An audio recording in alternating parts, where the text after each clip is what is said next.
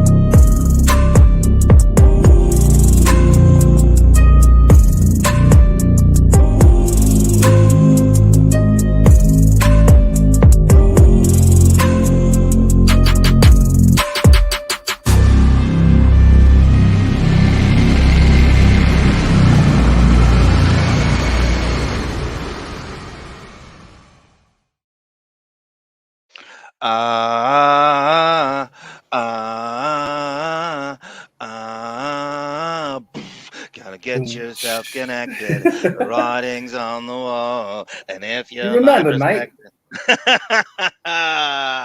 Welcome, everyone. I have a special guest here, Johnny Meyer of Screen Actors Guild fame, the star of City of Lies and Ed Wood. He's on camera. He is not. I mean, this guy is like a young Joseph Gordon-Levitt over here. Look at this guy, Johnny. When I first I've never saw gotten that, but that's a first. I don't know how it's unmistakable. You sent me that headshot, and I'm just like going, this guy. I mean, you easily could fit in, and you have that kind of pompadour thing. So you would have been perfect for Public Enemies and Crybaby. I kept thinking you'd have been perfect sort of for Public morph Enemies. Between the two. Yeah. You're also a morph. Let's speak of morph. Well, have you had? You remember Spy Magazine? They used to do celebrity math. When I see people, I see like two, like different people. And you know, Monique, I think this is what. Yeah, that's Monique. good. I like that. I like good segue, yeah. Huh? No, that's good. To talk we about, all see it's like a Rorschach that show for a second. Thing. Yeah, well, when I see a person, if I have to like look at them for a long period of time or their face, I do this thing where I think they're two people. Sometimes it can be two females, and sometimes it could be a male, right? So I think I said to Mo that she looks kind of like Barbara Streisand meets Clay Aiken. That's a compliment. Yeah, and then I said Matthew McConaughey and Barbara Streisand. Now, Barbara Streisand, some people think she is gorgeous, the most beautiful thing in the world. And I'm not one of them, but the fruit baskets do. That's the fruit just me, baskets, you know. The fruit baskets think she's the most gorgeous thing on the face of the earth. You know, David played Josh Brolin's wedding, and he had her right side on camera. How many out of 10 people find Barbara Streisand attractive? I bet you 3. 3 out of 10. It depends what era you're talking about. I know the Gibb family does, right? Yeah. Speaking of going back in time, because this isn't about Barbara Streisand, this is about me. It is always about Babs. It's always about Babs. Never, not my podcast. No. I'm just saying. I think that might have rubbed her the wrong way, Mo. But she's got a thick skin, right? Oh, so you think that? Yeah. Let's get the elephant out of the room. So there's a Monique had Let's talk about the elephant in the room. Yeah, there's simultaneously Guncast going on right now, and the only time this has happened is Ben Stern died for the 6th time, and we only Dan's Papers reported that, and then she jumped. The Mandela effect.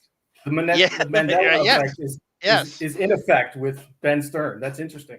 It's always in effect, and she jumped on, and so she will definitely be going longer than that is, because it's a Pelican Breed thing, and I guarantee. I want to say hi to everybody. Hooper, welcome, sir. I'm not reading the chat. I don't even know how to see it. It's a weird gaffe. I think that we're going back and forth, and I just assumed it was Saturday. It could be like just a weird wire cross. And this Johnny Meyer is so tough to book. You just can't do this again. This may never happen again. I'm booked till 2027. So you're fucking lucky that you got me. I know. That's why the show must go on. I know, and I'm not here to toot my own horn. Okay, I'm here to blow my own horn. Wide open. You'll do it quite well in email. So in 10 seconds, he's showing me like middle school plays with Uncle, as he did Uncle Vanya, John Mayer covers. Holy shit. Speaking of fusings, I'm going to call you Mayor Box 20 because you are a cross between Rob Thomas. I want to cover that. I want to cover Smooth. I know it's been done. Oh, you should. You got his voice down. It's perfect. You just like the ocean under the moon. Under that moon, buddy. So this is our buddy Johnny here. That I get from you. You got that kind of loving though that can be so smooth. Come on. I feel like make it real. My Harry Barbarian. Forget about it. This is Johnny covering John Mayer's No Such Thing, and I don't know why that's the title of the song. I didn't know you were gonna play it. Well, the cool thing about John Mayer, and it didn't get pulled from YouTube, is because he just lets anybody cover his songs. He's got that bread. Oh, good for him. Before I get into that, John Mayer, I can bring anything back to Depp. We were talking about, I'm sure you heard, how sports is great because sports is merit-based and you truly deserve it. And the reason I'm here is because I was an extra in Ed Wood and City of Lies. Let's get that out. But visible. There's a Donnie Brasco tie-in with the Joe Pistone produced series you were on. And I wanted to ask you about what the hell is his friend's name? Those are like crime reenactments. Those are crime they did it. Brasco. I watched it. I couldn't believe. Now, were you in the Brasco episode? Were you in the Brasco one? I think you might be getting it mixed up with. It was a it's a Joe Pistone produced series. This is a crime. Okay, you know these lower budget TV. Yes, I watch them all the time. Yes, recreation shows. It was one of those because I did so many of those that aren't credited because just for whatever reason, I can work non-union on FICOR, and any actor out there who's SAG and they pay their dues, I encourage them to go FICOR. John Voight is FICOR, and basically what it means, Danny DeVito's FICOR, as far as I know and what I've heard. And just means you can work non-union, but you still get a union number. You still get all the things you need to work union. You can work a union or non-union job without getting kicked out of the union. And it's right. And I noticed you have a lot of non-credited stuff. Supreme Court ruling in the 50s. It's already, but the only, because they have to pay you a higher scale if you're credited. Okay, especially back in the day. Now it's a little bit more loose because of the amount of films that are being made and TV shows. But getting it back to Donnie Brasco and what I just giving myself that credit because I give myself a credit if I think that there's enough screen time where it warrants it, And then the bigger things that I've done, like I've worked with Spielberg once and then named Drop, and I've worked with Clint Eastwood twice. Drop. What's that Beastie Boys lyric? Yeah. Anyway, and it was great working with them, and I'm in the background, but you still are part of a team, because people. Right. I'm going to give you a really crude analogy about background extra work. And that's it. It's kind of like masturbating. Everybody does it, talk about it. Okay. That makes one of us. I'll talk about it all the time. So I jerked off to your headshot just last night. and you in City of Lies. Oh, thanks for the visual. Anyway, I finished getting back to that.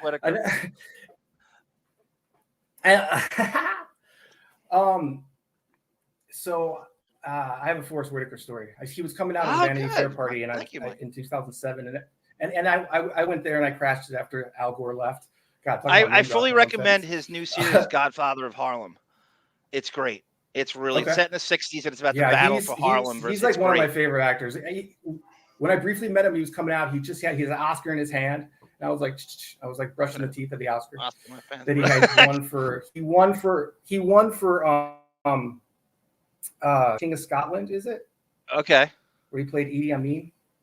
Yeah. He's in Platoon with Depp originally.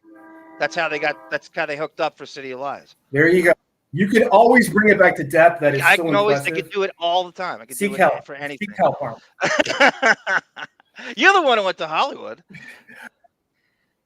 Yes, but I'm gonna just get this out of the way. Sarah's not going to be joining us tonight because Sarah is sick still, and she needs antibiotics. Okay. Sarah, we pray for you. We root for you. Hopefully, you're in the chat breaking balls with your Jeanine Garofalo self. Johnny Good has a vibes Jeanne to Garoppolo you. I'm story. sending them in. Yes. So Thank you, Kathy Scott and Zepp. Go ahead, Johnny. So Forrest Whitaker is coming out. Yeah, this is like 2007 when he won, I want to say. And he was really nice. And I'm like, hey, I remember you from Fast Times at Ridgemont High. He's like, oh, going way back. That was way back. Because this is like 2007. That was 82. So I'm good with years and months. Right. But so yeah, Forrest Whitaker, how did he come into the mix? Because he was in Platoon with Depp. He was in Platoon with Depp. And when Depp had finished Platoon, he kept in a really close contact with his platoon, like it's an actual platoon. If I give you one, you're gonna kill me and think I'm weak and lame, but I never saw Platoon. Oh, you're crazy! It's the best. I think it's the best war movie. All his scenes, and you probably know this as well as anybody. When Depp was in Platoon, most of his scenes got cut out because he reduced the power of Charlie Sheen. He made Charlie Sheen look. He was more charismatic and sympathetic than Sheen was, and they're in the same platoon. And so Oliver Stone is based on Charlie Sheen's based on Oliver Stone. So they deleted. And it's a great scene that I watched, the deleted scene. He's talking to the platoon. This part is small, though, yeah? It's so small. It's so small.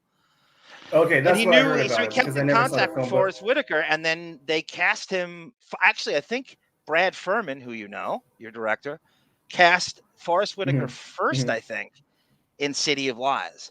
And then they had he knew, Brad Furman knew they were in Platoon together.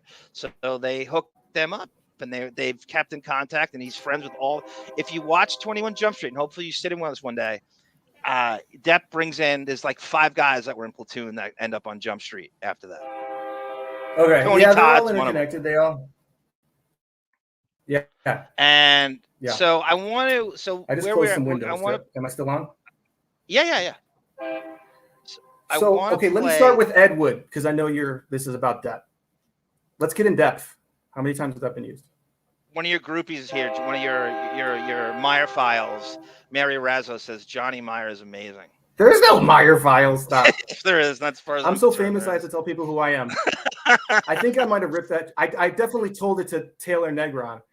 You know, I've met so many people. Oh, I know that guy. He was. Are you obsessed with? Are you obsessed with Fast Times? This is the forum. Like, I don't normally talk to people like this, like unless they ask about it. And this is the forum. So a lot of people. I don't know if there's any haters out there. I don't know. I've never really stepped into the fray. I'm like Switzerland, to be honest, in terms of the podcast world. Yes. To get it back to that. And so, that's where it stands. Do you remember Blog Talk Radio like 10 years ago? Yeah. That was like the first podcast forum. I certainly do. And nobody knew it existed. And I did like a half a dozen shows for that. And I interviewed but you had to have a home phone. It was very complicated. I remember that. Yes. Yeah, but this was in its infancy.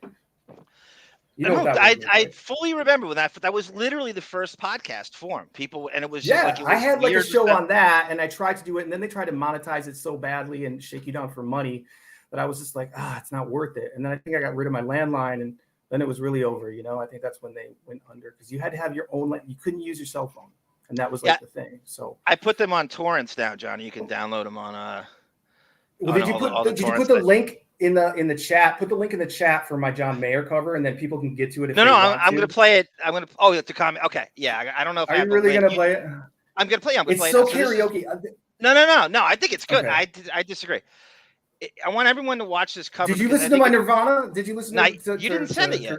You didn't send it. Yes, I did. But I sent it as an MP3. Like you have to go into Google. I did it through Google. Like, if you have something in your Google Drive, you can say recipients. Say send to somebody. That's how I did it. No, let me save that for when Sarah's on. She is the biggest grunge head Nirvana fan. Like sick, the way I am with Depp. She knows everything about Cobain and Courtney Love. I talked to Kathy Dennis. When they were filming the prom episode, I remember talking to Kathy Dennis about. Oh my God, that's right. And she loves the Stone Roses and the Smith, and she said, she goes, those are very British groups. I remember what the. Yeah, Kathy Dennis is British, right? I didn't know that. And then I didn't know that. Somehow I have an absurd. I did a play at Ferris State University back in the early 90s, and it was called Other Places by Harold Pinter. Okay. and he's British, right? Or he writes British plays. I think he's British. Anyways, I should know, but this is a long time ago, so forgive me. Anyways, I got a cassette tape from the drama teacher, the professor, whoever. He was a drunk, and he would like give me this tape, right? And it was how to do a British accent. And British people, they talk with the middle of the tongue like that. If you want to know what it said. Good. Yeah, and it's like Cockney, like, and then there's like Prince Charles. I don't know what you're talking about. You know, there's like, and it's like segues into like Liverpoolian. You know, like but they speak with the middle of their tongue like that. Right. Americans talk with the tip right there. See. What would you call Depp's? Miramar, Kentucky British accent. The lilt he has in his voice. Johnny's from Kentucky. Johnny's from Kentucky. I can't believe I never got. I'm working on it, okay? Yeah. He's like, I can't believe I never got the bond with Johnny Meyer on City of Lies or Ed Wood. I mean, I remember him clearly in the audience in Ed Wood when I came out with George the Animal Steel. I want to eat Sarah's You're turnbuckle. good. That's good. Yeah, that's all. It's my. So, that's good. I don't want to try. And I want to. Yeah, that's fine. You perfected that. That's good. fine. You come to Hollywood. I want you to. You leave 92. Michigan. Yeah, I crashed the 92 Music Video Awards, right? That's a bit. That's smart, man. And early, I saw Adam Curry. Oh my God, I saw Adam Curry where he had his hair like. Remember Axl Rose in the first video for Paradise, where he was in the beginning. Welcome to the Jungle. Remember they teased his hair all up really big. That's how Adam Curry's hair was, and he talked. But that's how you got to Hollywood, though. I feel like that's how you came into. It was at the UCLA Poly Pavilion. It was September of '92 when I moved out here. I'm trying to tell stories, bro.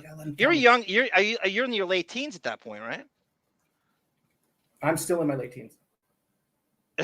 Yeah, according to your IMB, he's the Gabriel Carteris of. I love the fact that you're at the same dance. You're in the same graduating. I've got Gabriel Carteris stories. Let me tell you. You want me to tell you like first day on 90210 because I was on it for like 3 years as an extra in the background. I know three huge episodes I made. It's not something again I'm bragging about. You don't. People are probably laughing. I know people are laughing their ass off saying this guy is bragging about doing extra work. No, it's a phenomenal. But it's been such a great career. Like, and I've got. If you type in actor Johnny Meyer, Google that phrase, actor credits. Johnny Meyer. Yes. That's enough fame for me. Most actors would kill for those credits. Yeah, but like most of them aren't speaking, and I'm in the background, so I know that. I'm not trying to sell myself like I'm some kind of star. There are no small. There are no small parts, just small actors, right? Well, exactly. And when you're on part of a team, it's always great. And that was how I got Heidi Chronicles. I went in as an extra. Then all of a sudden they want us to do this dance. So I do. Then they're like, we want to give you a part. This is all happening. And they point to a guy. His name was Austin Little. And they go, this is who you're replacing. And they point to the guy. He comes out because I'm supposed to look like RFK to get it back to Johnny Meyerville. The Heidi Chronicles. The Heidi Chronicles is probably the most high profile thing I did. And I remember before my dad died, my dad died in 2017. And before he died, about 10 years ago, 10 years before he died, so this was like 5 years after I filmed the Heidi Chronicles. He goes, so I guess you kind of peaked with the Heidi Chronicles, huh? Oh, wow. And I'm just like, but that's coming from my dad, but I can't fault him for it. I was just like, was he breaking your balls? Or was he like, was he breaking your balls? Was he genuinely? A little bit of both, I think. I think he was trying to motivate me. Now that I look back, I think he was trying to motivate me because, you know, it was just I had one line. I didn't get paid for it. They paperwork me out of it. It's a long story, but like, do you want me to start what happened? Okay. So I'm on the set of the Heidi Chronicles and I get elevated to this role, and the director is named Paul Bogart, and I think he directed like episodes of MASH. He was this big dude, and he comes over, and he comes over and he goes, I go, okay, so what am I doing? And they want me to twist and smoke, right? A real cigarette. It was a Camel cigarette. I remember. Now they give you like fake cigarettes with rosebuds in them and stuff that's like really neutral, I'd say.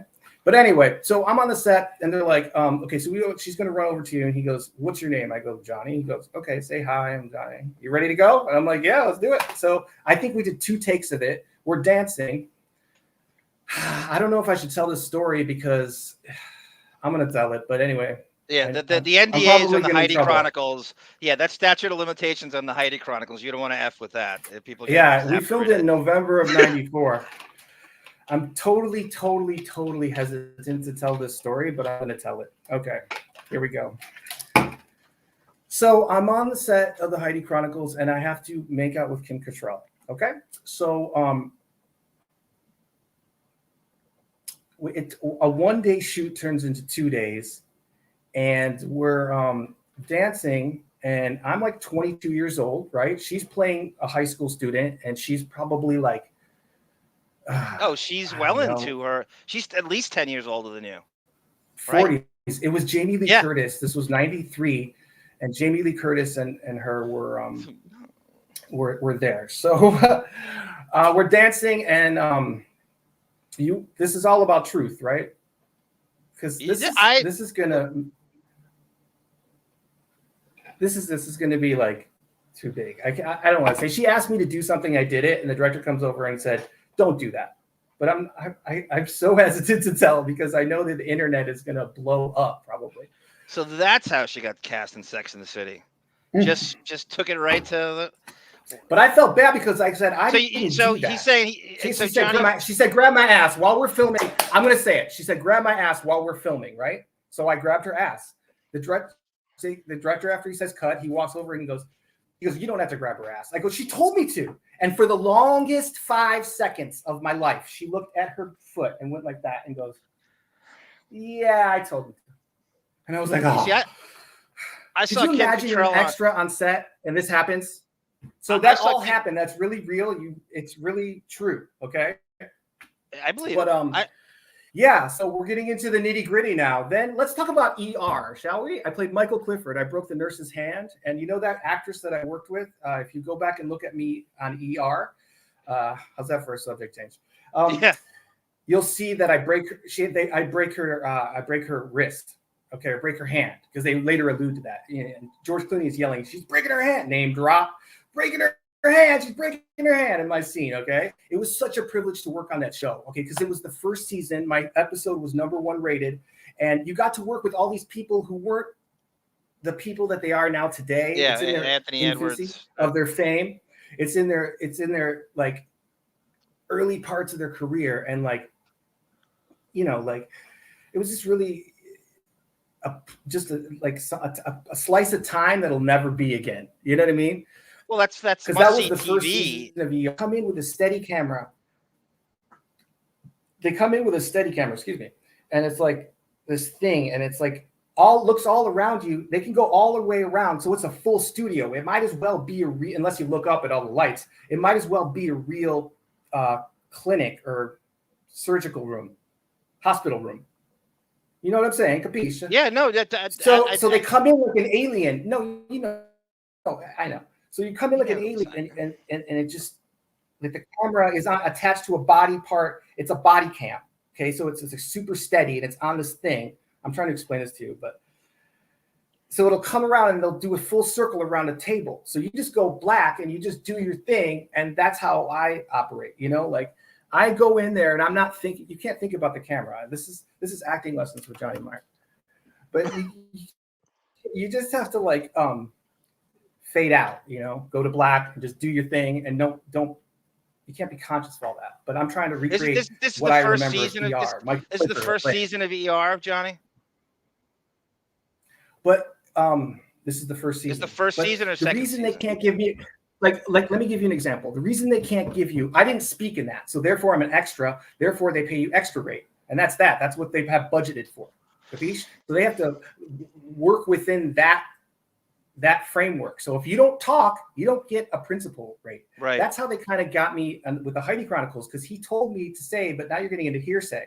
Brings me back to Depp and the hearsay rule. But I would have to have said, oh, the director said, hi, what's your name? Or he goes, the director said, what's your name? And I said, Johnny. He goes, well, say hi, I'm Johnny. You ready to go?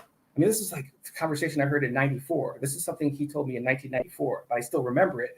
But then I would have to go to court and say, oh, he said this, and that's not admissible. So like, that's how they didn't pay me for what they should have paid me, which is principal role. I should have had a credit in the Heidi Chronicles. I never got it. I guess I'm getting it now, right? But these are why some of the credits that I have that are legit credits are uncredited, because bringing it back to ER, I never spoke. So I was an extra, but I still had a character name. But if they would have put me in there, they would have had to get that credit with even if you have a character name, because when I'm introduced, I'm already done. Lost it there with a freight train, right?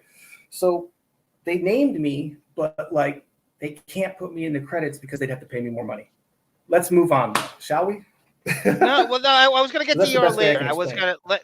So, what do you want to know about Ed Wood? Do you want to know about Ed Wood and the film? No, let me. Okay. Let's get we already covered ER because we have so much to cover. If you want to talk about Ed Wood and City of Lies, but go ahead, it's your show. Let's get to you get to Hollywood from Michigan, right? You are in your late teens, right? And so I saw now again. No, I'm sure. Did you write? Hold on. Did you write your own IMDb? I was 20. So put the math together. Your own put the math together. Yeah, I'm going to be 51. I'm going to be 51 in August. I was born in 1972. They'd still cash you as a teenager on 90210. I was born in 72. There you go. Yep. So you have in your. Did you write your bio on IMDb? Someone's going to steal me. Johnny? Yes. Yes. Did you write your bio on IMDb? Can you hear me? Okay. Yes. You go to the, you're a writer on the Tonight Show, is that true? Yes. Okay. The story behind that is similar to my 90210, how I got on 90210 and how I got the Leno writing job. I did stand up at the Main Street Comedy Showcase in and I bought like an $800 video camera where you put the video cassette inside I still have it, the camera. It broke. I was interviewing people in the Grateful Dead parking lot in like 1991 for this Michigan State TV show. I thought was going to be a TV show, but I still have it. I got to get it converted. If anybody wants to help me, let me know. It was Richfield, Ohio, the Grateful Dead show. The Bruce Hornsby years. But I had this big camera and I taped myself doing stand-up comedy, killing, right? I've done stand-up comedy about a half a dozen times in my life, and most times I've bombed, but I've killed. And this night I killed. Everybody has. And I was doing impressions of like Levo's 501 Jean ads. Remember those ads? Yeah. It was Doctor like, I did an impression of it because they'd be like, you can wear them, just in the anyway. So it was goofy stuff like that. But I killed, but probably because now that I remember, like we would stack the audience with like our friends, but it's an old trick. Anyway, I videotaped myself. I was a courier when I got to LA first because you could get delivery jobs if you used your vehicle. Yep. Make your own hours. And you could get them very easily. So I immediately got one of those. I ran my car into the ground. That's another story. Anyway, so I went to, I got a delivery to NBC. And this is how I thought back then. And I still, to a degree now, I'm more pragmatic.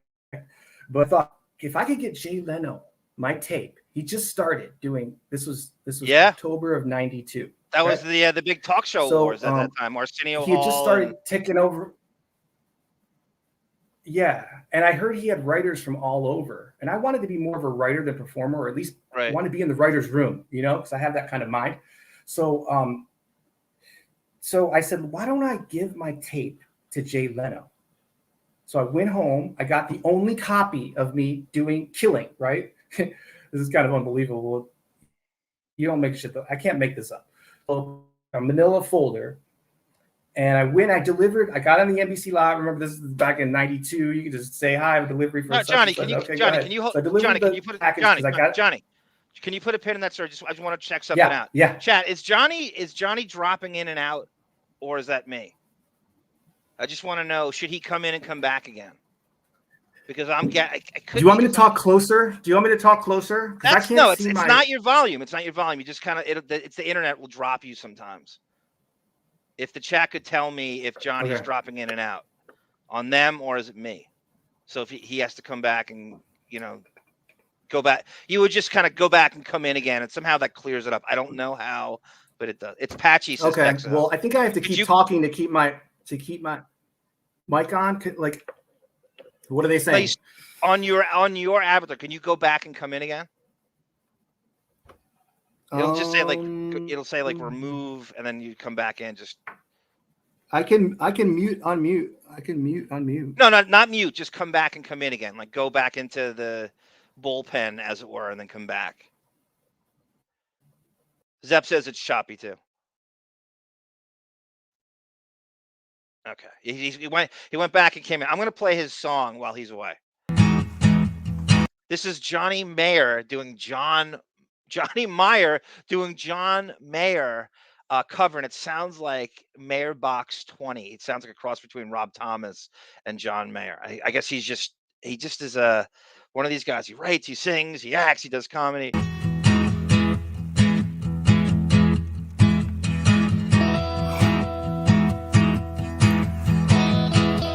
Thank you, Cape Trustee. I love you too. Welcome to the real world, she said to me, condescendingly. Take a seat, take your life, plot it out in a black and white.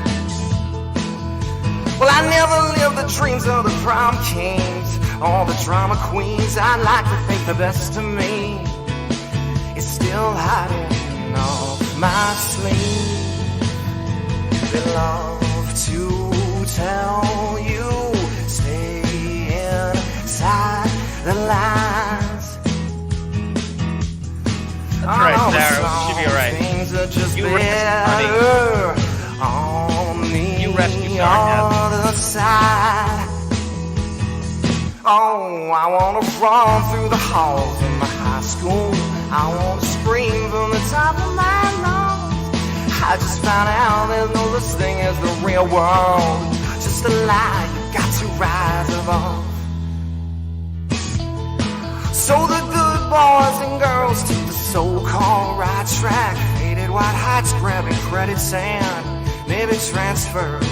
Yeah, they read all those books, but they can't find those answers, no. And all of our parents, they're getting older. I wonder if they wish for anything better, while in their memories, tiny tragedies.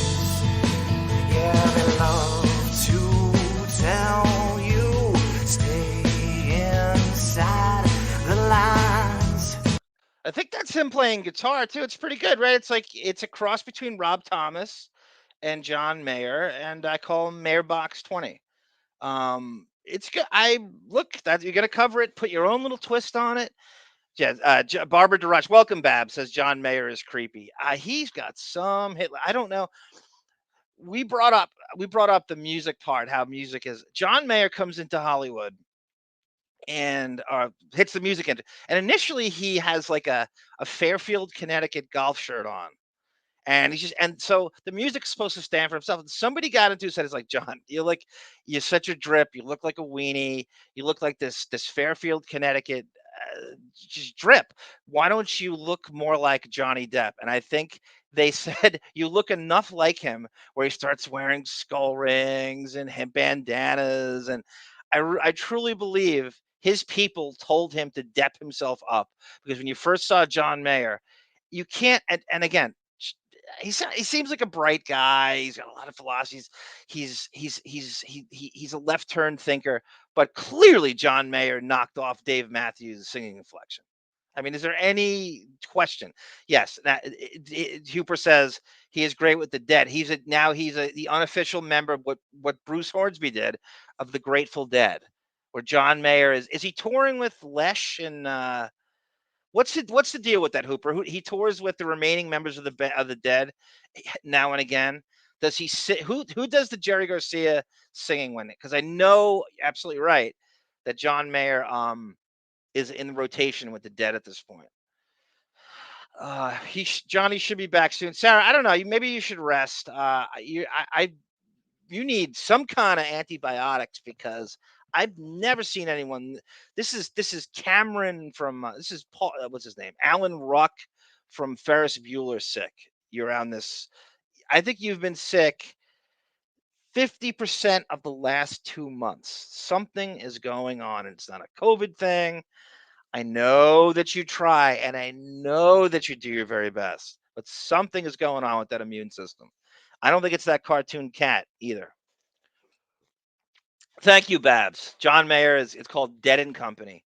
Um, I'm trying to remember did they add? Is it anything besides Phil Lesh and John Mayer? Um, God damn it! I feel like there's somebody else, another musician, had joined the fray. While Johnny's coming back on, I want to go over some of the Depp news. I wasn't sure if you're going to get to, but this is a good time to do it now. So the thing that broke over the weekend, we've been talking about this for a long time. Depp is back to this. This is part of me managing his career and picking the scripts. He's doing this French period piece where he plays King Louis the 15th in something called Jeanne du Barry. And it's some French fucking broad who, by the way, is a statutory rape victim. Oddly enough, it's always France. It's always Polanski. So in the midst of the trial, and I think this dates back to probably right after in and around the UK trial, Depp agrees to do, which is, as it turns out, much more than a glorified cameo in something called Jeanne du Barry. And it had another name, and the trailer just hit, and apparently it's going to be in the Cannes Film Festival, and then it's going to be in apparently Netflix. Jackson Delabate sealed the deal. Et voici Jeanne Vaubert. This thing is everything I would manage Depp to avoid. It's a period piece. There's nothing you can glean from this that challenges his acting chops. It's kind of pretentious. It's not going to be seen. So I just don't, I would poo-poo this immediately. Dites l'ange. Un ange tombé du ciel. Je vous attendais, moi.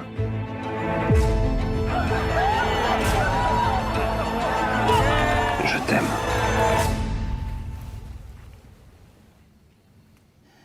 C'est pas ça l'amour. Ne pensez-vous pas qu'il serait temps de changer de vie? Pour aller où? Jean du Barry veut que je vous présente au roi. La comtesse Jeanne du Barry. Surtout, ne regardez pas le roi dans les yeux. Ce serait perçu par la cour comme une invitation. Une invitation à quoi? À la bagatelle.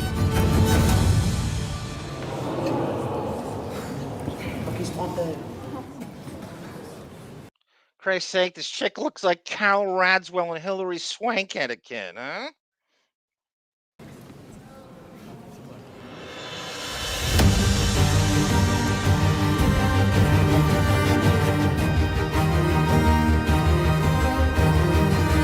Père, nous sommes devenus la risée de Versailles à cause de vos égarements.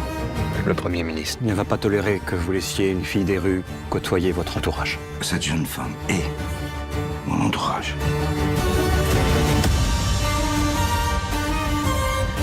Je vous aime. Nous comptons tous sur vous pour que cette misérable femme soit chassée de la cour. Le roi a d'autres maîtresses? T'es en train de découvrir le côté sombre du roi.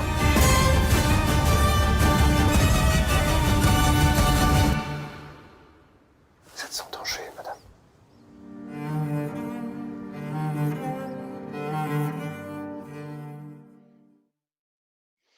So according to rumors, those who have seen this, Depp is in it for a scant 15 minutes. Like akin to his Chocolat screen time. And they have him over the title, much like they did with Julie Binoche, which is also a French film. That's kind of where Depp plays Bono in Chocolat. And it's that period piece pretentious formula that it's like the first thing I would bat him away from taking as a script as an actor. I don't think it does anything. And I see no positive responses. I see people just like, I'm disappointed, says Sarah. I'm French too, but I don't speak the native tongue. There's no subtitles. It's crazy. Oh, thank you, Hooper. That Bob Weir and the two drummers, Otal Burbridge. Okay, thank you. That's the John Mayer Grateful Dead cover band, or the kind of restructuring of the Grateful Dead. Autobot says arm. I so wanted to be there. It's a crazy scheduling thing, and it happens once in a while, and we will overcome. There's room for. I hate that of all the hours. I just you can only get Johnny Meyer once, and you gotta jump on it. I couldn't reschedule. Oof, those teeth, says Sarah. This Maiwenn, I'd never heard of her until, and I think like most people, she agreed to do this, and I'm struggling to any project she's done. I don't know. I think she was able to catch Depp in a vulnerable position where he would agree to do anything. And him in France and Vanessa Paradis. It's released on Netflix. Barbara DeRush will not watch this. Texaho says, "Ooh la la, so cultured." Right. That's the kind of subtext. It's like, look at how European I am. Look at how I'm going to do this. And I like I said, as a fan of, and knowing his IMDb backward and forward, I get nothing out of this. I'm not excited. I will probably watch it just to say I watched it. Christina Fitzsimmons, welcome. It's about a prostitute who, this is the premise. Thank you, Xtina. It's about a prostitute who becomes one of the king's mistresses, and they fall in love, but they have multiple women. It's just like, it's awesome. We get to see Depp in this kind of scandalous role. But Christina, didn't we see this already in The Libertine? Isn't it the exact same cadence and pace and costume and period? And even though this is French, isn't it basically Libertine 3? I mean, wouldn't you rather see Depp in something like Silver Linings Playbook or Moneyball? And from what I understand, he's in it for 15 minutes. But hey, I hope it's good. I just don't feel good. My spidey sense is tingling. Let's get Johnny Meyer's opinion on this. Johnny, what's your opinion on period pieces in the trailer, which I assume you just watched? Johnny, you with me? You're muted. Can you unmute yourself, or do I have to do it? Okay. Johnny, did you watch that trailer? Johnny, you with me? I watched some of it. Yeah. Okay. You asked me what? Yeah. What's your opinion on that level of period piece? Are you into that as a film fan? I personally not. If Depp wasn't in it, I wouldn't. I would delete it from my hard drive. If it's a period piece, I want to know if they're using tampons or maxi pads. Thank you. Good night. Drive safely. Classic Johnny Meyer at the Comedy Store in 1993. Opening for Mitzi Shore. 92. How long did you stand? I met Mitzi. She stepped out of like a 66 Jaguar, pulled right up to the red zone. It's her club, so she got out, and then I after my sets, I did like 3 sets there. It was an open mic night. I fucking bombed so bad. I bombed like a cheap missile from North Korea. It doesn't stop Pauly Shore. It doesn't stop Pauly from bombing, right? Well, let me tell you. Let me get into. I did 3 nights just to say I did comedy at the Comedy Store. I kind of just wanted to get it under my belt, but I was doing like Michigan humor, like, is it me or does every Bill Naps Michigan humor? Yeah. Well, and people from Michigan will get this, but like, is it me or does every Bill Naps look like a funeral home? Oh, you don't. They don't love jokes. But if you don't know what Bill Naps is, it was a restaurant in Michigan, like off what Telegraph. So you thought you thought the chicken in a casket. You did stand up for a year. I stand up. Yeah, I did stand up for like is that a crime to get the guitar out? I think not. No. No, I know. I'm just giving you shit. So I did stand up on and off just as a hobby, and like, but I taped. We were at the Jay Leno story, so I taped this set of me killing right on a video cassette. I gave my only copy. I put it in an envelope. I delivered to NBC the package I had to deliver to because I got a call. I used like radios that were like taped to like not taped, but like put on these like big like wood planks, you know, like the wooden. It was weird. It was a weird job, and I had to use my card. It was a courier job. So I'm on the NBC lot. I go to Jay Leno's Big Dog Productions down the hall, the opposite side of the hall from where I delivered the package to. And I go in there and go, "Hi, I have a delivery for Jay Leno." And they're like, and you are. I'm like, I'm just a courier. And she was like, well, this is totally unsolicited. We don't know anything about it. I said, I opened it up. I go, I don't have a bomb. Can you just sign for it? And she's like, oh, she rolls her eyes. She signs. I said, I don't think it's a bomb. Can you believe that? But this is 92. This is way pre 9/11. Anyways, I'm going to get myself in trouble.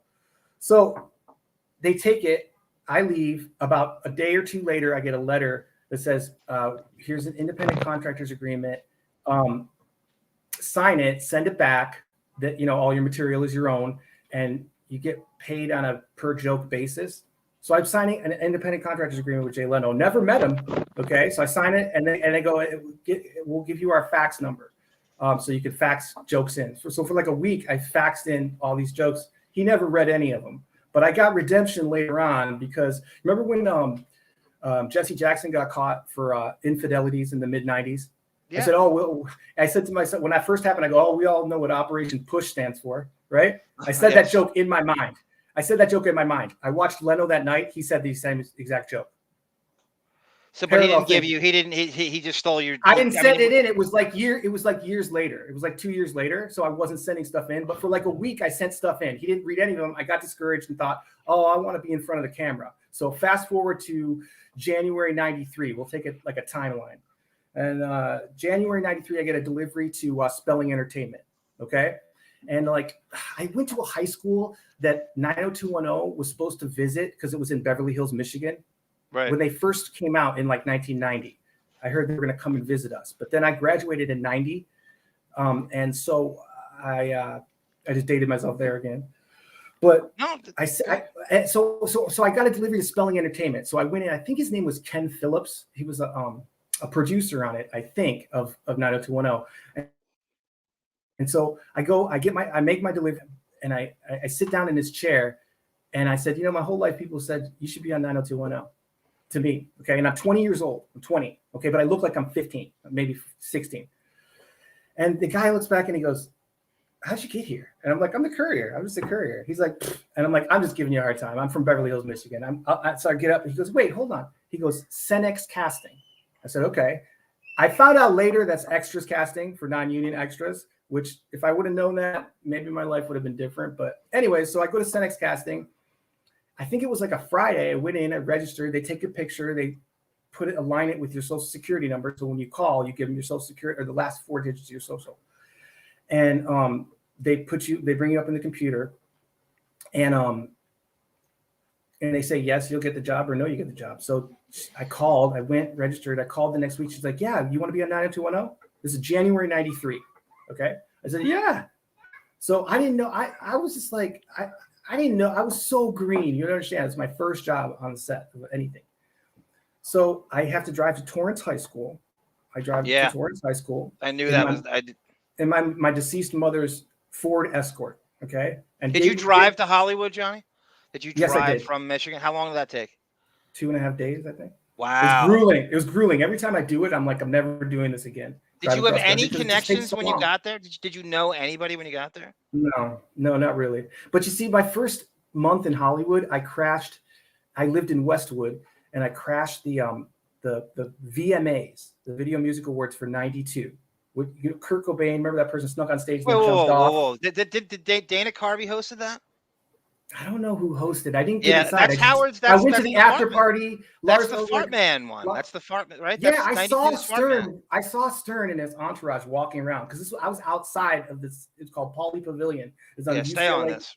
Right. It's a UCLA campus. So I saw Stern walking all around. He had his entourage walking around. Mick Jagger walked right by me, but I'm not thinking, oh, I'm going to see Mick Jagger right now. It was just some dude who's walking by me, and I recognized him. By the time he passed by me and walked by me, I didn't say a word to him. I just looked at him and was like, oh, okay. Because I don't want to get noticed. I'm crashing this event, but they think I was in like khaki shorts, a white like dress shirt, and a paisley red tie. I looked like right out of a fraternity. Okay. So I remember I crashed the after party too, and Lars Ulrich pulled on my tie. I was like, and I'm like, I'm just a student, you know? And he's like, just a student. And he pulled on my tie, Lars Ulrich, from the drummer from Metallica. Drop. He's kind of Grateful Dead? No, he actually plays for John Mayer. That's I see that I mean, not even just Fart Man. That particular VMAs is probably the most talked about, the most famous one, the most shit happened, and I don't know. It all came. I remember I was with this girl. I kind of cozied up to this girl. She was really kind of scantily dressed, and so she was like European. And she goes into she's like, I'm going to be in Maiwenn. that group. She goes, I'm going to be in that group, Army of Lovers. I'm like, okay. And do you remember Army of Lovers? No, I don't. Look them up. Look them up. I remember Beavis and Butthead did a whole thing on them. Anyway, so she had to go pee. So I'm like, she goes, do you know what bathroom is?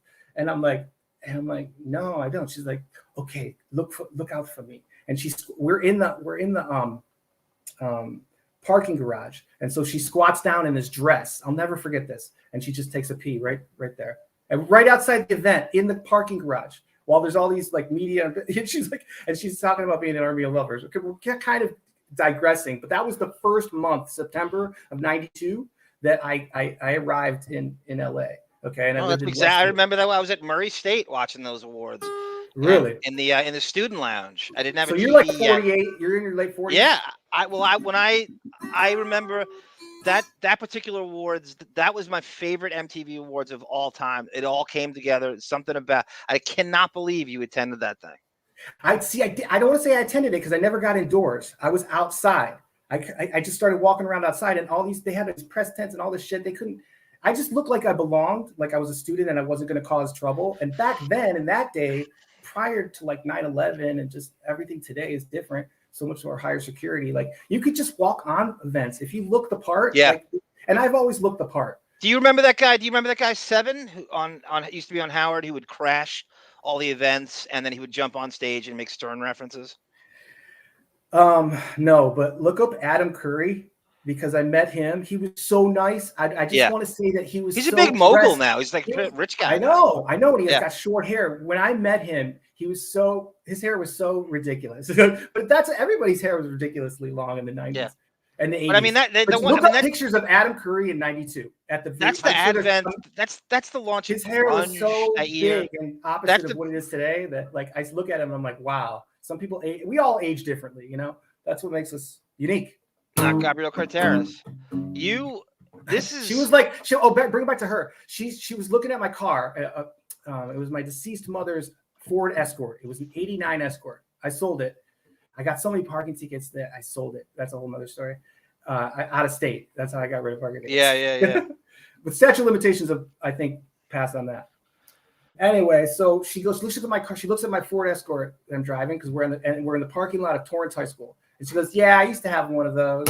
But they tell you not to like approach. Well, they don't tell you. It's an unspoken rule. You're not supposed to speak with the with talent, right? Or with the stars, whatever. Don't approach them. Don't approach them, right? So my first day on 90210, I'm standing there and they want me to I'm standing like 20 feet from Jason Priestley. And I walk up to him because I'm from the Midwest. This is how I operate. I'm not pretentious. I just talk to people. I don't care who you are. Most of the time, I don't even know who you are. You know what I'm saying? Yeah. So I'm not, I just don't get starstruck. It's very difficult.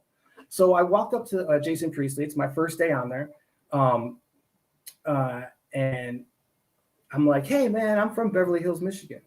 Isn't that weird? And he's like, oh yeah, that's near Bloomfield Hills, right? I'm like, how do you know? He's like, he's a girl there. I'm like, oh, cool. All of a sudden, this production assistant walks up.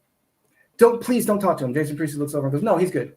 Yeah, I've heard that about them. Yeah, he will shoot that. Him, Luke Perry, and Ironsier. Aspirants. They don't like people who are really, really obnoxiously aspiring and like in their business. Well, let me ask you this. Was Luke they don't like those kind of extras, okay? If you're like that, they're gonna be cold to you. Okay. Was Priestley if they get that vibe man? That you're just like staring at them.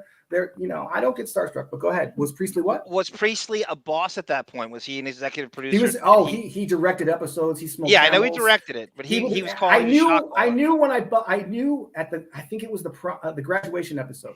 Okay, because I was usually in the background and I avoided the camera. I didn't want to get known as an extra, so forgive me for that. But there were times when you just couldn't escape it. Like Donna Martin graduates. They're like, here, you have to hold this sign. I'm like, fuck. Wow. Donna Martin graduates, and then he made a big thing about on the set. He goes, Donna Martin masturbates, ha ha ha, and then he put it in his book that it was this big thing. It was what's his name, Ian Ziering.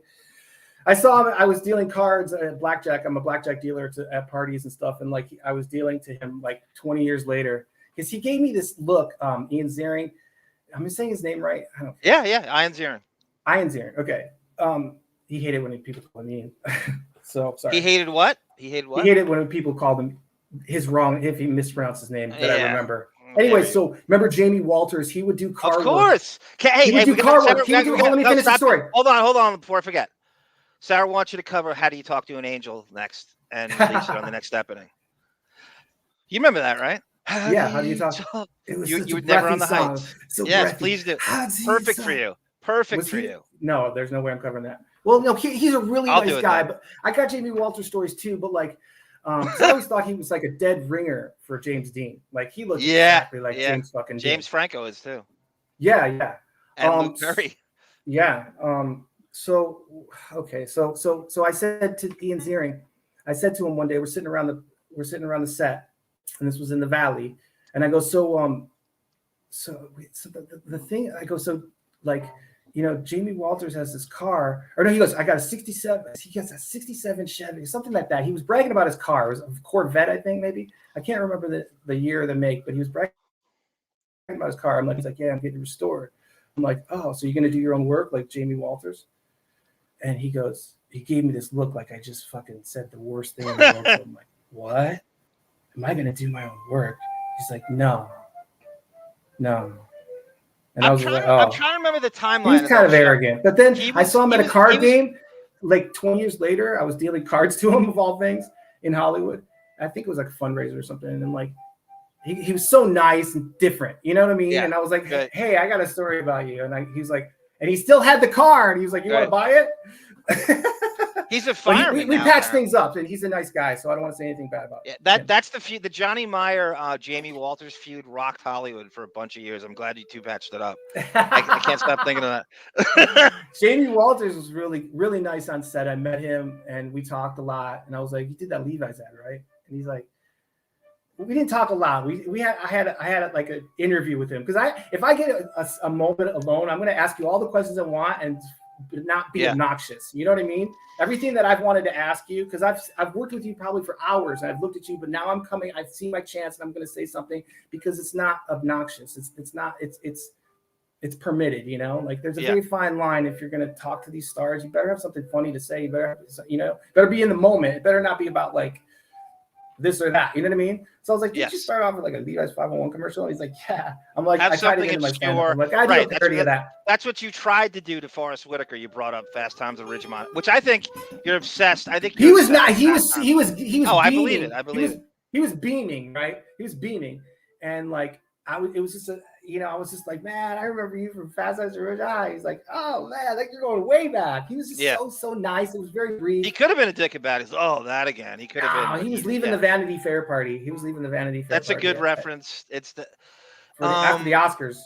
He had his Oscar in his hand. But anyways, so we're talking about 90210. We're talking about Jamie Walters. He was super nice, but then as he sort of like his career, like I wish he would have done more, you know. I'll just leave it at that.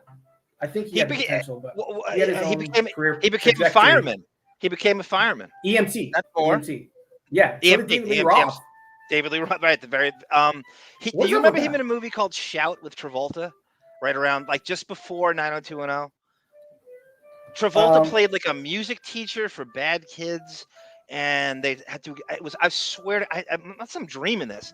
Travolta was in a movie. This is like when he was on the balls of his ass before Tarantino, before Pulp Fiction. Travolta was in a movie called Shout, and I'll never forget.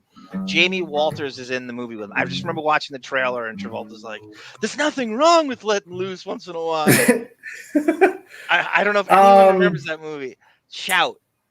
Yes, I remember it. I didn't see it. Okay.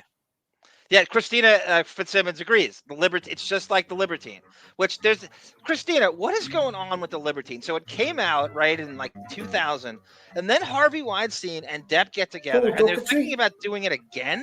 What is, I don't want to hear about The Libertine ever again. Just drop the whole idea, burn it. I don't want to hear a remake. British group. Libertines. Yes, Pauly Shore is the ultimate Nepo baby. Psychodynamic trajectory right there.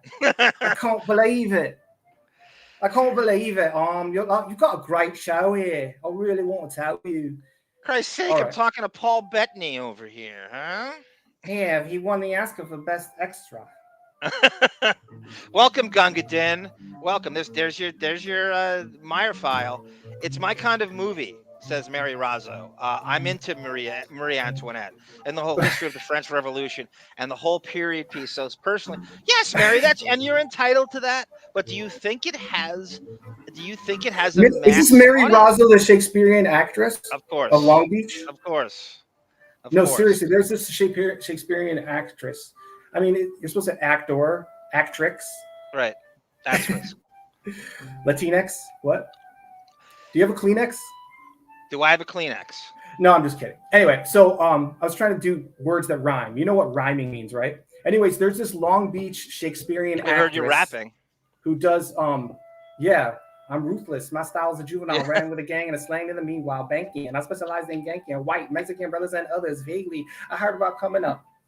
Okay. Who's that? Paul Wall over there? Who's that? Paul Walker over there? I can't get it. I want to get it, but you have such Dennis Miller ingrained in your mind. You have no Dennis Miller story. You have Jeanne. You have Johnny and Dennis. I have no Dennis Miller story, but I got a John Larroquette story. I remember John Larroquette while we're filming. They had a set that was creaky, we'll say, and I walked out. You son of a bitch! You son of a! How did you know he was in Madhouse? You know who the warm-up comic was? It was either Dave Chappelle or Chris Tucker. Yeah. At the John Larroquette show, he had a show, and I was on it as an extra. And so he looked at me, he looked over. I don't know how his name came up, but it did, because I'm just going through my celebrity Rolodex here in my head and all the stories I have on him. And like he goes, while we're filming, he gave me the dirtiest look because I made noise on a creaky set. And I'm like, dude, it's not my fault you have a creaky set. That's my John Larroquette story. That's my John Larroquette story. It's quick. I like that story. It's kind of cute. I love this shit. But back to Gabrielle Gutierrez. She said, "Oh, look at your car. I used to drive that." She said it kind of like arrogantly, but no. Was it kind of like reductive and condescending? No, it wasn't, because she was talking to me like a real person, and I don't want to say or shade her at all because she's a nice person. She's also the head of the Screen Actors Guild. She can have your Screen Actors Guild revoked. I'm right? FICOR. She's the head of SAG right now. I'm FICOR. I'm FICOR. A lot of people don't get the concept of FICOR, but you're paying like the financial core necessities of the union. You're not giving like the 8 or 9% to go to political activities. So you're therefore allowed to work non-union and union. It goes back to a 1950s Supreme Court ruling that says basically you have the right to work. You can't say, a union can't say you can only use union work. Does that make sense? Yeah, it does. Okay. I'm starring in the new rendition of what's that Sally Field movie where she holds up union? Johnny, let's stay on 90210. Let's stay. No. I want to get What's that movie where where's that movie where Sally Field holds up the sign that says union? Punchline? Yeah. Thank you. Okay, so 90210. I was on it for like 3 years. I was an extra. I went to the prom. I graduated. Did you know that they found a real bomb, underneath the bleachers at the graduation episode? I did not know that, but I want to say this to you. That's true. That is a true Sarah thing. will attest to this. You were in the most monument, the most talked about, iconic 90210 episodes. You're talking about graduation, the prom. They kept me because you know what? I blended in. I was a good background actor. You know, I was like, I come from like a theater background. I've been doing forensics in high school. You know, all the tapes I sent you. You're a self-made man, like Tori Spelling and Randy Spelling. You're self-made. I'll take a Tori Spelling paycheck. But he cut her out from what I learned. But that's a whole nother story. Yeah, we talked. I'd be like in Westwood, and I would walk by Tori, and I'd be like, "Hey, Tori," and she'd be like, "Oh, hi." She'd be like, "Oh, I know you. Hi." So she was like, "Wow," cool, you know, like I heard nothing but nice things about her. Can I say? Yeah, she got bit by a parrot on her nose. That's why she has that dent there. She's gonna love me for saying that. But I felt bad for her. She was always, you know, kind of crucified in the press, you know, and like. No, I agree 100%. We say this all the time. There's Michael Douglas is nepotism, right? I mean, Jeff Bridges. Nepo baby. Oh, that's right. She is a Nepo baby, huh? Give us. What is this thing with Nepo babies? Yeah, you know, Lily Rose Depp is how that all started to go crazy. I worked with Jamie Lee for 2 days. She knits she crochets in between scenes. Jamie Lee Curtis is a Nepo baby, but Lily Rose acts like she's on the same trajectory you're on, and she had the same path you're on, and she had the same audition problems. Now, what's the harm in just saying, yes, I was born on third base. This is the hand I'm dealt. I realize the advantage. That's all you got to say. At first, like someone like Jamie Lee Curtis came out against it and was like, it's just degrading. It's just about degrading. It's just about that. But then now she's like, yep, I'm a Nepo baby at the Oscars. I don't know. I didn't see it, but I think she's embraced it. You're exactly right. They have to embrace it. There's nothing you could do about it. Charlie Sheen's a Nepo baby. Your birthday. Yes, Kiefer Sutherland, Charlie Sheen, on the whole damn industry. Depp is a product himself of cronyism. He wouldn't have gotten what he got if it wasn't for Nicolas Cage. He's playing poker with fucking Nicolas Cage. I'm sorry, Johnny Depp is not a Nepo baby. You have to look to the parents. I said cronyism. Cronyism. You're right. Okay, Cronyism, that's a good nuance. I didn't hear your nuance there. And he'll be the first to admit it. Depp himself will say, I would not have gotten an agent. I would think about this guy's life. He gets the role in the best horror movie of all. As soon as he gets off the bus, he took advantage of it. But like, let's talk. If we're talking about Depp, and we're going to bring it back to him. What is your thoughts on him blowing through? And this is what I you're obsessed with this. You wrote that back in the threat, right? $650 million. How do you go through that much money? And to answer your question, because I want to basically tell you how to do your show. It's probably, I speculate, like divorces, right? French divorces, French no, they weren't married, and 30,000 in my they weren't married. They weren't married a month on wine. They're not there. They weren't married. He and Vanessa weren't hence married. Hence the Wino forever. Yeah. Right. But it comes with a price, though. It comes with volunteered. A price. It's a combination of he lives an outlaw lifestyle. Like, I could die tomorrow. He's always fancied himself of not giving a shit about money, helping his friends. There's an aspect to rhetorical to the question. And he's out of touch. Like, he doesn't want to know. He's out of touch. It's a mixture of things. I get it. But like, do you think that's true? He's made $650 million. And do you think how much do you think he's worth right now? Is a guy like him ever broke? I mean, we talk about what is he now? What is his money situation right now? Didn't he own an island? Let's say, yeah. He has 7 residences. On the island? Yes, he still owns the island. So just if he needed money, he would just sell one of those properties. Oh, he's got it. Come on, Johnny. You know you're in this. But he likes the number 7 too much, right? Not 3. Oh, 3. That's right. That's right. He has a tattoo that says 3. Yep. Yeah, I remember. You want to talk about this Ed Wood? Like my experience on the set of Ed Wood? Hold on a second.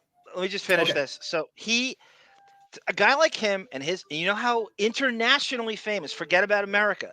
In 2 minutes, he can do a beer commercial in Japan and make $10 million, and no one's going to see it. A guy like him in that rarefied area. I know that. I know all that. There's no broke with him. Okay, I see your point. I see what you're saying. There's always going to be an income stream. Yeah, there's some debt, but like it eventually gets paid off. People act like the press just takes cherry picks. I get it. Now that he could recoup that in seconds. He just got to sell out like a motherfucker, and he sold out a zillion times. The Hollywood Vampires doesn't make him any money because according to his ex-agent Tracy Jacobs, he was doing it for a scale minimum, and Alice Cooper and Joe Perry were making all the shit. And all different kinds of deals you can back end deals that they negotiate. I'll take less, but I'm going to get it back here, or I'll take less and just whatever. You know, I mean, he's kind of in that. I mean, it was like for what? Because all the little tiny parts are just for the money, right? I mean, I don't know. Maybe he just wants to. I don't know. Johnny has a great career, and you know I'm envious, but I'm Johnny Meyer, and I've accepted that, and he can't be somebody else. You can't transform. Remember those movies? This is getting off on a tangent, but you remember those 2 movies? There was 2. One was Dudley Moore and a kid, and the other one was like I think it was Judge Reinhold and a kid. Right. Yeah. Right. Brain transference syndrome. Yes. They get brain transference, and they one was the kid from. Oh, what was his name? Fred Savage. Fred Savage did one, and the other one was Depp called him Sauvage. Fred Sauvage. But what was the kid in the other one? Who was the kid? Was it Doogie Howser? Was it Neil Patrick Harris? I think it was. Maybe it was Mark Harris. I mean, Johnny Meyer. I know. I get all your Stern references. Are you going to play Jake Snuffles? Are you going to play Jake Snuffles? Because I'm going to play Jake. I'm going to play Jake that character today. I'm going to play Jake Snuffles after you talk about Ed Wood. I don't want to. I don't. This is the priority here. Okay, so after 90210, I'm doing a little chronological thing. Do you have an Ed Wood for Johnny Depp? Never mind. And action. And cut. Okay. I need transvestites. I need transvestites. Tim Burton is like very hands-on, but he's kind of pedantic in a very productive way. But he's hold on. Before you get into that, wait, hold on a second, Johnny, hold on. The whole street. Okay, sorry. You're in 90210. The next thing you do pretty much is Ed Wood, because Ed Wood is filmed. But 90210 is like a 2-year gig. Right, but it was the year before you did Ed Wood, right? So you go from that, and I remember my last scene I did with 90210 was Tori was like at a party in Seattle, or it had something to do with like grunge. It was like 95. I was on that show from like 92 to 94, those 2 years. Okay, but I was spread out. I was like a regular extra. It's so embarrassing to say that, but it's so fun. You look back now and you can just laugh at it. But I'm bragging about extra work, and that's what kind of just blows my mind. But go ahead. There's nothing wrong with that. There's nothing wrong with that. Somebody's got to do it. And like I say, you're part of a team. You're part of a team. Don't have on a crew. Can't do it without you. Absolutely. Yeah, you're just as important. As everybody. You get on Ed Wood. Not getting paid the process. Give us the process of getting on Ed Wood. Okay, that's good that you start there, because it brings it back to how you got work back then. You took your picture. There's 2 casting agencies that they're kind of related. One is called Cenex Casting. One is called Central Casting. Everyone's heard of Central Casting mostly. Brad Pitt won't work with them. I'm not sure why that happened, but I remember they showed me Brad Pitt's picture because he was originally in there. Everybody registers with Cenex or Central Casting. Okay. So and they're not around anymore? Central is. But Cenex was the non-union arm, and they were like related. So that's the guy from Spelling Entertainment in a big high-rise who told me to go there. So January 93, and I'm on that show as an extra for like 2 years. Okay, we covered that. So first day on Ed Wood is similar to getting the same job. You call, you say hi. They go, we need males, 18 to look younger. You know what that is? 18 to look younger. It's exactly what it says. You're 18 or over, but you're looking younger. Right. So I could play that till I was 25, which was really awesome. I just had that look back then. I looked young, baby. So now I'm going to age quicker. But so I call, I say, they go, we need teens. I don't think that they're saying the name of the movie over the little caller thing of how you got the job. Did you know it was a Tim Burton movie? No, I think they just say that we need 18 to look younger, must have your haircut. And so the first thing that I got was a fitting and a cutting. They cut your hair. Then they give you the location where you have to show up. And I had met, I hadn't met her, but I was like friends with Alexis Arquette. And Patricia's in Ed Wood. Yeah. Well, I fell asleep on set one day. It was at the Lori Kellogg Story. If you look that up, it was Jenny Garth did a movie called The Lori Kellogg Stories, and it was a moonlight skating rink. Johnny, hold on for a second. Alexis Arquette, is that a transvestite? Is she transgender? He was transgender, yeah. Did he work at the Viper? He was a really good friend. He was a really good friend. Did he work at the Viper Room? I don't know. I don't. That's the Arquette that I believe that's the Arquette that worked at the Viper Room. He might have. Yeah. She might have. I knew him as a guy for 20 years. Then he did a reality show. They were willing to pay for the surgery. So you have to go through a process in California to find out. You have to go through like psychological tests. I'm not sure the guy's name, but it has a name. Before you're allowed to get that surgery. So like he was going through that, and he had a British company pay for the whole thing. When it got up to it, he declined to do the surgery. So then towards the end of his life, he was living he didn't really care what your pronouns were, but when he was out as a she, with looking like a woman, dressing like a woman, you would just call her she. Like it would just be like whatever Alexis chose to dress as. You would, that's how the pronouns worked. Well, stay on Ed Wood. Stay on Ed Wood. So he. Okay, cool. So you fall. So Patricia Arquette's on set. I fall asleep on set, and I wake up, and Alexis Arquette is like, "Hey, what's up?" Took a liking to me, but nothing ever. There was no ever romance between Alexis and I. You can believe me or not. I don't care if you think I'm gay. It's like whatever. But just a friend always, and like he was like, we became friends and we hung out, and like he Jenny Garth was a lead on that. Lori Kellogg story, and it got back to because I was going to say something to Patricia on the set of Ed Wood, but I didn't want. She was all dressed up, and in the thing, and we were filming a brief scene, you know, and we were filming our scene, which is like all these kids throwing stuff at the screen. Yeah, that's a big scene in the movie. One of my favorite scenes in the movie. Count how many, and half of those are minors, so they're segregated and they're being taught. You threw like you threw like. But Jack like they Morris. want people who look that young. Yeah. They want like but they don't care if you're 20, 25. They just want people who look really super young because you're in the background anyway. So it's not like a close up. So that's why 18 to look younger. I played that for so long because if you're in the background, that's not really that important. You just to look young, like you could play the part. So anyway, I was gonna say something to Patricia like, "Hi, I know Alexis. I know your brother," and but I didn't want to say anything. So you thought it would be we kind of looked at each other, and I don't think I'd met her. I'd met Rosanna, but not Patricia at that point because I met Alexis in '93, and this is '93 when we're filming. The film came out in '94. Yep. Ed Wood. So I did some research on it because I was. You don't know your own. I could have did it. Well, I had to refresh my memory. So these are my memories. No. You don't. These are my memories of the set. So at one point, so they shut down the whole block. Okay, and then the rumor on set was like it used to be a porn theater, but they had done it up. They had such a huge budget for that. $18 million is so much back then. This was also in Torrance, right? This is in Torrance. Okay. Did you see the theater I sent you? I sent you an email of the theater. Yes. Okay. So it was an old theater. And so it had what Tim Burton was thinking, because, you know, I'm in his mind. I'm that caliber director. He's still thinking about you. He is. I'm sure he is.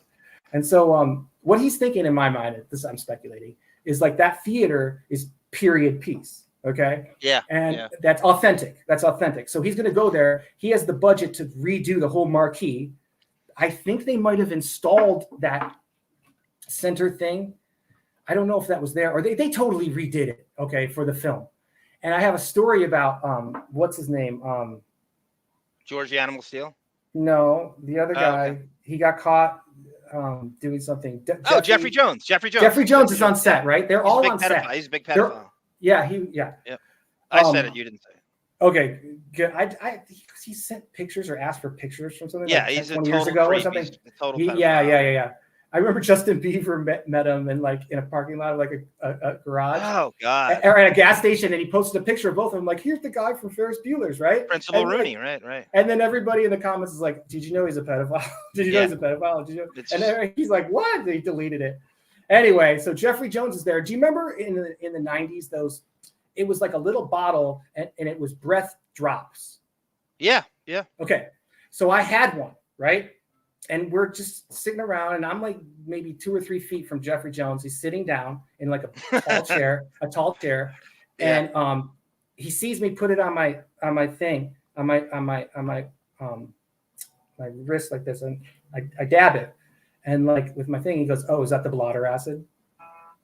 Oh, wow. That's a true story. That really happened. Yeah. And I looked at him like, "What? Aren't you an adult? Like, what? Why would you say that?" Because I'm like 22, 20 years old, 21. Anyway, but I look like 15, and like I just looked at him weird, like, what? And so that's a true story. So, anyways, I remember Johnny Depp is out, but they have shut down the whole block, and they've got there's a restaurant across. And Martin Landau was eating at the restaurant. And I go, "Man, James Dean, I can't believe it, man. What was he like? How many people have asked you what he's like?" And he's just like, "Too many." And then he crushed the can and threw it out. Johnny. It was at the Italian restaurant across the way that they shut down. Hold on, let me finish the story. So Johnny Depp is walking. I walk by him. This is my only Johnny Depp story, okay? I walk by him. He's sitting on like a director's chair. Nobody's around him. And he gave me this like 5-second look like, you look like you have a story to tell or something like that. But then I was like, I didn't want to approach him. He's one of those actors. I've worked with DiCaprio, and he's unapproachable on set. You don't want to bother him. You don't want to. DiCaprio's unapproachable. Period. I think he's considered to be like the worst Hollywood encounter you could have. I think he's the most overrated son of a bitch in the entire. Well, I was about to do a scene with him in I played a federal agent in J. Edgar. I got to work with Clint Eastwood for that. I was a prisoner walking out of a prison that they totally redid for Jersey Boys, and so I got to work with Clint Eastwood twice. I remember he came. I was waiting to come out of this prison. They built a facade at Sybil Brand, right? Because it was the the 70s or the 60s, New Jersey. So they turned this prison that's sliding down the hill, an old women's prison. I was there. Snoop Dogg filmed something in December of '99. We filmed The East Side is there, and I played a prison guard. And the camera was like this. It was like a porn. This was '99. This was December '99. And in that, it's a closed women's prison, and there's a big giant dick in pencil, right, drawn, and it looks like it's coming. And it says, "Think of this when you touch your pussy." I remember seeing that. And then there was Eagles lyrics on the walls. This is the shit you can't make up. Okay, so this women's prison is sliding down the hill. All of a sudden, I'm waiting to do my cue, and I look over, and a guy comes. They had built this facade. It's hard to describe, but this is the prison parking lot that I'm supposed to come out. It's Clint Eastwood. He comes in. It's just me and Clint Eastwood looking at each other, and I'm looking at him, and I'm like, he's like, "You ready?" I'm like, "I'm ready." And they had a big crane, because if you see that scene where they're walking out of the prison in Jersey Boys, you'll see me, and you see it from way above, because they were shooting from a crane above. So it's moments like that where you're just like one-on-one with Clint Eastwood. And this is the second time I met for him. He spends $10,000 a day on food. Oh my God. You eat like a king on that set, on his sets, because he has the same crew from the 70s. What was the budget for J. Edgar?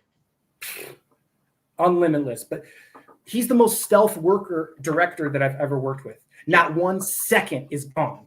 But let me tell you the story about J. Edgar. And we have a scene. We throw. It's like the 1920s or maybe the 40s or 30s. We walk, and I play a federal agent. There's like 3 of us, it's Armie Hammer and DiCaprio. Yeah. Now we have little things in our ears, because we're going in there, and then they do a machine gun, and they machine gun down this door. So Armie Hammer, right before we're going in, right, is like, "Hi, I'm Armie to all the actors," right? There's maybe 4 of us with DiCaprio. Maybe 4 of us total. The DiCaprio's is like, he doesn't even acknowledge us. We go in, we do it, and then he would sit down. We were in this like, and he's just unapproachable. That's just how he rolls, you know. Can I stop you? I'm not mad at all. Can I bring it back to Depp for 1 second? This is my love for Depp. This is probably the tops on his list. He's the opposite of that on a set. And you got to see him. You probably could have engaged him for a half hour. He wouldn't have had a single problem. He's the most approachable. I probably could have engaged him. I don't know about a half hour on set. I bet you he would have given you a half hour. And he's the opposite of everyone that's ever worked with him. Yes, I think he would have given you a half hour. He'll give me a half hour, and he will. Yes. Cool. Yes. I mean, that's so cool. Okay, I'm glad that you got that half hour. Johnny, I didn't want to put employment in jeopardy, bro. Don't make me forget. Don't make me forget. At the end of this, I want you to chant "Donna Martin graduates" with everybody in Texas at the end. Oh my God, you are killing me, dude. No, you're doing it. You're doing it. So Ian Ziering thought he was the funniest guy when he said that. I bet. Like he still put it in his book like 20 years later. Ziering, 20 years later, he's still talking about it. Anyways, so I walk by Depp. I don't want to chance it and go over there and say anything, but he definitely gave me this look like, you look a little bit different, you know? I might be totally talking out of my ass, but it was just me and him, and I'm walking down the street. And he's on the side of the street in a director's chair because they've closed down the whole block. You understand? And I remember somebody, when he was in his outfit, because he's all dressed, someone says, I don't know if it was crew or like a bystander or something. They go, "He looks like a Coke bottle." Oh, wow. Someone yelled that like really loud. Strange. And I was like, is that an insult? Is it a compliment? To this day, I don't know. I guess it's interpretive. He said, "I'm new Coke. I'm Coke Classic." A Coke bottle, like I think I've seen or read people like described as that, but it's usually like a figurine lady. You know what I mean? Right. Or like I don't know what it means, but somebody yelled that out on that set. And also the set food was awful. It was like the slop, and I couldn't believe it, because I know. Yeah, let me ask you, what was that day? I don't know if it was just that day. Budget? Speaking of budgets, what was the budget on Ed Wood? Because Tim Burton's coming off Batman. I looked it up. I think it made 15, and I think in the subsequent years, because they didn't release it on DVD, and it was like really delayed till 2004. They were supposed to come out in 2002. Oh yeah, DVD, it was weird. And they did, and they put like a little transvestite thing in there, and then they stopped that, but some exist on eBay, and then finally in 2004 they released it on DVD. I don't know if it's still in print. Is it? Sarah has it, John. But my speculation. Okay, I believe you, but I'm just saying they got some out, but I don't know if it's still in print. Also, do you think that they've made the movie made 15 mil? These were the stats I read last night. The movie made 15 mil.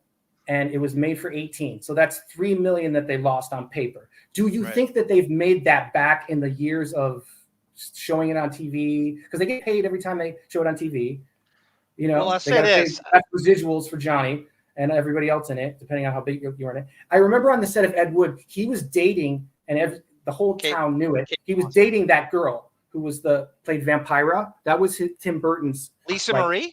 Yeah, you have no idea how impossible. Wait a minute, hold on. Body was. Depp, hold on. Depp was dating her first, or Burton? No. Tim Burton at the time. Yeah, I knew that. I thought Depp had it was an open secret. It was in all the trades and everything. So you knew that he was like partial to her.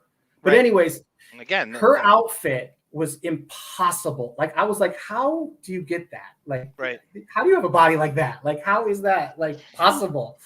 If you go and look at her, you know, her outfit, that is not CGI. You know what I mean? Like, I guess costume designers. That's what I think that movie won 2 Oscars. One for costume and one for Martin Landau. Yeah. What do you think? Well, I mean, Martin Landau, who Sarah's did a James Dean thing for our channel, and he compares Depp to James. He said that Johnny is more like Jimmy than anyone I've ever worked with. You know who used to always call me that? Was Alexis. And also I have a friend named Sham Ibrahim. He's an artist, pop artist. He's a great pop artist. And I met him probably late 90s, 99. Anyways, he's pretty famous. He was just on a episode of Catfish. I know you're probably big into that show. Yes, I have it on Blu-ray. Every episode. Yeah, every episode. The MTV's Catfish. He was just on that. And he's a great old friend and a really nice person and very talented. He always calls me James Dean, and he writes another thing. I've been to James Dean's grave. I was born in Indiana, so do I get some kind of credit? Well, that's why I said you would have been perfect for Public Enemies, because you're from Indiana. The John Dillinger, that look you have, I saw that. You would have been perfect for that. You look like you should be in that movie. You look like you should be hanging off a car with a Tommy gun, shooting at Steven Dorff, for Christ's sake. You're perfect for that movie. Cool. I can't. And you're an Indiana guy. Write a screenplay. I'm there. Stay on Ed Wood for a second. So Alexis Arquette, do you know she worked at the Viper Room? She worked at the Viper Room. Hold on, she worked at the Viper Room. Is on set as Patricia. Right. She worked at the Viper Room. Clearly, she could be on that set because Ed Wood was shot exactly when the Viper Room opened. Patricia Arquette is in Ed Wood. You know that, right? Yes, she's a star. Okay. She takes over. I was going to approach her and say, "Hey, I know your brother. He was going as a male then, and." You know, but I didn't, because she was all dressed up in her thing. And it's just, I didn't see an opportune moment for that to happen. Now, later, I would go to Patricia Arquette's home in 2004. I think it was July 4th, 2004. And she's a very nice person. I love Patricia Arquette. She's very, very kind. I've been in her home. And she's a very, very nice person. That's all I can say. And the Arquette family is just in another level. They're very, very, very, very kind people. I'll just leave it at that. Sarah reminds me that Luke Perry was David Arquette's roommate, or David Arquette lived with. No, Luke Perry lived with the Arquettes. That's true. Luke Perry lived with the Arquettes. Now, let me tell you my Luke Perry story, because it goes back to the VMAs. I met him at the VMAs. I met him at the VMAs. He introduced Fartman. He introduced Howard as Fartman. Yes, he did. And I go, hey, man, I'm an actor. And he goes, good luck, man. He grabbed my hand. That's a good Luke Perry impression. He goes, good luck, man. He was all hyped up. He was all adrenaline. And he was outside. Yeah. And I go, can you give me any advice? And he goes, Bobby Hoffman. And you know who Bobby Hoffman is? Bobby Hoffman turned out to be? I talked to him. He cast the original Happy Days. And I think he had a casting, but he gave me Bobby Hoffman. Now, Alfie Hoffman turned out to be this gross monster who, something happened with him and Corey Feldman. So I talked to Bobby Hoffman. If you have to look at that whole saga. I talked to Bobby Hoffman on the phone before he died, because he died I think a year after I talked to him, or less than a year after I talked to him on the phone. And he's like, I can't really help you. I'm kind of out of the business. I'm like, okay. And then I would later see Luke Perry on the set of 90210, but I kept my distance with him. He was like, one time we were doing a scene in the Peach Pit, and he goes, keep that camera on nice and tight on me, to the cameraman, right? Because I was right next to him. Right. And the cameraman's like, no problem, Luke. Yeah. So I know towards, he didn't like extras again. he was the type of guy, if you were aspiring and you came up to him on the set, he'd be like, get the fuck out of here. This is not the time and the place. But I met him at the VMAs. He was super cool. He gave me the name of Bobby Hoffman. And I'm trying to think of what else we talked about. It was a very brief conversation. I've never heard a bad word about Luke Perry. Good luck, man. And he grabbed my hand and shook my hand, and he was like really nice. And I asked him for advice. He gave me the name of Bobby Hoffman, and I talked to him, but it was like a quest. So then the next time I talked to Luke Perry on the set, I was like, hey, I talked to Bobby, and like, he said he's out of the business. He's like, okay. And I was like, it was like a quest, and I think that was it. That's all I really talked about. Now I have friends who are his friends. Okay, so I would, I didn't want to hang out with them. It wasn't like I was looking to do that. I just hang out with people that it organically happens, So, I have a personality that can kind of grind on you because I'm always talking. I'm hyperactive. I don't shut up. I just have one of those like motor mouths, I just go. You need that energy for that business. There's no off position to the genius switch, but it does eventually die. Yeah, you probably crash at a certain point. You're gonna you know how to turn it on when you have to. Listen, I was doing code in fifth grade. What happened was you said Coke or code? Code. Oh, okay. Coke. Yeah, fifth grade I was doing code. So no, and it was on this big Apple computer, but a backstory is on it because I was diagnosed ADHD. Definitely hyperactive. They put in like fifth grade. This is like 82. So they put me like I was 10 years old. So they put like a box around my my desk, so I couldn't Johnny, see. can you just hold one second? So you heard it from him. He has ADHD. I didn't say it. He didn't say it. So when we go off in all strange directions and build on a reference, he has ADHD. I'm admitting it. Yes. He's admitting it first. Yes. If that's why you wonder. And I'm telling you my diagnosis. So anyways, and so there was this program. It used to be called Gifted and Talented, but then they changed it to EOP. Extended Opportunities Program. And basically for my type of ADHD, if you just focus, because I would do remember how like in like third or fourth grade, you get a ditto with like tons of multiplication, tons of subtraction, multiplication or addition or whatever. And they were dittos and there was like 30 on each side. Right. And you got to do them. You got to do them. Third, fourth grade. I would do the first problem at the top. And then lose your attention span. Well, I'd go up to the teacher and I'd say, "Is that right?" And the teacher would be like, "Yeah, that's right." That's Individually go up. That's a good strategy. Let me finish the story. After each question, go. I've done that. So no. So I go. No. So I said, "Is that right on each side?" Yes. So this is what I would say. The teacher, right? Don't you use this in our everyday lives? We end up growing up to be, say, like a bank teller. They're going to give us a calculator. Yeah. So I already know that, I know how to do these too. Now, do you think a third grade, fourth grade teacher wants to hear that from a student? I'm too smart for my own good. So they'd be like, okay, well, maybe the principal can tell you. They'd send me to the principal's office because I'd go on principal to the principal's office. And this is fourth grade students. So what they finally did is because I couldn't sit still and I thought I knew everything. They were teaching me stuff that I didn't really, if I knew it and I understood it, then I was like, good, I want to be a talk show host, talk to people. That didn't work out. So what they did is they put me in this extended opportunities program. And what I had to do was make code on a huge Apple computer. It was huge. And it was like 12, 6, thing. And I made like an American flag. Okay. Because what they did is they focus your energy on something that's like rote. So I'm writing computer code at 10 years old on a huge Apple computer and making an American flag with like, if you wanted one little dot of white, red, white, or blue, you'd have to type in 12, 6, 48, 10. And it was very rote and, but what they did is they focused my attention. I went to medical school, 4 years, Harvard. Anyway, so that's what they did to me. So anyways, I don't know how we got on hyperactivity, ADHD, but if it came to hanging out with celebrities, if they like me, great. Like I have a great relationship with the Arquette family. I've met them all. They're all super cool. But it just happened organically. So I don't go out of my way. I think David has ADHD. I believe David has ADHD. Like you. And that personality in different ways. There could be. My point is, you could be highly productive and good person and a great person. It makes a lot of money, is successful if you can, even if you have ADHD. I'm not one of them, but Absolutely, you can channel it in the right direction. Speaking of Luke Perry, so when you talked to Luke Perry, it reminded me of on this show. We compare it all the time. None of Tune is basically Happy Days with money. Like Luke Perry's Fonzie, Richie is Jason Priestley, Joni is Brenda, the Peach Pit is Al's, Nat is fucking Al. It's the same show. It's just Ralph Malph is Steve. Lost from the Peach Pit, Joey Tata. Joey Tata. I've been to his house. I'm friends with Kelly Tata, his daughter.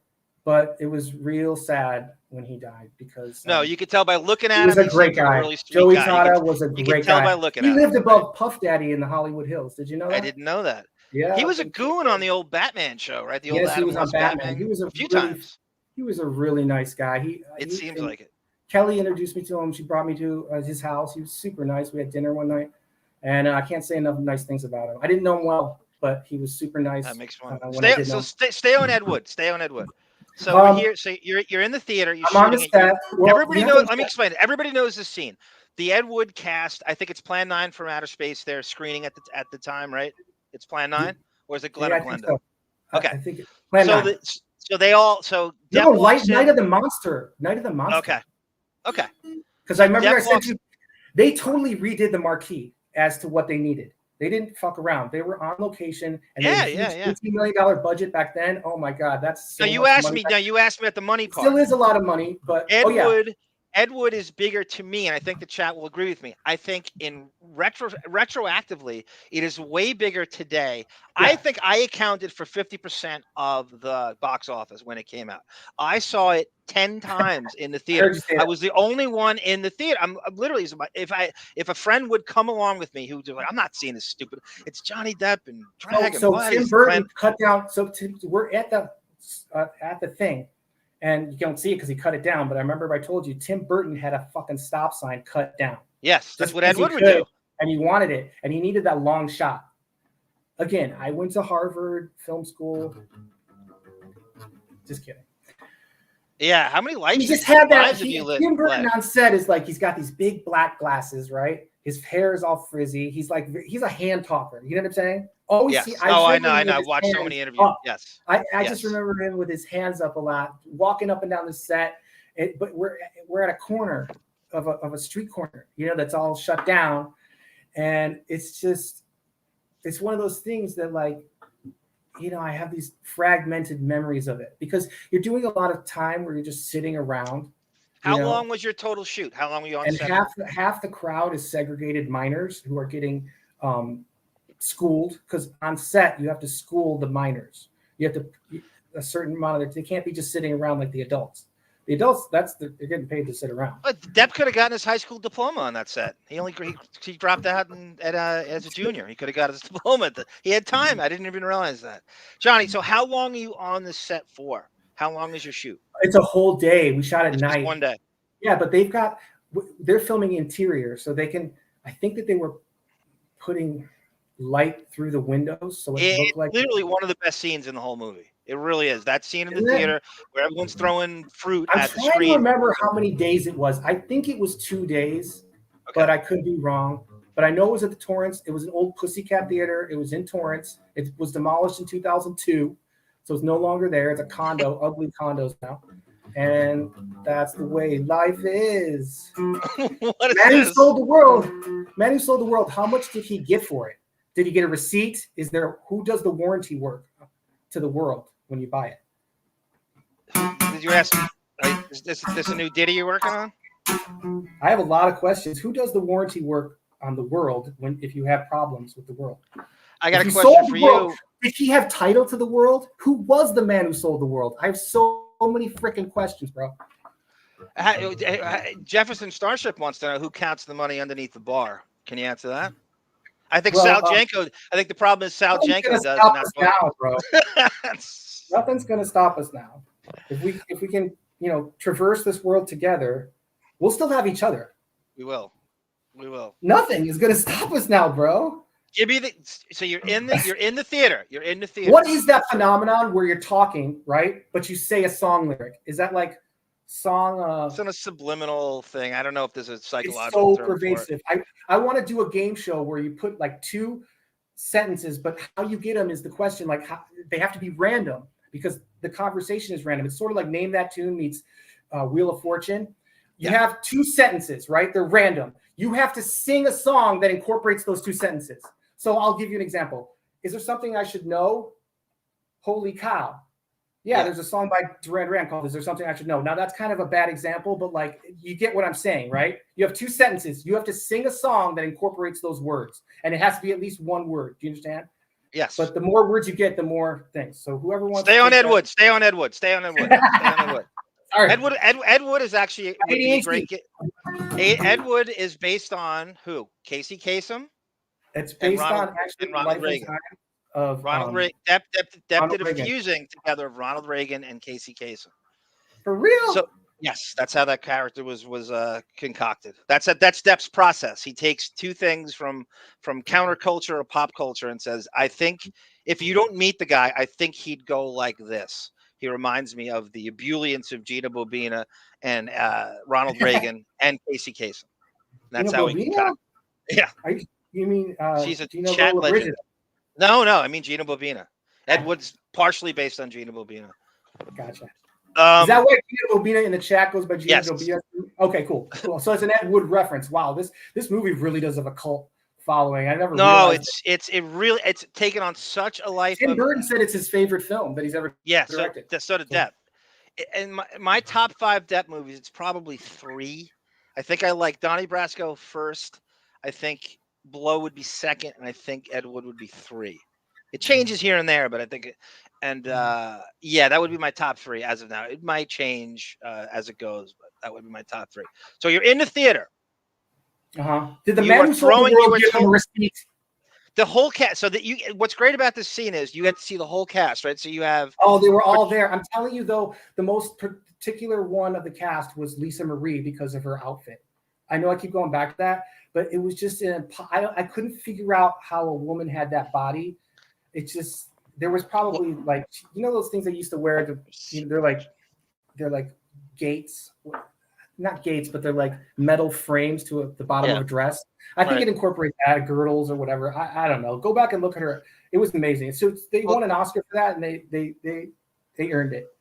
Tim Burton wanted his own personal Elvira. And that's what she really served as during that. I think she was the original Elvira, and Elvira stole her act later on as you saw her on TV. I think that's how that goes. Well, Elvira was friends with James Dean. But let's stay on this, because I don't think people realize the magnitude of this cast. So you have Depp, you have Martin Landau, you have Bill Murray, for Christ's sake. You have George the Animal Steel. I didn't meet Bill Murray. He wasn't on set that day. Wasn't he in that scene, though? He shows up in the premiere. He was, I didn't see him. I didn't meet him. So you have Patricia Arquette. You have George the Animal Steel. Well, I later would go to her house in 2004, July 4th, 2004, as a guest with Alexis. Did you meet Sarah Jessica Parker at all? Never. Was she on set? She's the original. I've never met her. Okay, she was not on set. Okay, and so you say they shot the scene for 2 days in Torrance? I don't remember. I would have to go look at like receipts, and I don't. All right, that's okay. That's okay. It was either a 1 or 2 day shoot. And they line you up. This is what time and day? Is this late at night? Is this half the cast are minors, so they're like segregated. So I remember I would say 2/3 were minors. So they're in a different room and they're getting schooled, they're doing workbooks or whatever, and their parents are there. And then so the other extras casting holding area were just like, I remember walking around. You didn't have to stay somewhere. You could like walk around, and I walked past Johnny that one time and I looked at him, he looked at me, and then I was just like, no, I'm not going to say anything because I was intimidated. Were you thinking about networking at all? I mean, that's the business. No, I'm not even like. I mean, that's how it works. I met this woman. Unfortunately, that's how it works. I met this woman who was in Don Juan DeMarco. Okay, yes. With Johnny Depp, and I'm like, oh, what's it like working with him? What's her name? I don't remember her name. It was in the 90s, and she was trying to get my social security number so she could set up her phone. And I'm like, I'm not giving you fucking that. This is true. I can't. But I go, so what's Johnny Depp? I asked her about what's Johnny Depp like to work with, and she's like, yeah, we're having a conversation. He's like, yeah, well, it's great. The topic of show business came up, and he goes, yeah, if you want to be the best liar, go into show business. If you want to be the best liar. We're professional liars. That's his line, right? We're professional liars. That's the story she gave me on Johnny Depp. And working with him on Don Juan DeMarco, and I don't remember her name, but she said she was on Letterman. And I've never seen that movie either. I know I've seen it a lot. I've seen it a bunch of times. And apparently the director she was of that, brunette, she was white, and she was probably about 30 to 35 years old. But let me ask you about meeting, like just kind of running into Depp. He's 30 at the time. Did he seem 30 to you? Or did he look like he was a lot, the whole, the Peter Pan sexual complex? Did he look younger than 30? Because he's 30. He looked his age. I mean, he looked, yeah. I'll just never forget the look he gave me when I walked past him. Like he locked eyes with me, like, "You gonna come over here and talk to me? Please don't." Not please don't, but just like, or maybe like a curious stare for like 5 straight seconds, a solid 5. Because I'm walking down the middle of the street and he's just sitting there, right? And I knew he was sitting there because I was kind of like gauging everything. But we're at, and he's in that director's type of chair, and it was just a weird look, But I thought, I'm not going to approach him because, sometimes you don't want to meet the people who you're very impressed with because you don't want to like ruin the moment. Oh, wait. I'm sorry, Johnny. I'm sorry to interrupt you, but Barbara DeRush wants your social security number if you don't mind. Just put it in the chat. Okay. Go ahead. I'm sorry, I interrupted you. So you know how like you don't want to necessarily meet people who you're very don't meet your heroes. Yes, don't meet your heroes. I don't want to call him a hero or an idol, but just like people that you don't want to fuck up the relationship and say something wrong because you're on a set as an extra and it's the whole vibe of like, okay, this is the star, everybody's but at the same time, as your buddy Eminem said, and you could get in trouble. So you have to like think of that. And so I thought of that and I'm like, I don't want to get kicked off the set. So fuck it. Yeah.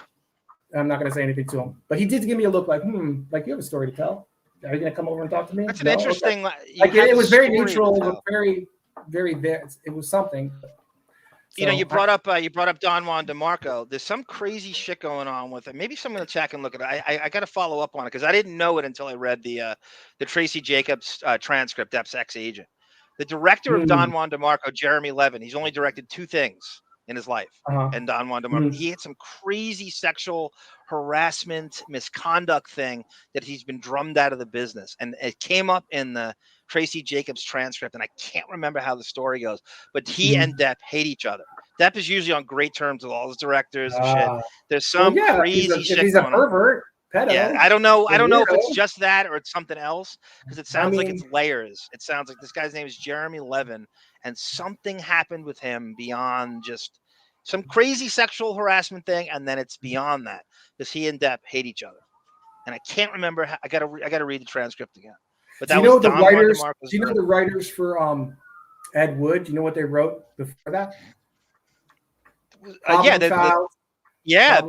and two. Larry Alexander and they're tremendously prolific. The writers of Ed Wood, tons of stuff. Tremendously. Did you hear about the Home Alone 2 star got indicted? No, I did not hear that. His name's Donald Trump. Home Alone 2. He had a small part. Okay, yeah. That's a little joke there. Did you watch? Did I get one by you? No. Did you watch Trump the Art of the Deal? Depp's Trump in 2016. I think I know of his existence. I might have saw it. I know he was on Ricky Gervais. I liked him on that. It's kind of like it's a kind of a self-parody like that, but it's the Funny or Die series. I would imagine. Yeah, I know. I didn't see it. And he played Trump, and it's good. It's like a cartoony version of Trump. It came out in 2016 when Depp was quote unquote canceled. It's about 55 minutes. Yeah, it's really good. He made that reference to what, John Wilkes Booth or something, or an actor. Yeah. He goes right. He goes, what would happen if an actor assassinated the president? And then him and Kathy Griffin got lumped in together, and that was not a good time to do that because he was already, and he kind of overcame that. And what 2 people equal Kathy Griffin? Carrot Top and Joan Rivers. There you go.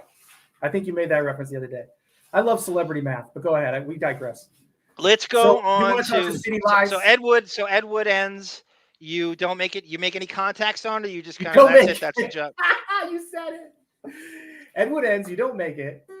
No. I said, did you make any? I said, did you make any contacts on it?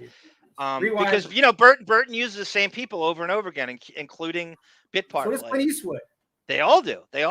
Christopher Nolan's the worst. I got sick of doing extra work, and I got out of the business in 2001. And I didn't do anything except for some behind the scenes production assistant work. I did production assistant, I think, twice, if you look at my credits. And then in 2011, I got a chance to work on at J. Edgar and work with Clint Eastwood. Massive. Yeah, and I said, fuck it, let's do it. I want to work with Clint Eastwood. So my casting director friend put me in J. Edgar. It was you don't understand how professional, because Clint Eastwood has been working with the same crew for the last 30, 40 years, ever since he started directing. I think does anybody know what the first movie Clint Eastwood directed was? It Outlaw Josie Wales? Oh, I don't know. Anyways, I remember a guy on set of J. Edgar. He was like an FBI like consultant. I think he worked for the FBI. I'm not 100% sure, but we're sitting around talking in between scenes, and he goes, "Oh, that whole stuff about J. Edgar, being a transvestite, it's not true. He never won." And I'm like, "What?" Wow, it's still going today. It's still going today. They can't accept it. You know, they're still.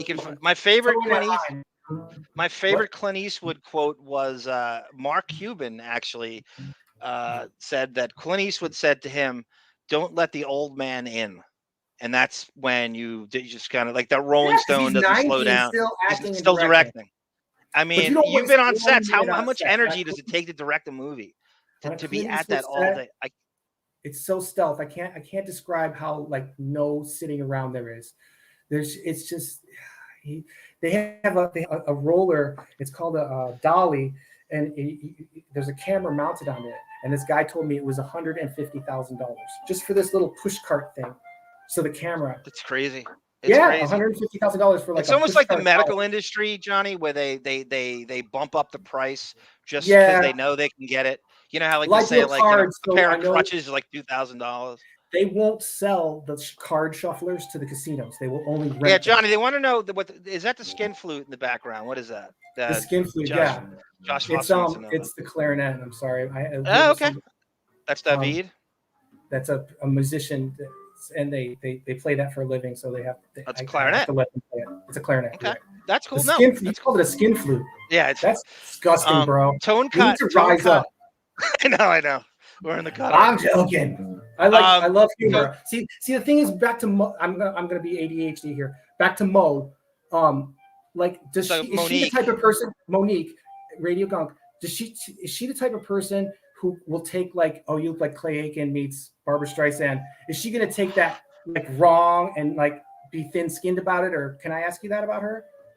Like, no, I look at people and I that's what I do. I'm not trying. And if you're in the comedy business, I want you to like be comedic back. I'm kind of lobbing you a softball so you can do it back to me. That's that attitude. Like, some people get it, some people don't with me. She's Rosie O'Donnell, and I think she's so rhino skinned at this point. In this Stern comedian, you just get the biggest bunch of sociopath, hit job that you can't. You have to, you really. That's why I've stayed out of the fray. But like, it's the most kind of fun ever. Like, do you remember something called Stick Cam about 10 years ago, 15 years ago? Stick Cam. Yeah. That's when I first started doing broadcasting, and that's when I saw like the depravity. People will call you every name in the book. Yeah, because you don't have to show your face. You're a stranger on the internet. At the end of the day, you're a stranger on the internet. So why give you time?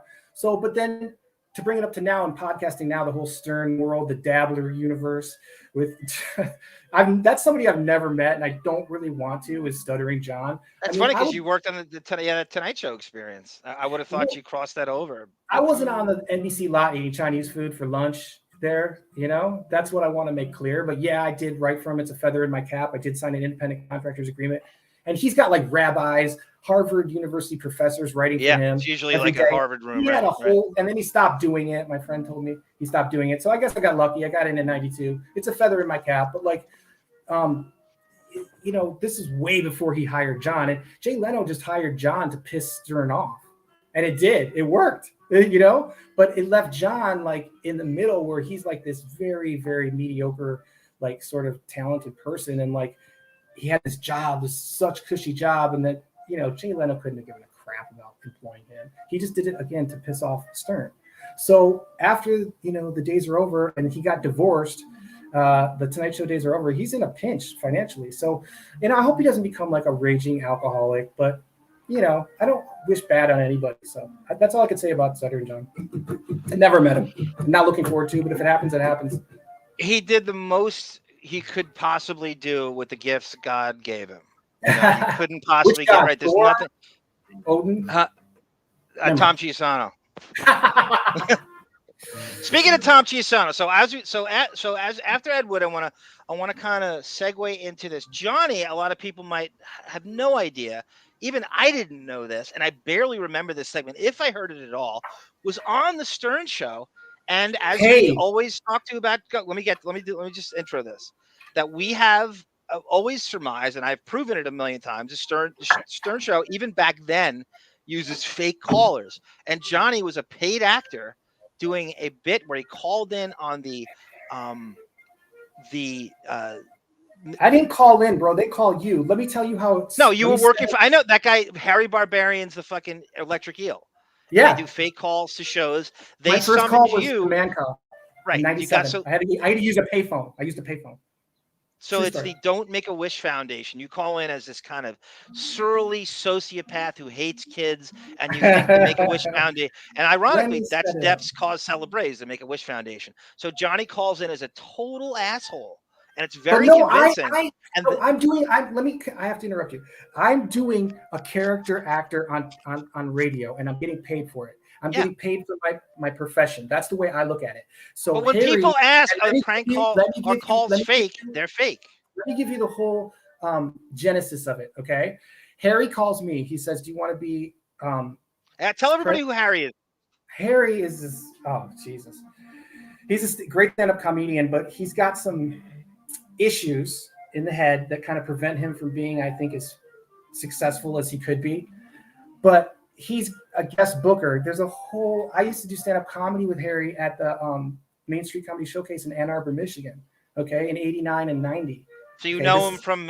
You know him from. I know him from Michigan. So he said I was the best caller because I did like a dozen phone calls on Mancow, back from like '97 to 2002. Howard's Enemy, right? Yeah, Howard's Enemy. But he paid. But you were on live radio on the either the East Coast. I don't know. Chicago is like central.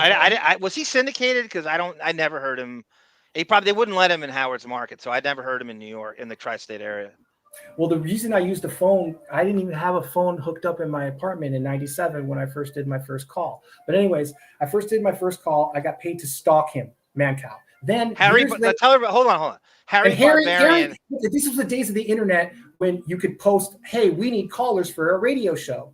Right. Hey, you want your, and he was kind of stupidly posting online a web page that said, "Hey, radio DJ producers, I can make your phone blow up." It was that kind of vibe back then, you know. And if you had to know exactly where to go. Well, anyways, Opie and Anthony, I'm kind of jumping around here. Eventually, let Harry on their show and to explain the whole thing, and then Howard stopped it officially. He still does it now. He just doesn't have somebody advertising on the internet for it. It's on the down low. So that's the genesis of it. So let's fast forward. Harry Barbarian is also called Electric Eel.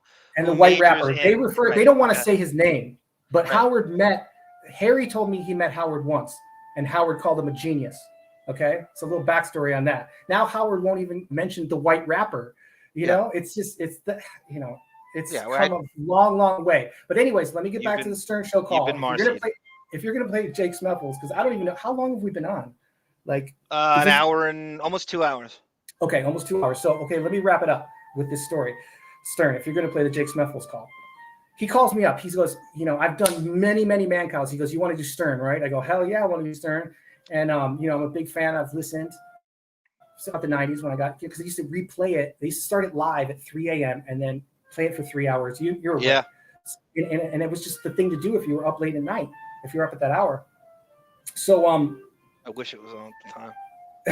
So I wish it was like I didn't like it, and I hated the morning hours. I think it's a way better show in the afternoon. The energy and everything else. I think it didn't belong in the morning. I hear you. So Harry calls me and he's like, "You want to do this character?" I'm like, and I've done many, many man cows. I'm his best guest. I'm his best guest. He said, and his favorite person to book. All right, we've kind of had a falling out, but whatever. Anyway, so he he books me and says, you want to do this character? And I said, I go, what is it? He goes, it's president of Don't Make-A-Wish Foundation, Jake Smeffels, you president of the Don't Make-A-Wish Foundation. That's it. There's no script. There's nothing. There's a who, well, where, when, how. You just got to. That's all I have. That's the skeleton. That's a little skeleton of your.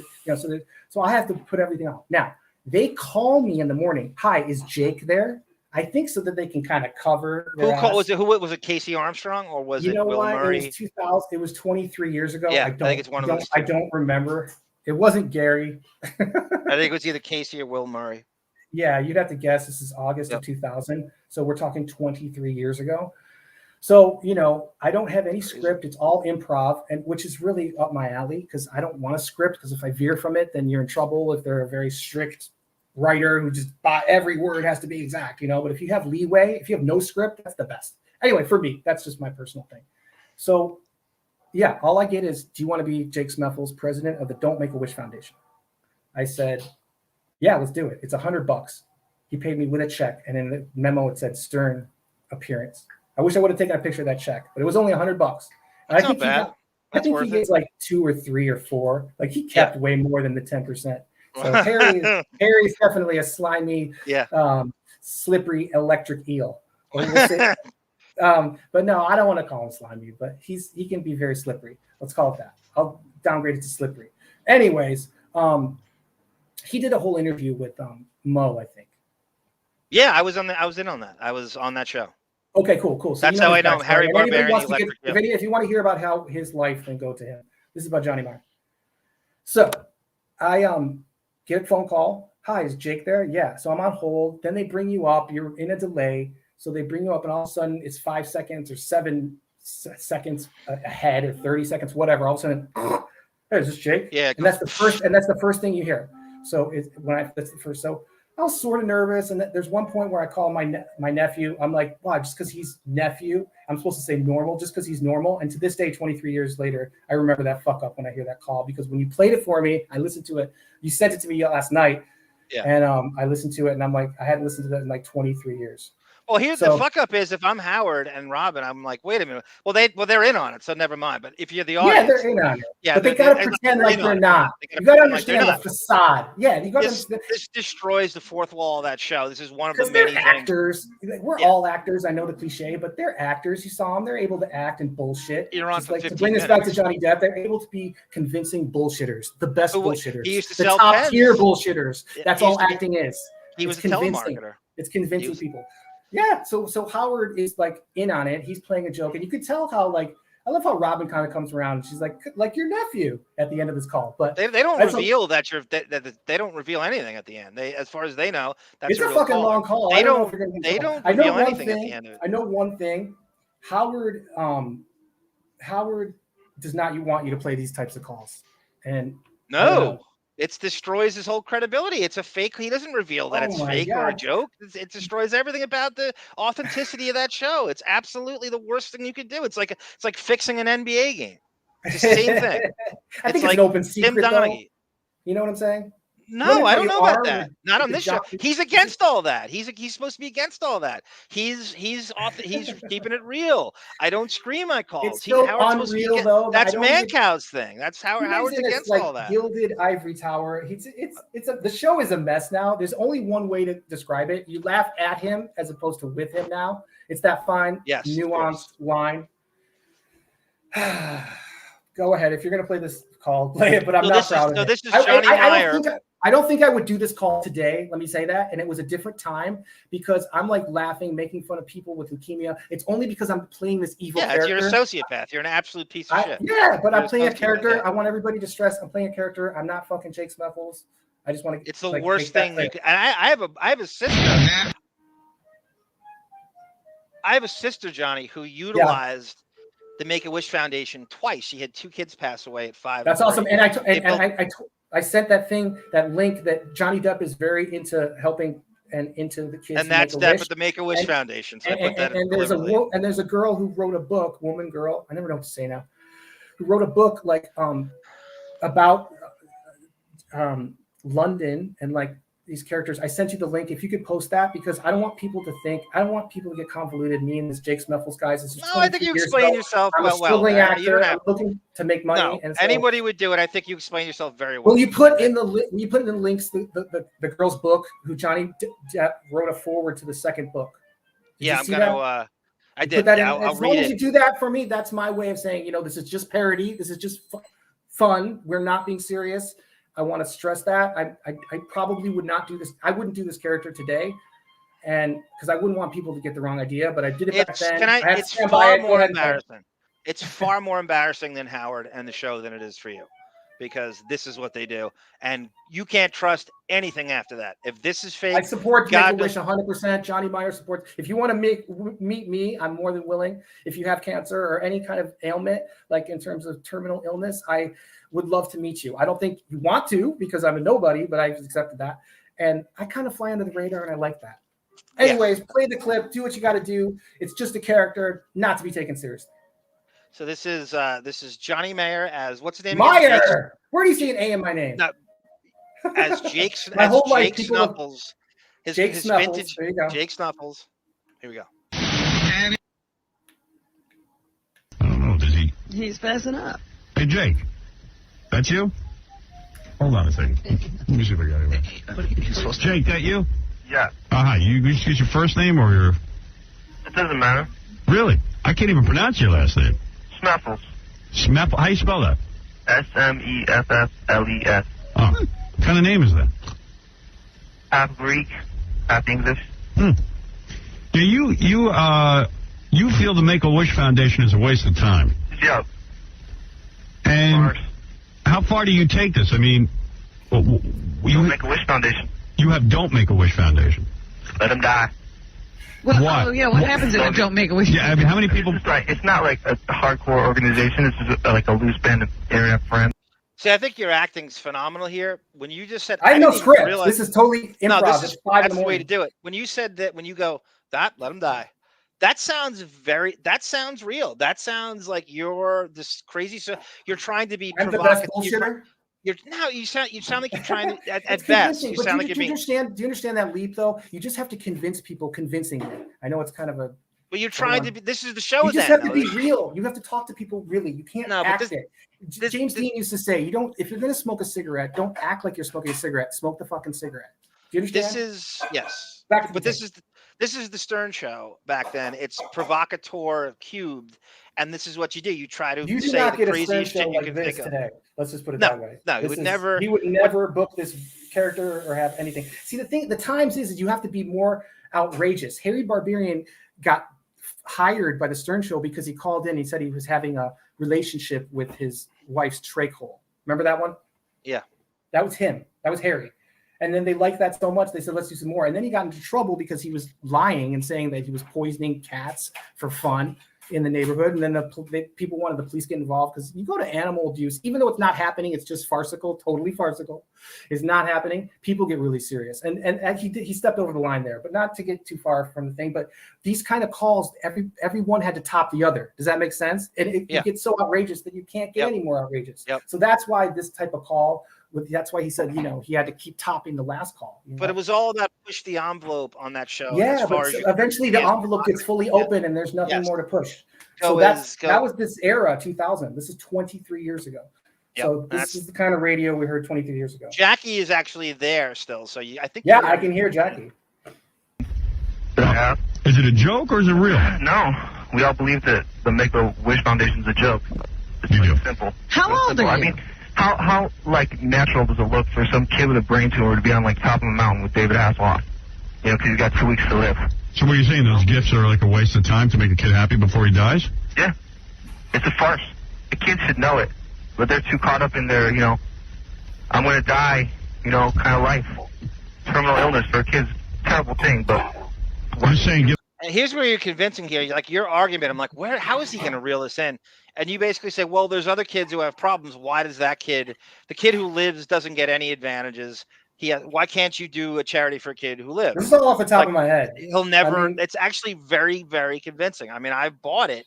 until like, oh my God, that's fucking, you wrote back, that's Barbarian and that's Electric Eel. Holy shit. But you did a phenomenal job. And again, the show had a very... Do you want to play this character? Yeah, it's Jake Smeffels. His name's Jake Smeffels. He's president of the Don't Make a Wish Foundation. That's all I got in terms of skeleton. I have to add all of the elements to it. So what I do is I don't think about it that much. I just go in with so whatever's off the top of my head. If I wrote out a script and tried to stick to script, forget about it. That's why I'm an improv actor. That's why I thrive at doing improv. But go ahead. Do you ever work with Marcy Turk? No. No. Phenomenal improv. I don't think she'd work with me. I think Howard would get to her. I think Howard would get to her and say, do not work with this guy. You're on the red flag list. You're not a friend of the court? Those kind of things. Wait a minute, I gotta know how old. What about all the kids out there who don't get their wishes? How old are you? 26. Okay. What does that prove? I just, who could think of something like this? But somebody with a lot of time on their hands. What do you do for a living? Work in fast food joint. See? What, he's a cook? Yeah. You didn't realize he's the cook. I admit it. I mean, your answers are so fast that it makes it seem like you rehearsed it, but you're actually improvising this. Well, that's a compliment. Thank you. I don't think about it. Remember when I told you about ER? That's why it's so convincing. You go dark. That's why it's convincing. You're not thinking of acting. That's the key to acting. Again, if you're just I went to Harvard. I went to Juilliard. Right. Believe in my head. What did George Costanza say? It's not a lie unless you believe it. It's like Ed Wood believing Plan 9 from outer space. But are you getting into Johnny's head when he says stuff like, yeah, if you want to be the best bullshitter? Because he just sits around the set and is like, this is all bullshit. I could just get into if I got into his head or had to get into his head, that's what I would think. And it is. When you sit around so long, this is just all for that little thing where I go, hi, could I have this or that? And you say your line and then it's over. And then they had 2 hours of nothing. It's just this weird, contrived, well, let me ask you, atmosphere on a set. As a performer, let me do a Depp flexion here before I get back to the tape.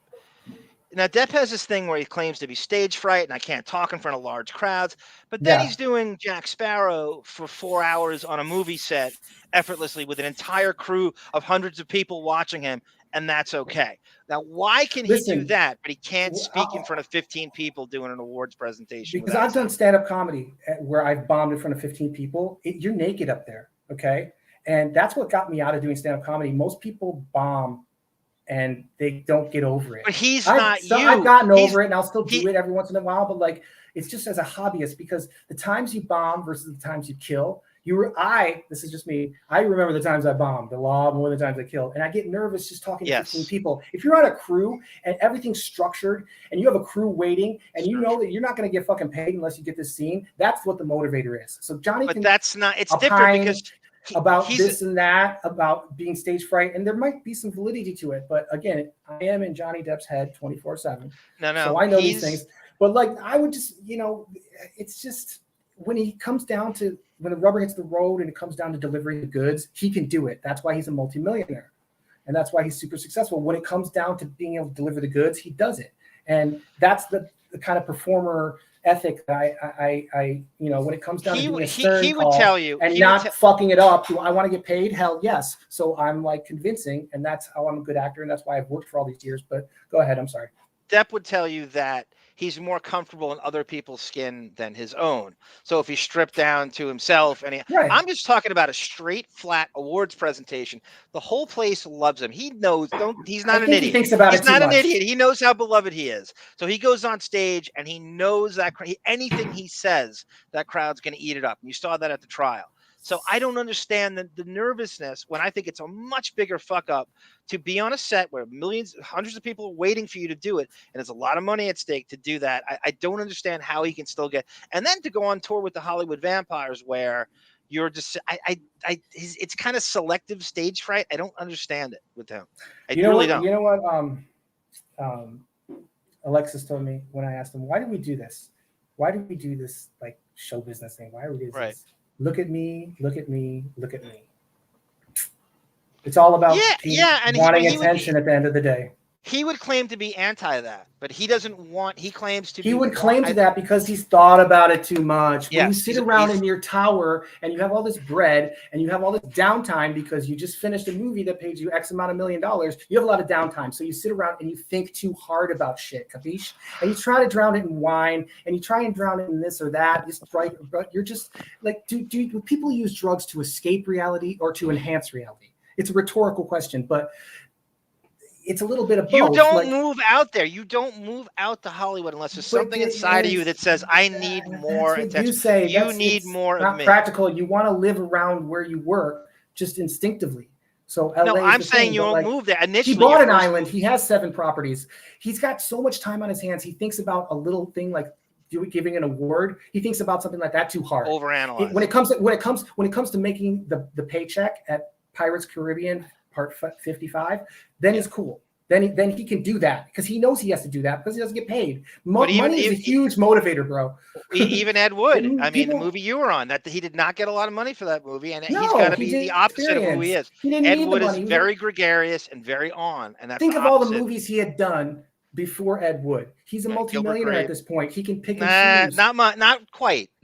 If you have 1 million, does it really matter if you have? Yeah, you're right. 1 million essentially. He's living very comfortably. Jump Street, he was a billionaire. He's turned down roles, right? Yes, he turned down a lot of stuff in the 90s. Speed, Interview with a Vampire. I was in Speed. I was an extra in Speed. I was an extra in Speed. Keanu Reeves said one thing. Keanu Reeves said one thing. It was I think we talked about this. He goes, "I need my jacket." True story. That's the only thing I heard Keanu Reeves say. They're like, Keanu, we need you over here. And he's like, oh, wait, I need my jacket. I can't believe they didn't bring you back for Speed 2. I know you're a huge Jason Patrick fan. I know you like because Speed when I did Speed with Keanu, it really burned my nose. And I was like, Keanu, you got to stop. Me and Keanu, that's a joke. Me and Keanu have the same middle name, Charles. You're not a nobody, Johnny says. I'm somebody, damn it. You're Myrified. You're not a nobody. I'm so famous. I have to tell people who I am. Thank you, Rick the Electrician. Thank you, Crazy Robin and Marion Gung. I want to say hi to everybody. Barbara DeRush, everyone in Pell Al. Welcome, sir. I don't think this is going to be a very popular episode because I'm very obscure. I'm a very obscure, little-known actor. We're trying to give you more of a profile. We're trying to. And I thank you. This needed to be done. But let's get back to. I heard you were. Do you want to talk about? I heard you already put this on your IMDb. You're doing it's already on there, bro. It's already on there with Beth. No, we're in the middle of Johnny's call. So Johnny, also one of his acting gigs is he worked for Harry Barbarian, the Electric Eel. I was booked as radio characters. As a radio character for Mancow. Some of the highlights with Mancow were like I played a gay son whose dad wanted to kill him because he was gay. I played a guy who was pressuring his girl to get an abortion. She cried online. Oh, that old gag. Yeah, that old gag. And I got paid to. The first one I did with Mancow was I got paid to stalk him. And I remember part of it. He's like, so how are you gonna kill me? I'm guarded. And you can't. He's like, I'm like, I can see you at a bar. Hold on, I spoke with a Spanish accent. I think I don't know why. I was just like, I can see you at a bar and break a glass and cut you with a piece of glass. And I was on a payphone and I had to call them collect because I just moved to an apartment and hadn't got a phone line installed yet. So I had to call from a payphone. That was my first gig and it was 97. So it was probably around September 97. I have a good knack. I'm kind of like Mary Lou Henner. I can't do the exact date, but I do the month and the year of like major things that happened to me in my life or even minor things. I remember the month and the year. But go ahead, back to the call. That was August of 2000. That would have been perfect. That would have been a perfect segue to your Evening Shade episode, but I'll say that later. The guy, I remember they threw me a football on that set, and I dropped every one. And I'm like, you throw like Callista Flockhart? Well, it was in between scenes. It wasn't in like I saw Burt Reynolds' knees looked like they were put in a blender. They were so fucking hacked up. Yeah, it was crazy. But okay, so you're getting me. You're tapping into my ADHD, but I'm not going to let you. I feel like I just go back to the call. The call. This is August of 2000. Johnny Meyer on the Howard Stern show in August of 2000 as the character Jake Snuffles. But Howard is making this out to be a real phone call. It is not revealed to be fake. And my acting is on point. Is on point. No, seriously, it is. And this, this destroys it. And I've actually called the Stern Show about a half dozen Everybody, times. It's an open secret that he pays all his callers now. Right, it's not even fucking most. For every real one. But what they do is they accept it as entertainment. That's all it is. I don't accept it. No, this is your suspension of disbelief is not suspended. In terms of the art you're doing, this is entertaining because I know how they make the sausage now. But I'm saying I don't want my callers fake. So the show built itself on authenticity. This is everything Howard purports to be against. And the acting work of Johnny Meyer. Right. So back to Johnny. What what does that prove? A kid dying doesn't have much joy in his life. You're right. So you try and bring him a little. You're going to bring in a farce. You're going to bring in Britney Spears, you know, and then all of a sudden the kid's going to get better. Who don't have.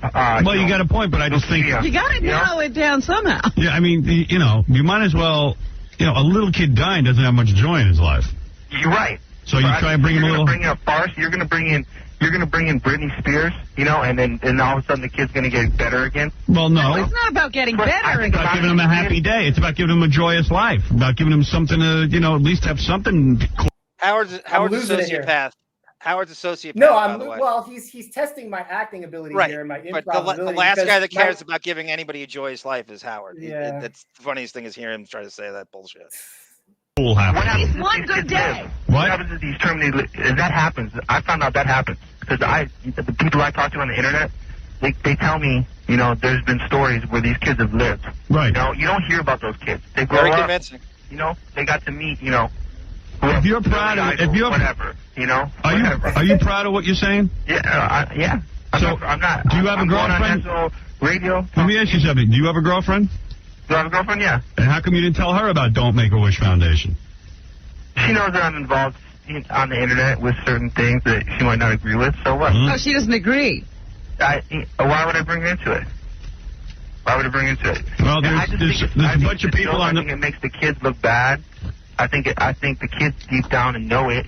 The only reason that they. I should say this for everybody. You're going to get an appearance from Evil Dave Letterman, who calls it. I don't believe you. A very early appearance. You didn't know who he was at the time, right? When he called in. They're writing shit on paper for him to read. Yeah, that's how you. I mean, that's a tell how you know it's fake. How did Evil Dave know to chime in on this in the way that he did? I mean, I think he's bringing him in as like a relief because my story is kind of getting thin. I'm kind of wearing thin at this point, you know. And he's trying to take the higher road and be like, why would you do this? Like all this fake higher road. But go ahead, they bring in Dave Letterman. I was crazy too, and he's good in that, and he's believable too. And if you didn't know any better, if you just tuned in, you would think that's the real David Letterman. I mean, it's the best impression. It's the only thing he does. He milked it for years. I know, but he sounds like him without trying. The real guy sounds like Letterman in his regular voice. Yeah. So there's no even, you know what I mean? Like, so if you tuned in. Let me ask you this: Is the Evil Dave Letterman in studio and they're giving in a back room and they're giving him notes, or is he calling? Sometimes yes, sometimes no. Both. Sometimes yes, sometimes no. He's been there, and sometimes they would bring him in later, but then they would put him on camera if he was in, right? Yes. At some point. Yes. Yeah, they were doing that for the E show. He passed away a few years ago. Did he? Yeah, young. I think he just turned 60. I'm trying to avoid death myself. Yeah. Get to meet, you know, Cindy Lauper. They got Cindy Lauper. Oh, we get to meet Cindy Lauper. Why don't you use Taylor Dane? These are just popping in my head. I don't know where the fuck I got it. Did you hear me say Billy Idol? Michael J. Fox. Why would your nephew at 6 years old? That was off the top of my head, and it sounds to me like I thought what you were going to say is that, hey, why not give these gifts to let healthy people meet Cindy Lauper because maybe they can get a break in the record business. What about all the healthy kids who aren't meeting people who are perfectly healthy, who maybe if they got their wish, they would take it to the next level and be a singer, or take it to the next level and be a radio artist if they met you, a successful one at that. These kids have no chance. Their wishes are shallow. It's and hollow wishes? Because their wishes are... Well, evidently there are celebrities who agree with you. David Letterman is on the phone. There you go. Is this But the premise of this, I love how he throws the fake David Letterman on the bus. But the premise is that you're not supposed to know there's a fake David Letterman. As far as he knows, you don't know that he's not David Letterman. So you're going along with... He's actually ambushing you as his fake caller with David Letterman. I was not expecting that. Yeah, that's a crazy curveball. That is a crazy curveball to throw you. That's really impressive. You handle it. First of all, is this really you, Dave? Yeah, is that you? I listen to the show. This guy sounds like Letterman. He's good too, but is this really you? You like that? I'm trying to talk to you, but the kid was talking over you. Yeah. Well, if it's not me, then there's another guy. Say again, Johnny. I think that he muted me there. Yeah, when I was on the Stern Show. When you say stuff that you don't want to hear, they cut you out, and then they, because I started saying this guy isn't really real, and then I was yelling at Billy Baldwin when I was on for the first time. I had this huge screaming, great fight. It was a really, really. I go back to listen to it, and this whole rant I had was muted at the end of it. I'm like, what? Yeah. It was you're crazy. In like a 30-second delay, right? It might be more at that point. I think most radio stations had like what they said is a 7-second delay. This show had at least 90 seconds. Sirius has a few minutes now, so they can cut anything out. Guy who looks like me with a strong appetite for shellfish on the phone. I say that's David Letterman. They're writing him jokes on the phone. Nobody would make a joke like that if it wasn't. Nobody has the guts. Thank you for such a warm welcome. I've got a better homecoming from that silly woman who turned herself into a train putty. So Dave, what do we? If you would, what happens if you would have made a Bush Foundation and had a wish for that insane lady who was chasing you? I don't know. I've got a gambling problem. I'm wearing Greenfeld underpants, you know what I'm saying? I've got a gambling problem. I'm not interested in that. Why don't you fulfill her wish? Well, Dave, let me find out if Dave agrees. You're a sick person, right, Howard? Let me find out if Dave agrees with you. Yeah. Dave, what do we owe this honor to? I turned it around. I was listening to your little radio debunk slash stuff, snuff film, and I felt compelled to call in and, compliment this gentleman on his views about the Make-A-Wish Foundation. You want to compliment? You agree with him? You agree that the Make-A-Wish Foundation is a waste of time? Not only is it a waste of time, it's a waste of time and money. These drooling little bastards are a bigger hindrance to mankind. They're a farce. I agree with that. Those mosquitoes, with the West Nile gonorrhea, or whatever the hell they're spreading.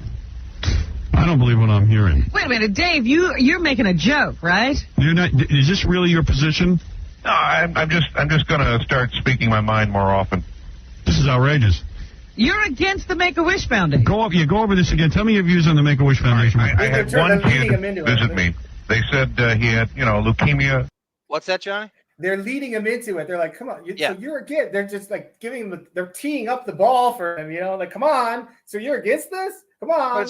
What did we write for you? Say it. You got to put yourself in the audience's shoes, though. They don't know you're fake. No, I know. But they know he's fake. Right. So they think you're being sandbagged, even though you're fake I guess. by Evil Dave. It's this bizarre thing. And Howard's the only one in on the fact that both of you were fake. But you would get this. This was the interesting Stern back 23 years ago. You're not going to get this now. It was like the improv. It's like, how outrageous could you be? Because who's as far as the material goes, right? But he wouldn't let.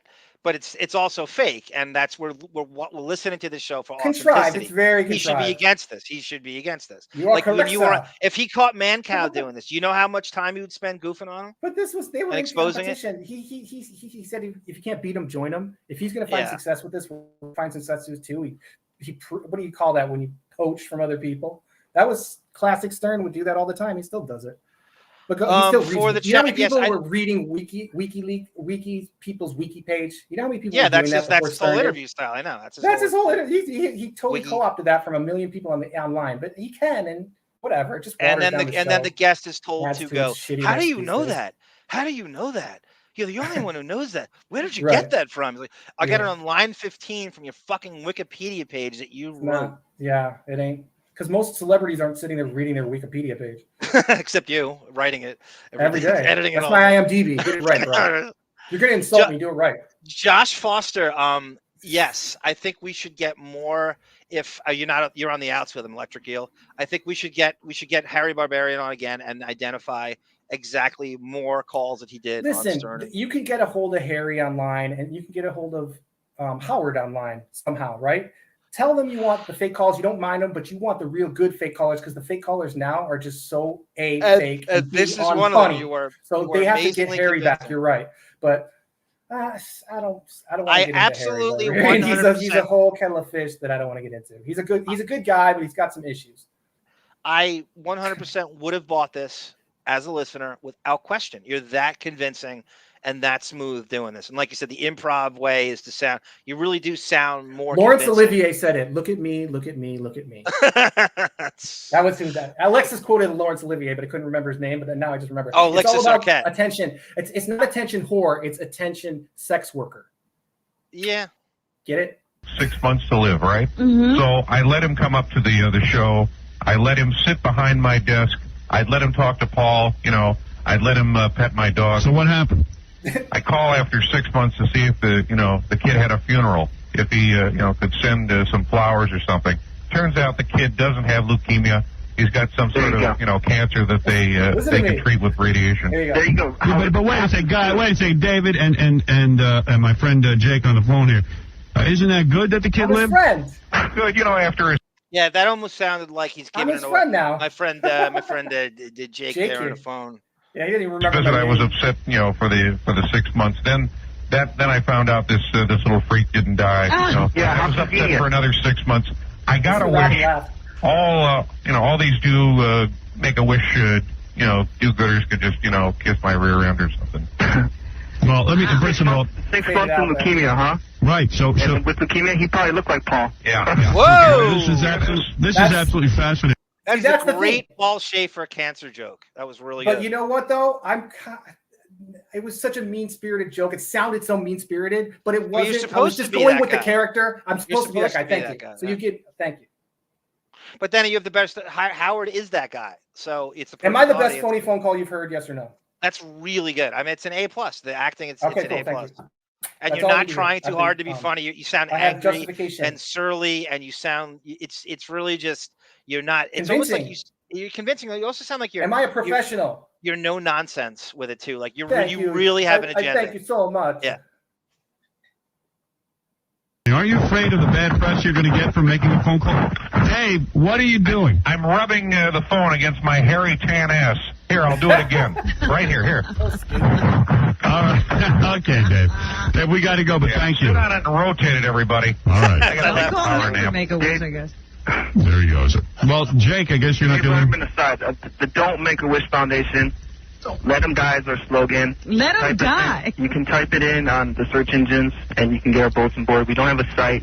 We don't want a site. We just want people to know that we have freedom of speech, too, We feel that this is wrong. We feel the kids are being made a joke of really indirectly. When did you first discover that you hated dying kids? 97 when I started this. Really? I went to Chuck E. Cheese. I saw Michael J. Fox there at Chuck E. Cheese in Los Angeles, and he was with some Make-A-Wish Foundation. It was just a pathetic sight, And I was with my nephew who said, I want to meet Michael J. Fox. Oh, you can't go over there. You can't go over there. You couldn't meet Michael J. Fox. Oh, that's where I mess up. Michael J. Fox, Howard's. No, they don't know. The audience. That's off the top of my head. That totally never happened. That's fine. But if I were really, really analyzing this, I'd punch holes in it by going, really, your 7-year-old nephew is a Michael J. Fox fan. From what exactly? What on earth would a little kid care about Michael J. Fox in the late 90s? No, he was huge. And he insists on meeting him. Are you going to shit on Michael J. Fox, bro? No, I'm saying at that point in time, the continuity at that point in time, what on earth would a little kid care to meet Michael J. Fox for? You tell me this. What is this? What movie is this from? You get your damn hands off her. Is that the Get your damn hands off her. Is that the war movie? Sean Penn and Michael J. Fox? You're joking, right? No, Back to the Future. Okay. Get your damn. It's Crispin Glover though. Now Michael J. Fox was in that movie, and I don't want you to shit him on anymore. I want you to play the rest of the call. Keep your. Do you know that Depp almost keep your knives away from Michael J. Fox? Okay. Depp was the second choice for Back to the Future. Second choice. I swear to God, he was second choice. He almost got. You always can tie it back into depth. I can always tie it to depth. Yep. I'm gonna be. You're gonna say that that's the root of it. But you know what? It really hurt my normal nephew because he's nephew. He can't meet Michael J. Fox, but this kid is with bandana right who's had 6 months to live, just like that, and had leukemia, right? Like that Dave Letterman or whatever. Well, Jake, you've made your point, and here's a guy who started something called Don't Make-A-Wish Foundation. It's a real thing, and it's on the internet. And they don't have a site. They have a bulletin board. We have a point to make. We make it on the internet, which is. How many members do you have, Jake? About 15. Okay, and you see, that's a good lie too, because you're not bragging. You say, we only have 15. Yeah. It's a modest number.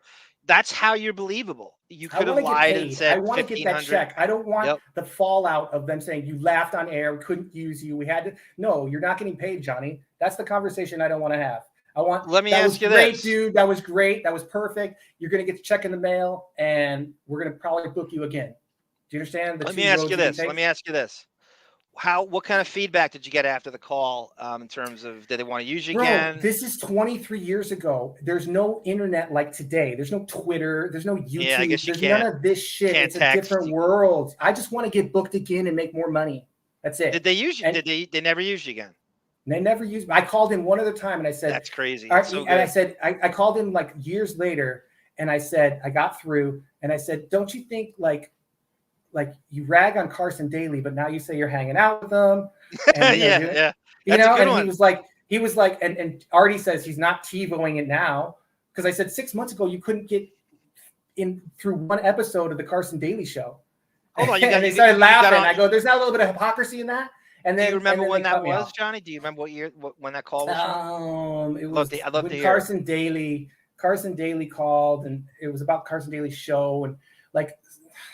I know what that is. He called for Howard's birthday. He had never been on the show before, and he called in to wish him happy birthday. And all Howard did was ask him about Jennifer Love Hewitt dumping him. Right? No, but what you say is right. What you say is right, because at that point, all Howard did was goof on Carson Daly for years. Yeah, for a long time, years. he goofed on him. Then one day he was like at an event, and he was hanging out with Carson Daly. And I'm like, wait a sec. 6 months ago, you couldn't get through an episode of his show. Now you're hanging out with him. He's cool. He's like, oh, he's like milquetoast. I remember he called him milquetoast. Yes. And then I go, 6 months ago, you couldn't get through his TV show, you know? And then Artie speaks up and has the greatest line. He goes, he's not TiVoing it now. And that was like the gist of the call. I miss Artie so much. Makes me miss Artie. You know when the Stern show went downhill, in my opinion, when they had that stupid booth when you could go into it. I never saw the show or heard the show, but I heard of a booth that you could go into and just swear all you want. Yeah. Like, isn't that reductive as fuck? Yes. That's just so. I think that's when like the first 2 years, I didn't get him on satellite. I'm here and there, but like I didn't pay when he left terrestrial radio. I didn't pay for that satellite. But it was probably like 2 or 3 years after they got on satellite that it went downhill, and it's just too contrived. Probably after. No, you played it well. You couldn't have. But I'm very curious to hear that phone call, because it sounds. I mean, do you know how Carson Daly is best friends with Kimmel before Howard? They did a show together. They were really good friends, and that's probably why he went sweet on Carson Daly. He met him at an event, and he was talking about it. And I had their number because I think somehow I got. You know who gave me their number? It was online for a little bit. Because again, back in the day, you could post online, and the internet was a different beast back then. Yep, no rules. I know. You're right. Rules. One question before I get back to the tape. I have a lot of regrets about technology, that I wish I was younger if technology was further along, like what I would do in my 20s and teens with a fucking smartphone. Do you feel like when you went to Hollywood, could you imagine what you would do if the internet were further along, number one, or if you had a smartphone to network back then when you got to Hollywood? Well, it was such a privilege to have one of those flip phones in the 90s. And they were so expensive and cost prohibitive that like very few people had them. But like, you saw Tupac and all those people with the big brick phones. Yes.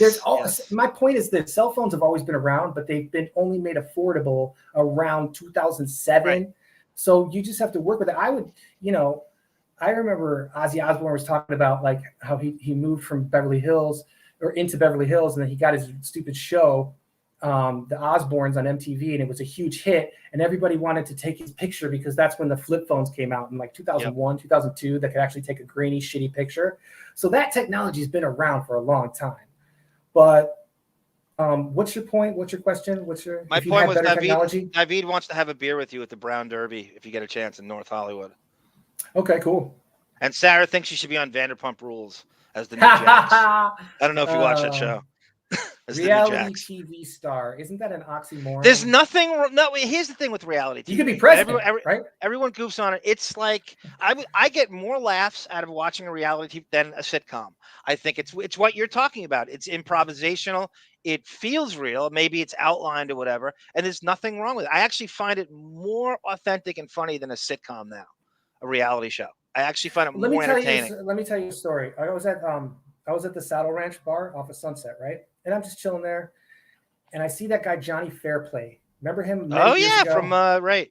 Remember he jumped onto Danny Bonaducci and he flipped him over, and he flipped him over, and he broke his nose and shit. Anyway, I saw him walk into the saddle ranch by himself, and he walked around the whole thing and like with that look, like, are you gonna recognize me? Are you gonna recognize me? Are you gonna recognize me? Right. Yes. You know, and nobody fucking talked to him because you can really shoot yourself in the foot if you go on reality TV and you're just a fucking moron. I'm not saying that guy is, but like, it can work both ways. That fame. Do you understand?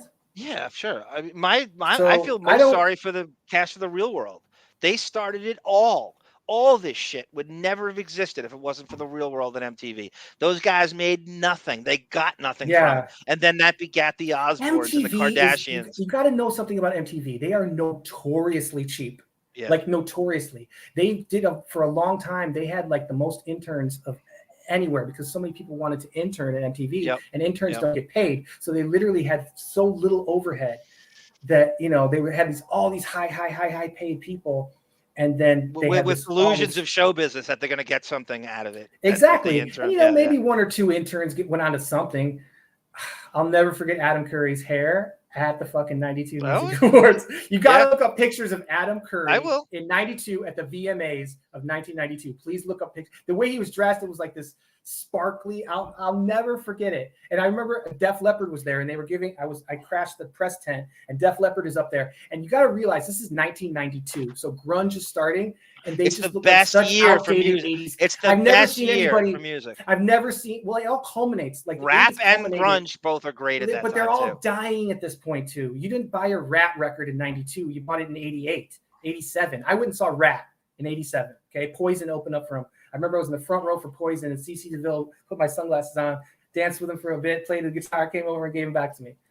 Okay. Made my day. Nice. That's CC DeVille from Poison. But anyways, I like Social Distortion. I don't like Poison. I remember I was on stage I was at a Social Distortion concert and Mike Ness is playing and he's like, where's little baby Poison? Whatever happened to them? Anyways, but I saw Def Leppard answering press questions dressed all in whatever their garb in 1992. And I looked at them and I was like, wow, that is an 80s leftover. Cause I love Def Leppard, but like, just to see them far, just again, you don't want to approach your idols. You don't want to like fuck anything up. I'd love to go up there. I love your music, but they look so fucking ridiculous in 92 dressed like they're from the late 80s. And that's my story, but let's get back to the call. Shall we? Post stuff regularly. I see. And anyone who wants to join the Make-A-Wish, they don't Make-A-Wish. We're not. I want to just reiterate. We're not here to like stand in people's way to get their little wishes. Okay. Right. You know. But a lot of times these kids are croaking. You know. Right. These kids are living. And what about kids who have like your nephew? Right. I guess my nephew who's fine and normal and discriminated against. You know what I'm saying, Robin? Right. You understand? I mean, I'm John, go ahead. Evil person. Yeah, I don't understand you. Well, how much free time can you have? Right. What are you talking about? Okay, I love when it goes to the callers because these callers have all been waiting to you know, pretend like it's real and maybe they believe it, maybe they don't. But then they all want to, you know, bounce people off me who are not, you know, in agreement with me. This is surprise. A real caller. This is actually a real caller. I think these people probably do believe I'm real. They've sold it to these people. Yes. I think everyone thought you were real. This is an outrage caller calling in. Why do you care? You have so much time on your hands. Yeah, this is what this is real. This guy's real. Outrage. You weren't there at Chuck E. Cheese's, bro. It doesn't matter. Listen, you're 26 years old. These kids have no. I could be 56. You know something? You really need to grow up. Don't join the website. Don't come to our bulletin board. You get this guy off. They just never got what they wanted out of life, and your defensive reflexes here are phenomenal. You're not having it. Everything he says, you come right back at him. No, I mean, like, you give him no room. You just come right back at him with all this anger and vitriol. And it's great. It's a great job. I'm in the moment. You have to be in the moment. You know what I mean? Yep. Convince me. You're miserable. The other thing is, too, you live in LA at this time or Chicago? Yeah, no, LA. You're in LA. And they called me and it's 3 hours. It's like 3 o'clock in the morning. Yeah. It's 3 o'clock in the morning. It's crazy. Well, my nephew wanted to meet Michael J. Fox. What's wrong with that? Hey, that's not his problem. This guy's got leukemia, so he gets to meet him. Looks like a freak. Chuck E. Cheese with a. All right. You know. Well, listen, you've made your point, and if anybody wants to get in touch with you, they'll do it on the internet. And listen to what he calls me. Why waste your time, Howard? Why would you waste your time? Well, listen, everybody. Don't make a wish. Don't make a wish. I want kids to die without their wishes. All right. Well, thank you, Jake. And it's a hardcore opinion, but nevertheless, it's your opinion. Good. What are you, a skinhead or something? No. What are you? Skinhead. Yeah, I'm a skinhead. I don't know. I'm asking you what you are. And you're I'm not a skinhead. Right, I'm a regular guy. I work at, fast food job. I don't get everything I want. I don't have the millions of dollars you have. Right. And I come off as angry, but I'm not. I have freedom of speech just like you. I just use it. All right. Well, go haunt a house. You go like this. Howard's so neurotic about his money. Even you saying to him, I don't have the millions of dollars you have. He's like, oh, get him off. Right, exactly. Like, that's all you got to say. Even as nebulous as that is, he can't take but even. See how he came at me, and I'm really the person that they should have as to replace Jackie. I was thinking of it in my head. I mean, I could have held my own in that room, and you might not believe me, but in my head, you're in the moment. I convinced myself, so it doesn't really matter. You're in the moment. You're angry. I could have kept tread water in that room. I could have done Jackie's job because Jackie. You know how like, I know you throw like Callista Flockhart and not Jack Morris, but in sports they say play with a chip on your shoulder, play with anger. That's how you have to take being a caller, what you just did as a caller on a radio show. I think you have to come at it with a chip on your shoulder. It gets the best results. Always. And you have to have something that you're going to say. You have to have like a scene sketch. In Spinal Tap, they didn't have any dialogue written down. They had scene sketches, which this is what you have to do and accomplish in this scene. Go do it. But you have to add the muscle and flesh onto a skeleton, but all you have as a skeleton is a scene sketch. Does that make sense? Right. I have a character that is got a name and who, what, when, and where, maybe, if you're lucky, and boom, you go with that. You add everything else. You add the dialogue. Rick the Electrician has a question for you. He wants to know, do you agree with the claim that Howard started reality TV with his E-show? I have an answer, and I want to hear you first.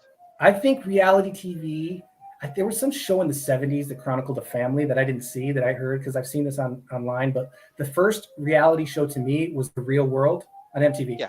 It predates, that's the answer. The Real World predates Howard's show by a full year. We're just going to have this contrived show, live in a Venice beach house. There's no real structure. It's just go out and walk the dog and watch the fucking beautiful fish tank and the fucking dog and cat fight. Remember that fight between that black comic and the girl? Yeah, David.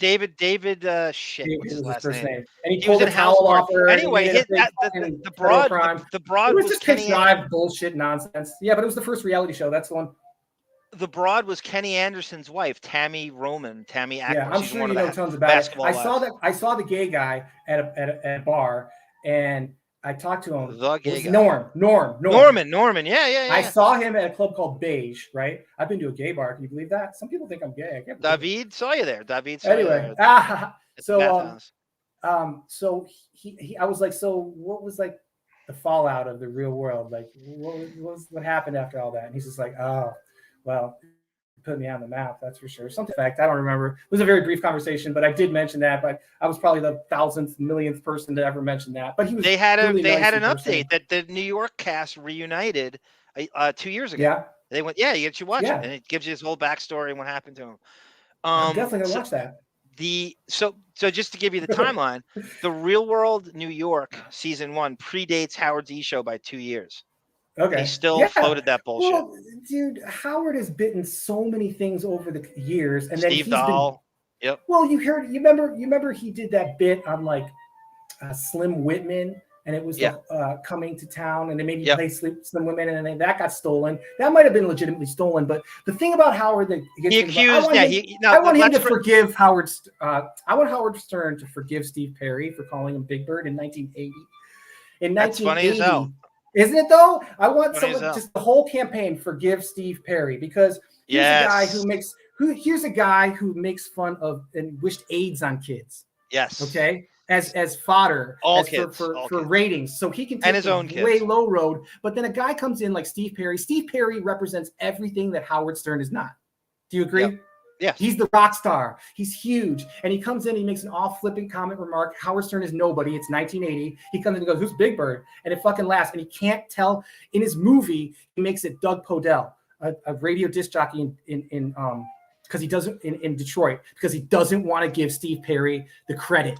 He is still pissed off at being called Big Bird from 1980 by Steve Perry. Imagine holding on to that for years. And if you listen to Steve, if you listen to Howard today, in about 3-4 years ago, Steve Perry released his first solo album, and Howard just totally dissed it and was like, you can't sing anymore, and just spent maybe like three minutes on it from what I heard.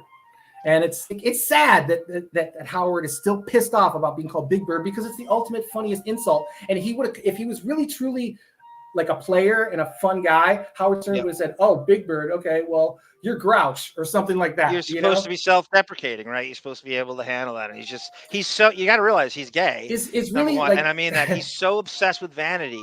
That cuts him to the core. He really thinks he's good looking. I have and a theory. That cuts him to the core. If the Howard Stern show is Sesame Street and Howard is Big Bird, is Stuttering John the Grouch? The disgruntled that's as good as Grover. That's as good as any. Holly Robinson's dad. That's as good as, I mean, it really is. That's as good as any as you're gonna. But Howard, if you're listening to this, forgive Steve Perry. You've done a lot worse, and you do look like Big Bird. You were talking about Mars Attacks. Mars Attacks, yeah, that's a legitimate thing where maybe Howard was stolen from. But you got to realize how many things has Howard claimed he's stolen from. You know, people make jokes that, yo, you invented radio. He stole most of his act from Steve Dahl. Ben Stein's money, Steve Allen. And he gets pissed off every time Steve Dahl's name comes up. You can tell how he triggers him. Steve Perry triggers him.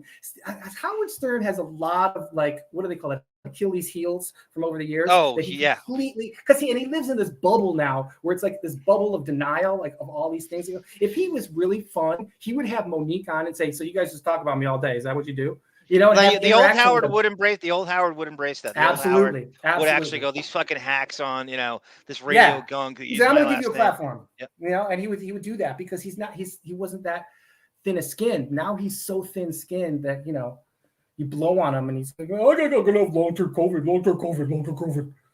Give me a break." Rick, Eddie Murphy was actually, he wasn't on that one. I think he was way before that as a presenter.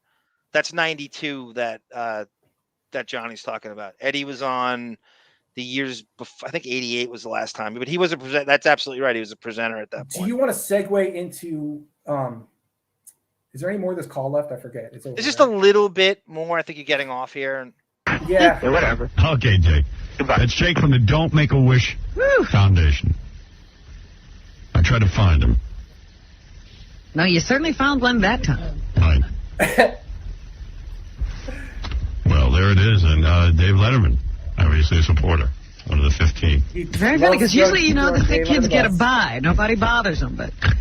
So let me get this straight. You are not told at all that Evil Dave's calling you. No. They don't even give you a heads up. That's ridiculous. No. That's really putting a lot on you. I can't believe you weren't asked to be back, because that's a phenomenal job you did dancing around that shit. That's a lot of weird curveballs to throw you. Harry went on, Opie and Anthony, they would do shit like this. They invited Harry to be on to expose him and Mancow. That's the kind of show Opie and Anthony had back then. So they invited Harry Barbarian on. After that, Howard stopped doing it, and Harry couldn't do it anymore because he was advertising on the internet, you know, for these producers. Hey, you're producers of radio shows. Do you want your phone to blow up? It was a website, and then you went on it, and it's, these producers were supposed to ostensibly go on and hire Harry's, you know, stable of actors, which included Bill Murray's brother. I know he told me he would book Brian him. Doyle Murray. Right. He would do voice work. See, the thing about voice work in these characters is you don't leave your home and they call you. It might be at 5 a.m. It might be at 3 o'clock in the morning because you're doing East Coast radio, but you don't leave your home and you get paid script that you have to remember. It's super easy money. I mean, that is easy money, is it not? Do they still do? They don't still do it. Do they still do it? Do they still offer that but service? You have to be Johnny Meyer caliber actor. Right. To pull it off, damn it. So what was your question? Oh, in the beginning of this call, you insult you. I don't know how I insult him over it. Yeah. Thanks to old Jake. Yeah, because you got awesome time. Yeah. And hold on. Yeah. You use your first name or your? It doesn't matter. Really? I can't even pronounce your last name. Smeffel.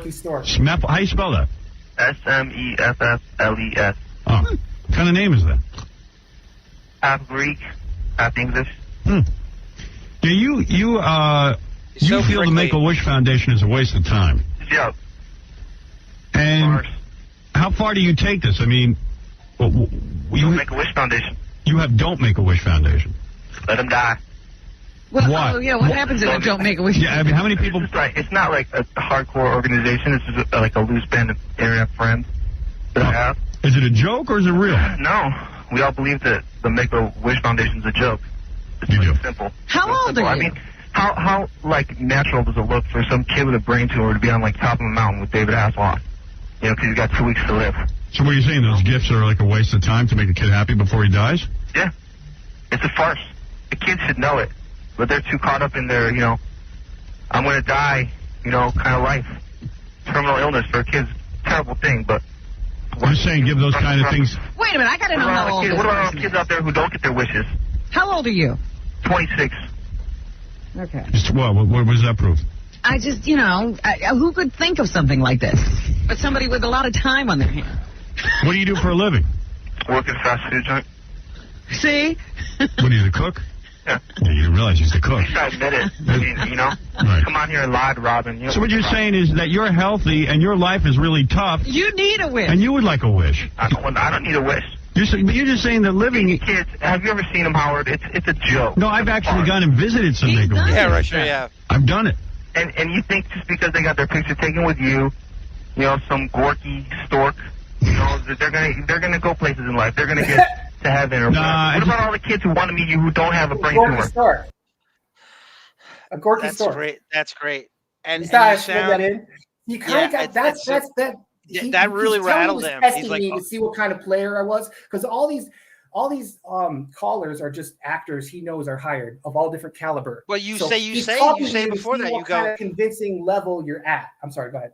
But you say before that, you go, I could lie and tell you on blah blah blah, and that's why it's so damn convincing. I mean, immediately you go to that, but you hit him. I'm a professional. You hit him with a haymaker. When you go after his vanity, you could hear how rattled he was when you said a gorky stork, and you kind of just like this. There's the vitriol, and it sounds. Yes, Kathy Scott. Yes, I can. We see you, and I hear you. Yes, Kathy Scott, I could see you. I'm sorry about that. I was meaning to get back to you. And going after his vanity is about the worst thing you can do. You can hear how rattled he didn't know how to recover. He's allowed to make fun of himself, but if other people make fun of it, you also got to understand this is his mad tear period. So he's trying to be like, you know, hip Howie going to Nobu. I've never heard anybody eviscerate him except for two people. Okay, one was just way worse than the other. Andy Dick. Okay. Yeah. We won't go into it. We won't go into it because he hired him and then you know to have his own show. Did he not? The shit show. The shit show. Yeah. Thursday and night, then you know who else burned him so bad and they've never replayed it is Anna Nicole Smith.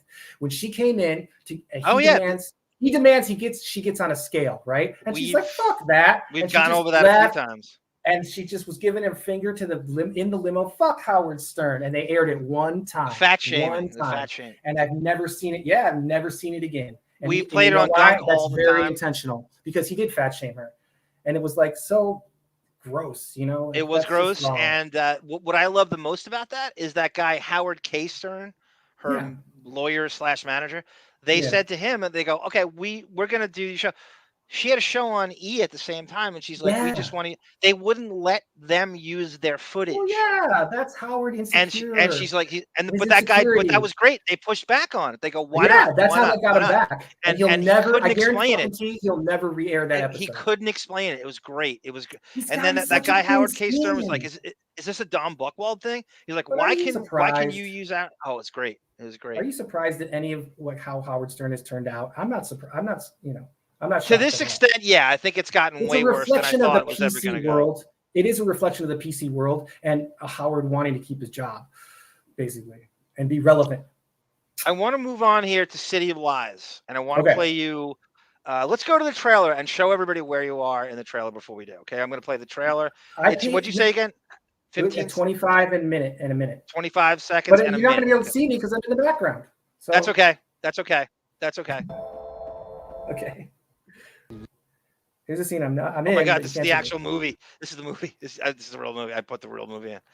The trailer. You see in the background, there's people. Yeah. They had me all dressed up as like a rap. They had like a chain. I was looking for a picture. There was two girls by my side, and we're in the back, but the camera never that shoot was very strange. I don't remember them saying like action. you just see them. They wanted like spontaneity, and they didn't want to like have structure. It's how some directors roll. So, I didn't have any lines or anything, so I'm just like going with the moment. So it is a very crazy shoot. The whole thing is riddled with controversy over and over and over again. I don't think I've ever seen anything like this. You can make a movie about the controversy of City of Lies. There are 1,000 things going on in this movie. They took so long. They took so long to shoot, like in between scenes. I remember that, and I remember the guy who was playing Biggie had this like metal frame, again, one of these metal frames to make him look bigger. Okay. Yeah. To give him a extended gut like Biggie had. So there was like this frame reference, and then basically that's that. I just remember that. ToneCon 89 went to college with Ruthie from the remember her from the Hawaii season? That's crazy, ToneCon. That's great. I saw a couple of those. It was what you watched if you had MTV. Oh God, everybody watched it. I love that. I watched every episode. But I haven't seen it in so long that I only remember the first couple seasons. It would be really cool to go back and watch it again, like to binge watch it now just to see if it holds up. And they used, that show, another reason, that show sold music for MTV. They would have soundtracks playing while they got so screwed, the people on that show. I can't even, like, look at the Housewives. They are notoriously cheap. I don't know. Yeah, I know, but they started it all. They started it all. It makes me. I remember hearing the VJs got like $5,000 a week. Oh, there's a book on the MTV culture that they talk about what they got paid. I forget the name of it, but it came out like about 10 years ago. I'll take $5,000 a week. That's if that. I don't even think it's that much. Really? Maybe it's $5,000 a month. Not even close. I think I think they got $1,000 a week. What do you think of Kennedy? Do you think she's so annoying? I remember seeing her at that after party. She's this crazy neocon now. I know. She's on Fox. It's sad. I never liked her. It seems fake. It's almost like she's doing like wrestling shtick. She can't believe she's a sociopath. She's a white fucking privileged sociopath. I'm not gonna disagree. This is the only time you own. You're in this scene, right? Well, there's a bunch of people. Most of them are African American actors, and they're asking for an autograph. If you look in back of them, there's see background that's blurred. That's me. That's great. I don't care. You're on it. Let me just go. I'm gonna go. You know how long those shoots were? They were like, it was like 3 days to film like this little scene. But what they would do is they would do it all at once. If you look at that, there are some long shots where it's a long shot. You know what I'm saying? And you said in the next a minute to set it up. He walks out of the Peterson Museum, and then he does a little right cross to the street. Then he walks to the street. He gets in the car, and then he gets shot. But they have to place the guy with the bow tie in there. I thought the reenactment looked great. I really like this movie, and I probably like it more than you do. The Peterson Museum was totally redone, so they couldn't bring it back to its original state. Obviously, it was slapped up with all this like white, I don't know, like ceramic stuff, and white and red, I think. But it totally looks different from when it was in '94, '7. That's Violetta Wallace narrate the real Mrs. Biggie. His mom is in this. She's narrating. I don't trust him. She's narrating this, and she's in the movie at the end. She does like a Golden Girls class with Depp at the diner that they're at when Russell Poole's talking to her. Go put on the glasses. Or the hand. So, Johnny, you come back again at the minute mark in the trailer? Yeah. Okay. Then be still. It's choppy for me, but. Hey, yo, Big. Right here? Yeah, I'm in back of the people asking for autographs. I'm in back of them, like behind like a period, but it's blurred, I think. Right here, blurry. So you're one of these. Yeah. guys. Well, hold on. No, from what I see, they're blurred. Yeah, I mean, okay. I remember seeing that guy with the shirt right there. I remember Austin him. Rivers. Yep. See him back of there, like. Yeah, there's four. I might know, be I one see of those. There's 8 people lined up, and they're all blurred out. That's you're one of these sheep. That's where I was. Yeah. Okay. Yeah. So I remember just being like sort of an undercurrent of disorganization on the set, if you would. Yeah, I mean, this, like I said, this set was riddled with. So tell us about. Did you ever run into the the production location manager, Greg No. Rocky Brooks, the No. guy who sued Depp for assault. No. I mean, wouldn't he be in on that location though? Yeah, but I'm not looking for him. I don't know that this is going on. Oh, come on. You weren't looking for him the whole time? You didn't know that was going to happen? You're funny. Have you thought about doing stand-up? I'm telling you. If you're a funny guy, okay? This fucking movie. So Depp himself got lauded for latenesses and shit. Let me read you the story. There was a lot that went on. I mean, there have been movies made about making certain movies. Tell me if you could see this. There was one about Apocalypse Now. Yeah, that's a great. I know, honestly, I recommended you to the Platoon documentary that Charlie Sheen did before on Amazon. It's phenomenal. It's better than the movie. It's so many great. Depp at some point, this is my favorite part of the thing. Depp has a bigger role in this than he does in the movie. He got so pissed at Oliver Stone. They were out drinking one night at the local bar they had in the Platoon shooting. Is that he climbed above this scaffolding, took his pants down, and went to piss on Oliver Stone, who was beneath him. What? All his platoon mates went to see him, and they grabbed him and dragged him down before he was actually golden showered on Oliver Stone. Stopped him from golden showering. Does Johnny want to be like Hunter S. Thompson or what? Or is it just a friend? He didn't really know Thompson at that time, so that's 86. So I don't know if he still had the fetish. If he's loves to romanticize anything Thompson is, but that was just a drunken Depp hating Oliver Stone. And most of his cast does hate him. That makes a lot of sense. So this is from Radar. Leaked report: Johnny Depp unable to work due to classic symptoms associated with substance abuse, costing the box office flop City of Lies millions of dollars. Production of Johnny Depp's 2018 movie City of Lies repeatedly delayed due to the star's erratic on-set behavior, costing to $1 million of lost filming, says Radar Online. Leaked daily production reports a log series of incidents detailing Depp's frequent absences from filming, including incidents where he failed to show up for work at all. Now, do you know about that? Do you know of him DEPP time? Now, see, the scenes that I shot, he was not in. And like I told you, they're not going to bring Johnny to the set unless they're going to prepare to pay him, okay? Yep. Because those stars cost them tons of cash. So per day, per diem, okay? So they didn't bring him in. I didn't see him that time. I would have said, hey, he recognized me from Ed Wood, and he would have definitely recognized me. He cut his fee in half to make this.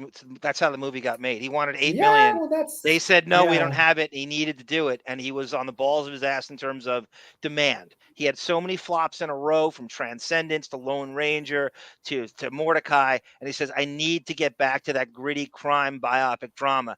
And so he actually was so he had to do this movie. That's why he probably was in a bad mood. That's why he's probably in a bad mood and got into that fight. I don't know. It's pure speculation. That's a good point. That's a good point. It's speculation, but they also detail excuses, including his excuses. All actors do this. Fatigue. Don't you love the hospitalization for exhaustion, sweats, and fever areas? The reports exclusively obtained by Radar date. Oh wow! Towards the end of 32 days of principal filming. So it took 32 days to film the whole thing. Does that sound right? Yeah.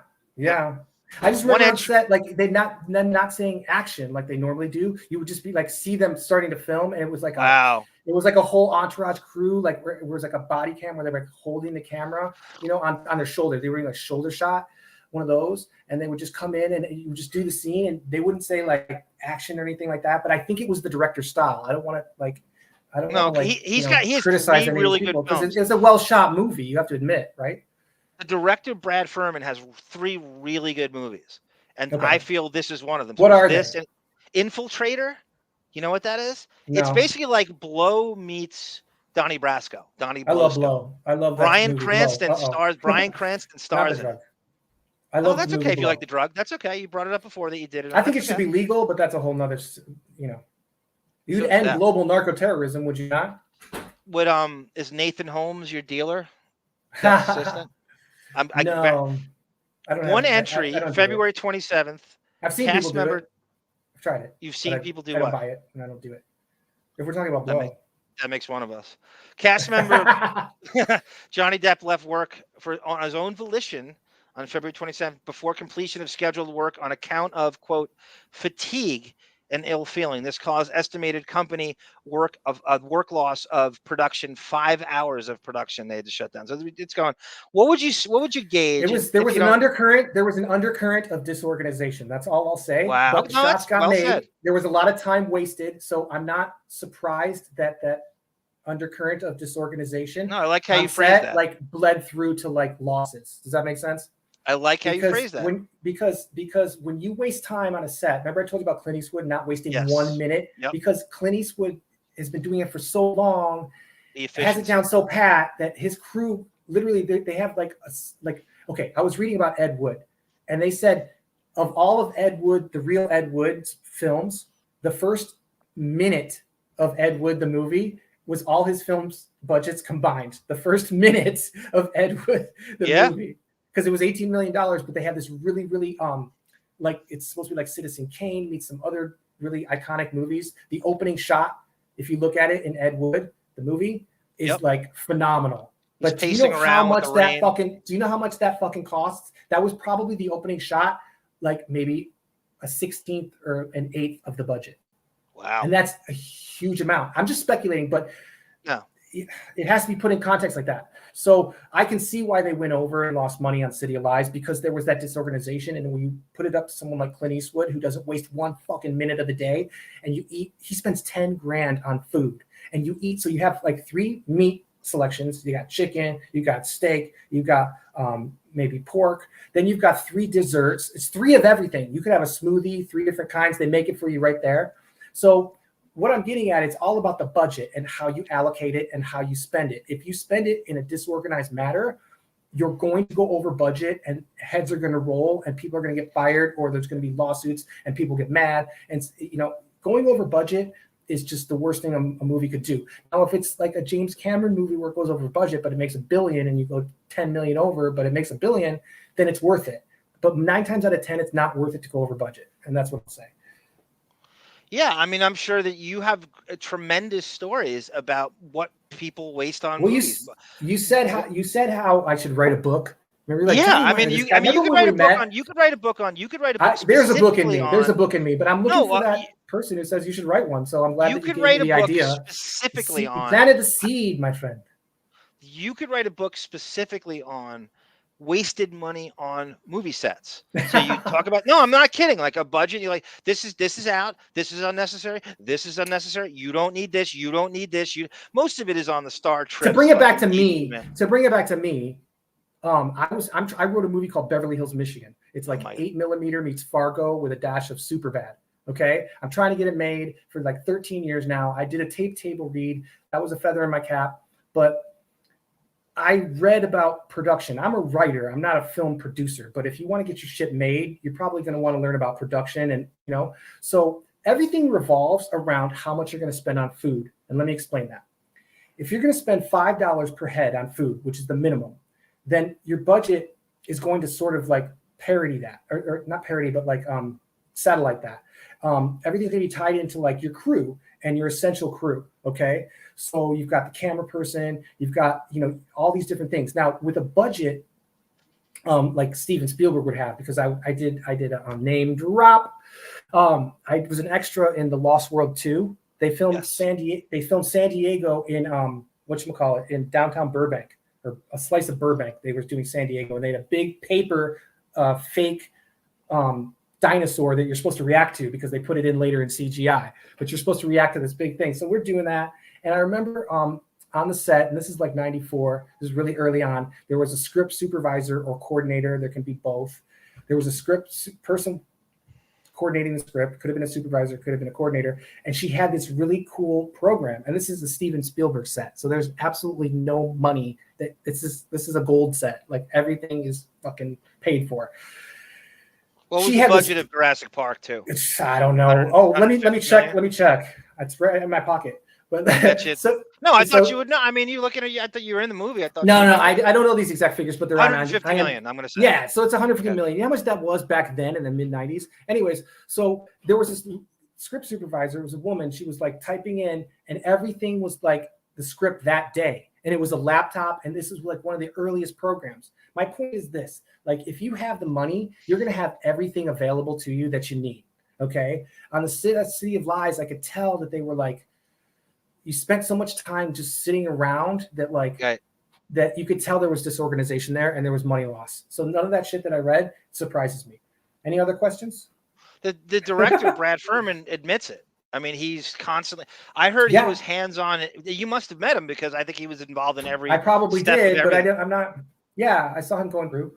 Yeah, probably. But again, it was so many years ago, and I'm not on there to like scope out the director. I'm on there to like waste time and to just kill time while in between scenes and talking to the extras. And talk about yourself. And there's a whole like.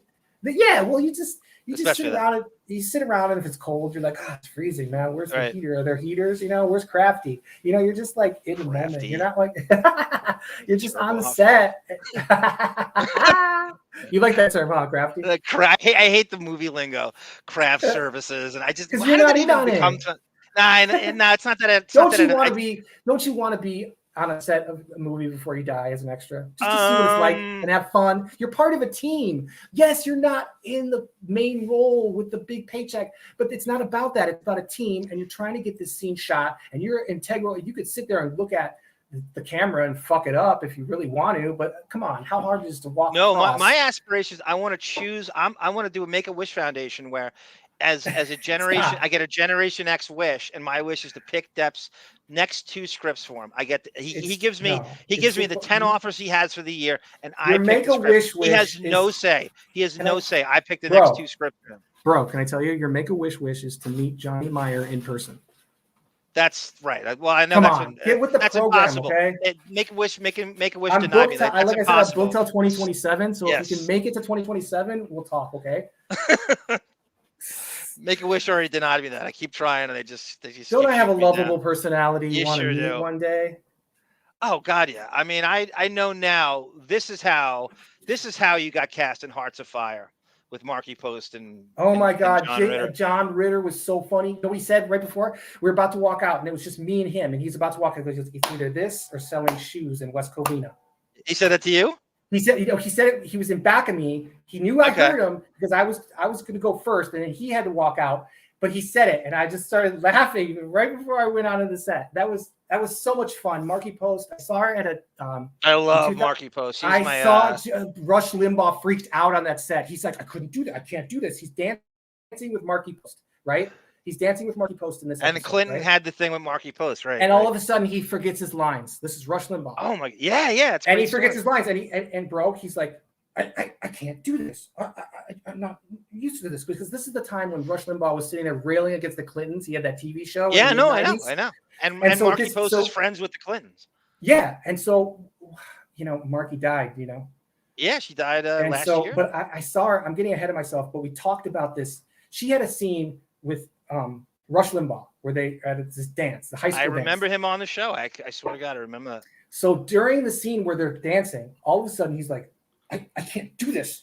I can't do this. I can't. I'm not used to this. And then they had to take him back. He finally came out. He shot it, but he would go out to his limo in between scenes, and he would smoke this big cigar in his limo, Rush Limbaugh, and he would crack the window just a little bit. And I said one thing to him. I go, my dad has all your books, man. He's like, your dad is smart. Oh God, yeah. But I didn't say anything like, yeah, I have them or anything like that. And I remember telling my dad about it, but that's the Rush Limbaugh story. And then later I saw Marky Post at Trader Joe's in Toluca Lake in 2013. And she was in front of me at the cash register. And I walked up to her after she's like, this is taking too long. And she's talking to the thing because she's having trouble with her credit card or something. So finally she gets in. I'm like, she's walking away. And I go, is your name Marky Post? And she's like, yes. And I go, I worked with you on Hearts of Fire. Do you remember John Ritter? And she goes, and she was being nice. I know it. Yeah, goes, oh, yeah. She goes, oh, yeah, I remember your face. And I was like, no, you don't. It's okay. It's okay. You don't have to. But you remember dancing with Rush Limbaugh. And we started talking about what a shame happened to him, Yeah. I remember talking about that. But that was 2000. Yeah. So I talked to Marky before she died. And it was in 2013, and she was super, super, super nice and super, very, very a tinier person in person as opposed to when you see him on TV. You know how she had that big hair on Night Court? Yeah. She seems great. But when you talk to them, people look 3 times bigger on TV. So That's my Marquis Post story. She was John Ritter. I've heard nothing but great things about you. Wasn't that Billy Bob nicest guy ever? Uber pro to work with John Ritter. I was sad to hear he left. It was a horrible loss for everybody. Do you remember watching? You're in my age group. Do you remember watching Three's Company? Sure. If your parents let you stay up. Three's Company was the ultimate thing to watch. You love that show, right? I love that show. I loved it. I would wear and when Regal Beagles shirt. Worked with John Ritter on Hearts of Fire, because we filmed it. It's filmed in front of a live audience, if I recall correctly. Yes. Yeah, but you rehearse all day. You come in on a Friday. They rehearse all week. Then you come. The extras are brought in on a Friday. It might have been a 2-day call. I'm not sure. It might have been. But anyways, they tape always on Fridays. So we come in there on Friday. John Ritter was so nice. I remember I used to bring my own makeup because they wouldn't put makeup on extras. You and Sal Governale?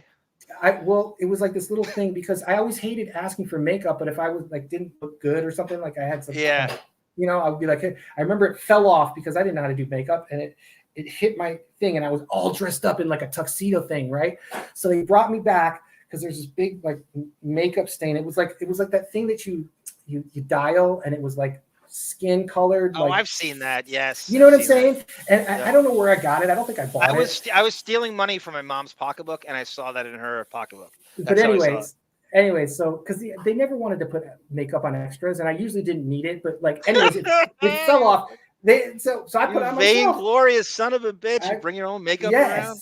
I'm a star, baby. Sarah wants to know. I'm a background actor star. Sarah wants to know, let me tell you Johnny. the story. So on that set, so all of a sudden it falls off and it hits my thing, the big chunk of this makeup stuff. It falls on and hits my thing, and they bring me back, and I go, oh shit, and they pull out this stuff. It's in like a gallon metal container, and they put it on, like a rag, and they just go, and it just comes right off. I've never seen anything like it. They're like, you're good to go. I'm like, wow. So that's my Hearts of Fire story. Now in the parking lot, we were throwing the ball with because you had a lot of downtime, so they'd be like, okay, you can leave you could leave the studio, not the studio, the sound stage. It's a sound stage. We filmed it at CBS Radford, I believe. And so I'm throwing footballs with that guy. He was a DJ, and he had a TV show at the time. He was a short little Shadow DJ. Stevens? White. No, it was another guy. I think he was Italian. He had a TV show. It's just Goomba Johnny or Johnny was his name, I think. Goomba Johnny. No, it wasn't Goomba. He had a TV show at the time, and we were throwing the ball with him in the football in the parking lot of CBS Radford. I remember that's what we did in the in-between with Hearts of Fire.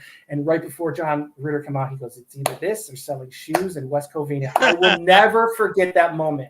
And I was so in awe of working with John Ritter because I was a kid with the whole family, and it was like a whole like thing if your parents let you stay up to watch that. Because remember, Three's Company was on like after, or it was before Fantasy Island, wasn't it? Yeah, it was on Saturday night, but I remember it also. It was but it was a treat. Like, okay, we're gonna let John stay up and watch Three's Company, and my parents, we all sit around as a family and watch that shit. When that shit happens, and then later, 10, 15 years later, you go out to LA, you want to make it, and you're sitting there it's the same with Clint Eastwood. You've grown up with these people, only seeing them on TV, and now all of a sudden you're on a set, you're working with them. It's very surreal. That's the only word I can say. And it was like a total surreal event to work with John Ritter. I was so pissed when he died. And he was just so nice, you know? Yes. He's what everybody should be in Hollywood. It would be a much better place if everybody was like John Ritter at all the time. Did you see Billy Bob Thornton on that? I remember he wasn't anybody then. This was before. No, I know. That's what's great about it. I did, but I don't remember making any kind of like he's going to be something. But you know what did you think about? What did you think about him during the Depp trial with the Amber Heard? Remember, he was a short gay guy. He was on that too. He just died. He ran into a wall. Leslie. I have mutual friends who was friends with him. I'm trying to remember that full cast. I only remember a handful. On that episode, I remember him because he was it was a prom episode, and I was playing prom. And mind you, I'm like 25 playing an 18-year-old, a 17-year-old. I milked playing high school for like 10 years. I mean, beautiful. Look at 90210. Like I said, look at fucking Gabrielle Carteris is 30 on that show. Oh my God.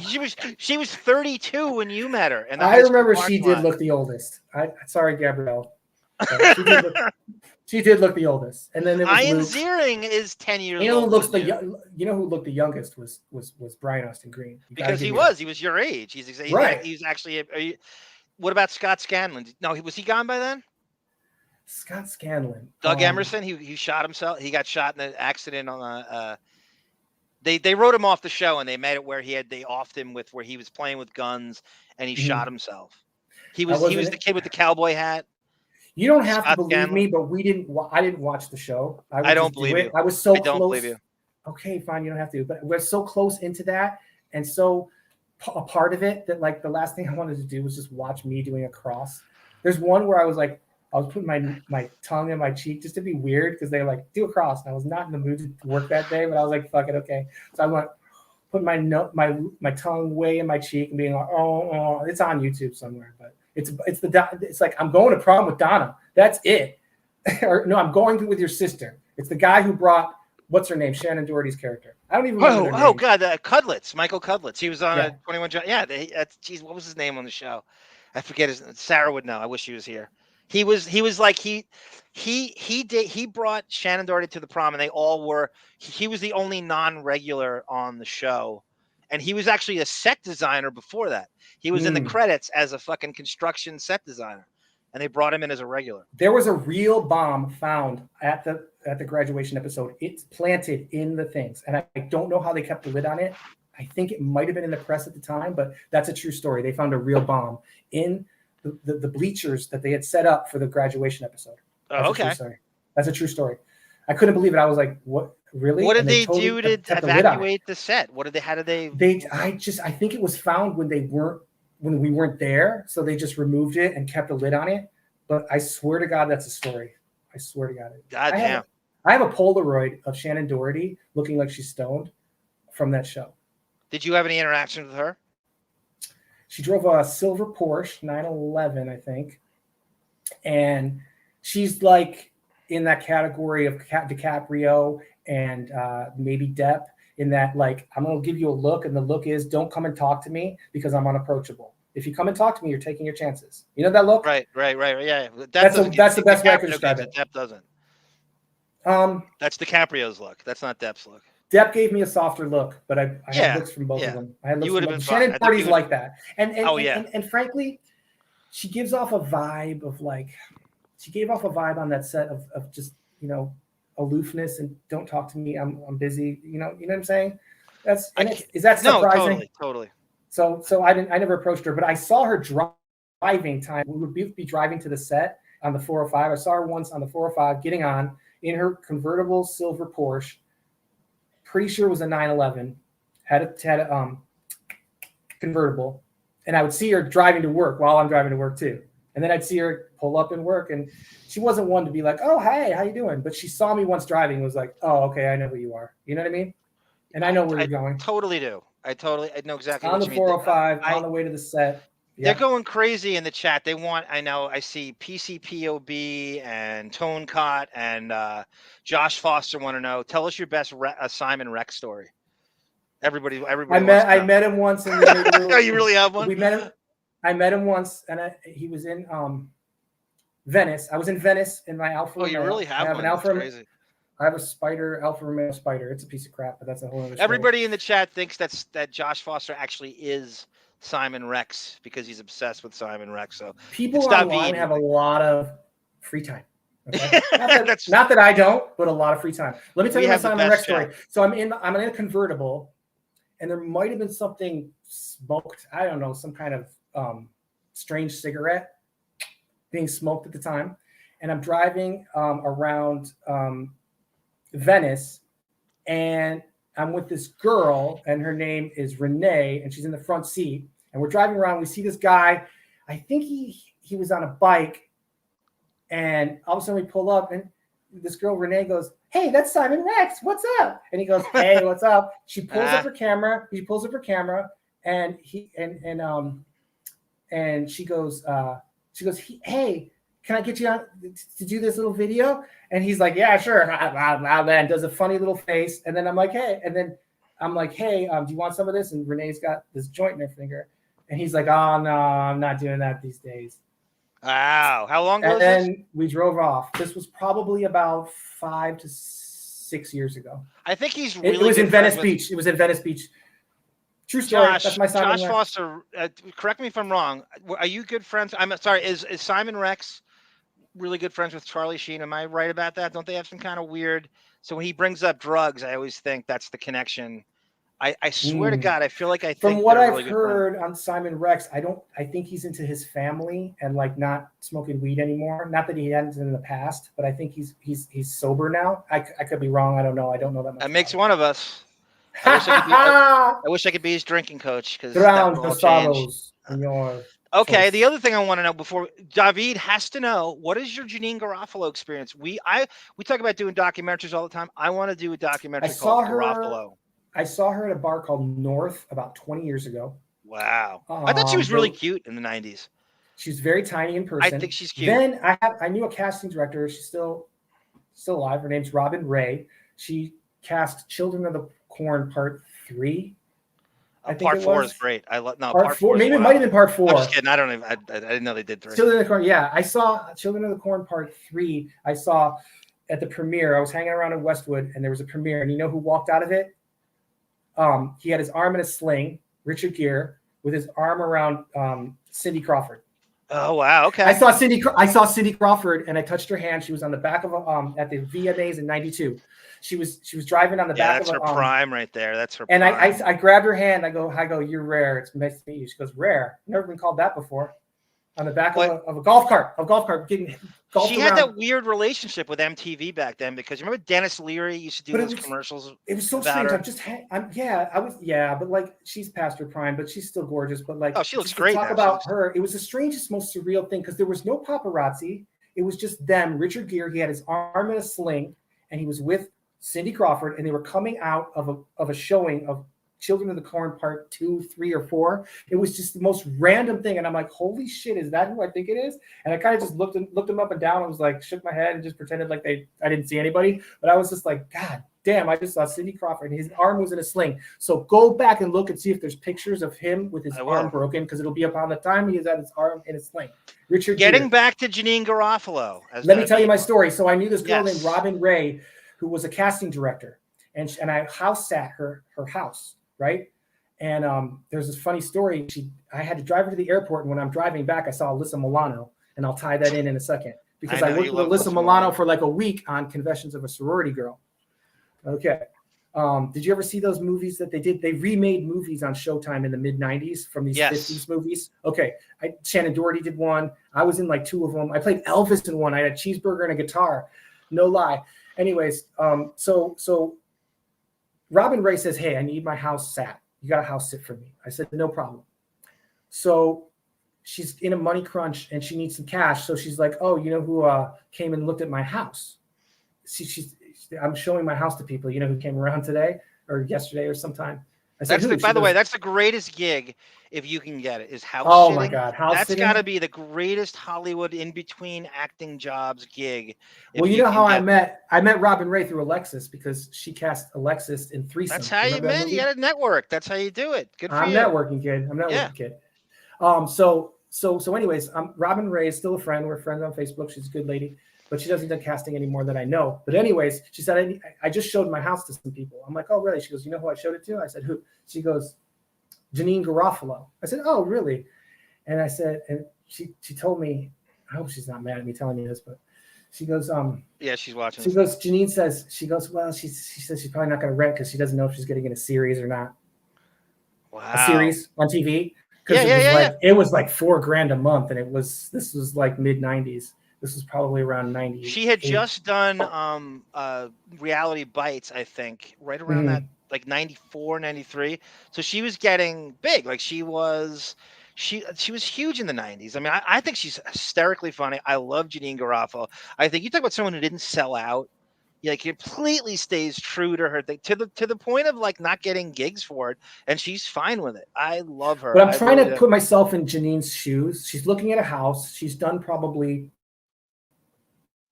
through maybe 4. She's at Reality Bites. I'm not a big Jeanne Garofalo fan. She wasn't my cup of tea. It's not for everybody. I know that. She made one funny joke. She's like, "Oh, you got to watch her stand up." And you got to watch her stand up. She's not bad. She's not really my cup of, but she was on Kimmel. She made me laugh. She's like, how are these people today? These Britney Spears and like Justin Timberlake, you know, how did they have any street credit? I mean, you came up doing the Mickey Mouse show. yeah. I think I thought that was okay. That's a good one. So that's my Janine Garofalo story. But I'm trying to think, like, she was probably in that bracket if it's say $4,000 a month for this house.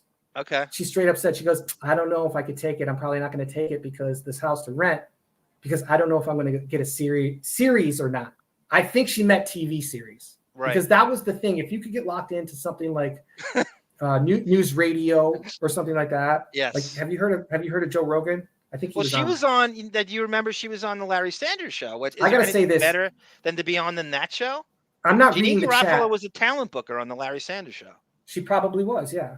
I mean, really? I never heard that. I never heard that. I don't know what they pay. HBO didn't pay. I want to ask anybody in the chat this. Did anybody remember? First of all, do you remember Half-Hour Comedy Hour? Yes, I remember it well. Yes. Okay.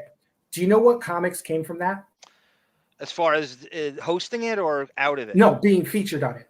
Joe Rogan? Yes. Ben Stiller. A guy named Dave, not Dave Chappelle, but David Spade. David Spade. Adam Sandler. Yes. Adam Sandler. And I'm working up to a point. My point is that fucking show, MTV Half-Hour Comedy Hour, has led to so many stars. That it was just this one little half-hour comedy hour. I agree. If you look, so Adam Sandler. So if people wonder where Joe Rogan got his start, how people knew of him, because Joe Rogan parlayed that into that failed series where he played with a monkey on baseball with a monkey, right? Yeah, it was called Hardball. It was called Hard. It was on Fox. Right. It was a sitcom. He got that because of Half-Hour Comedy Hour. Then he got an advance, or not an advance, a production deal, a development deal. And but it all stems from Half-Hour Comedy Hour. It all stems from that. Adam Sandler, David Spade, Joe Rogan, and I think there's one more. But I'm forgetting. Rob Schneider? It could be Rob Schneider, yeah. But that Half-Hour Comedy Hour was just like, it was just a little obscure MTV show. Oh, I remember it well. I watched it all the time. Putting them on the map, as they say. Yep. It was like Brad Pitt and Thelma and Louise. Like he was in 21 Jump Street too, Brad Pitt. Yeah, well, that got him. Yeah, there's little springboards, you know. I saw Brad Pitt at the I went to the Golden Globes. When I was in 2 shows, I went to the Golden Globes. Let me tell you how I got a ticket. I walked to the Beverly Hilton the day before they taped the Golden Globes. This is in January 96 for the year 95. Okay. I walk in. I assess the, you know, setting up and everything. There's a lady who's president of the Hollywood Foreign Press Association. Her name is Ada Takla O'Reilly. I walk up there and I go, yeah, I was in 2 shows. I was on ER, and they're nominated, and the Heidi Chronicles. And she's like, oh, you've arrived, huh? And I'm like, yeah, I've arrived. She's like, I'll give you like a ticket. Sarcastically saying, you know. Bro, listen to the story. I go, how much your ticket? She goes, $500 right here, but I'll give you one for $150. You know how much I had in my bank account? I had about $185 in my bank account. So I wrote her a check for $150. She gave me a ticket. I pull up, and I didn't get a limo. I pull up in my Alfa Romeo, my silver Alfa Romeo, to the Beverly Hills Hilton. When I get out of my car, David Hasselhoff is getting out of a limo and waving to the fucking crowd. And I'm looking at about 1,000, maybe 500 feet of paparazzi right up to the front door. Okay. This all happened. I swear to God. So I've got my ticket out. I walk the fucking paparazzi line, and not one person takes my picture. That's so funny. It's so That's true. So funny. So I get in there. I'm trying to show them my ticket. Like, hey, I still have it. I say, look at my ticket. They don't even care. They're just like, go ahead. But this is 96. This is pre 9/11. They don't even look at my ticket. I just go in. So I remember Brad Pitt won for 12 Monkeys that year. Do you remember that movie? Yeah, sure. Everybody remembers. Okay, so Terry Gilliam. So it's Fear and Loathing in Las Vegas. I remember I saw it with Alexis Arquette. Remember, there's a scene in it where Brad Pitt pulls his pants down, and I swear to God, Alexis Arquette just got gaga. He went crazy. He was like, whoa, oh crap. His eyes got very wide. Anyway, true story. So anyway, so I saw Brad Pitt, and he just won. So he has his award there, and he's sitting at a table. But again, I didn't approach him because he gave off that look like, okay, I know you see me. I know you see me. And if you're going to come approach me, you better say something very, very, very important. That kind of look, you know? So I didn't approach him. So I saw so many stars that night. It was sick. And you know who I went home with? Sally Kirk. This is nothing bragging. Sally Kirkland and Rita Coolidge were there. I was gonna say Andy Dick. No, this is 96. I saw, Oh, oh my God, I was rubbing elbows with what's her name from Speed? Sandra Bullock. Yeah, Sandra Bullock was there. I saw Quentin Tarantino. I was. That's a good show. That's a good I had year. arrived. It was January 96. I'll never, ever forget. It was the year Tom Arnold got up and said, to this day, I don't know what he said, but he said something and the whole crowd was like, boo. I don't know what he said. He said something off color. But Tom Arnold, look up the Golden Globes in January 96. So I went home with Rita Coolidge in their limo and Sally Kirkland. And Sally Kirkland stole my after party ticket. True story. Oh my God, Sally Kirkland, she wrote her number down for me, and I was like, ugh. I had lunch with her. And she invited me to this party where I met you get to go home with Sally Kirkland, and I get to go home with Kirkland hot dogs from Costco. No, it's not bragging to go home with Sally Kirkland. She was actually pretty nice. I think she had breast implants, and they leaked, and she had to get them taken out. She had a bunch of complications with that. So I'm not going to say anything bad about her.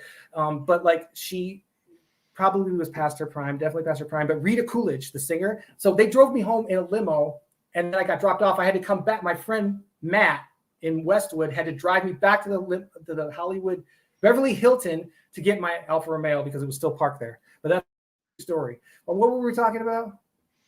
We were on Janeane Garofalo. Yes. So and Tone Cop brings up a great point. Did you know? And I'm trying to tie it into the time you did this. This is a great reference by him. She was on Saturday Night Live for a horrible, the worst year in the history of that show in 94, 95. She hated it so much. She was doing articles talking about what was wrong with it and just that's eviscerating why she kind of rubs me the wrong way. She seems like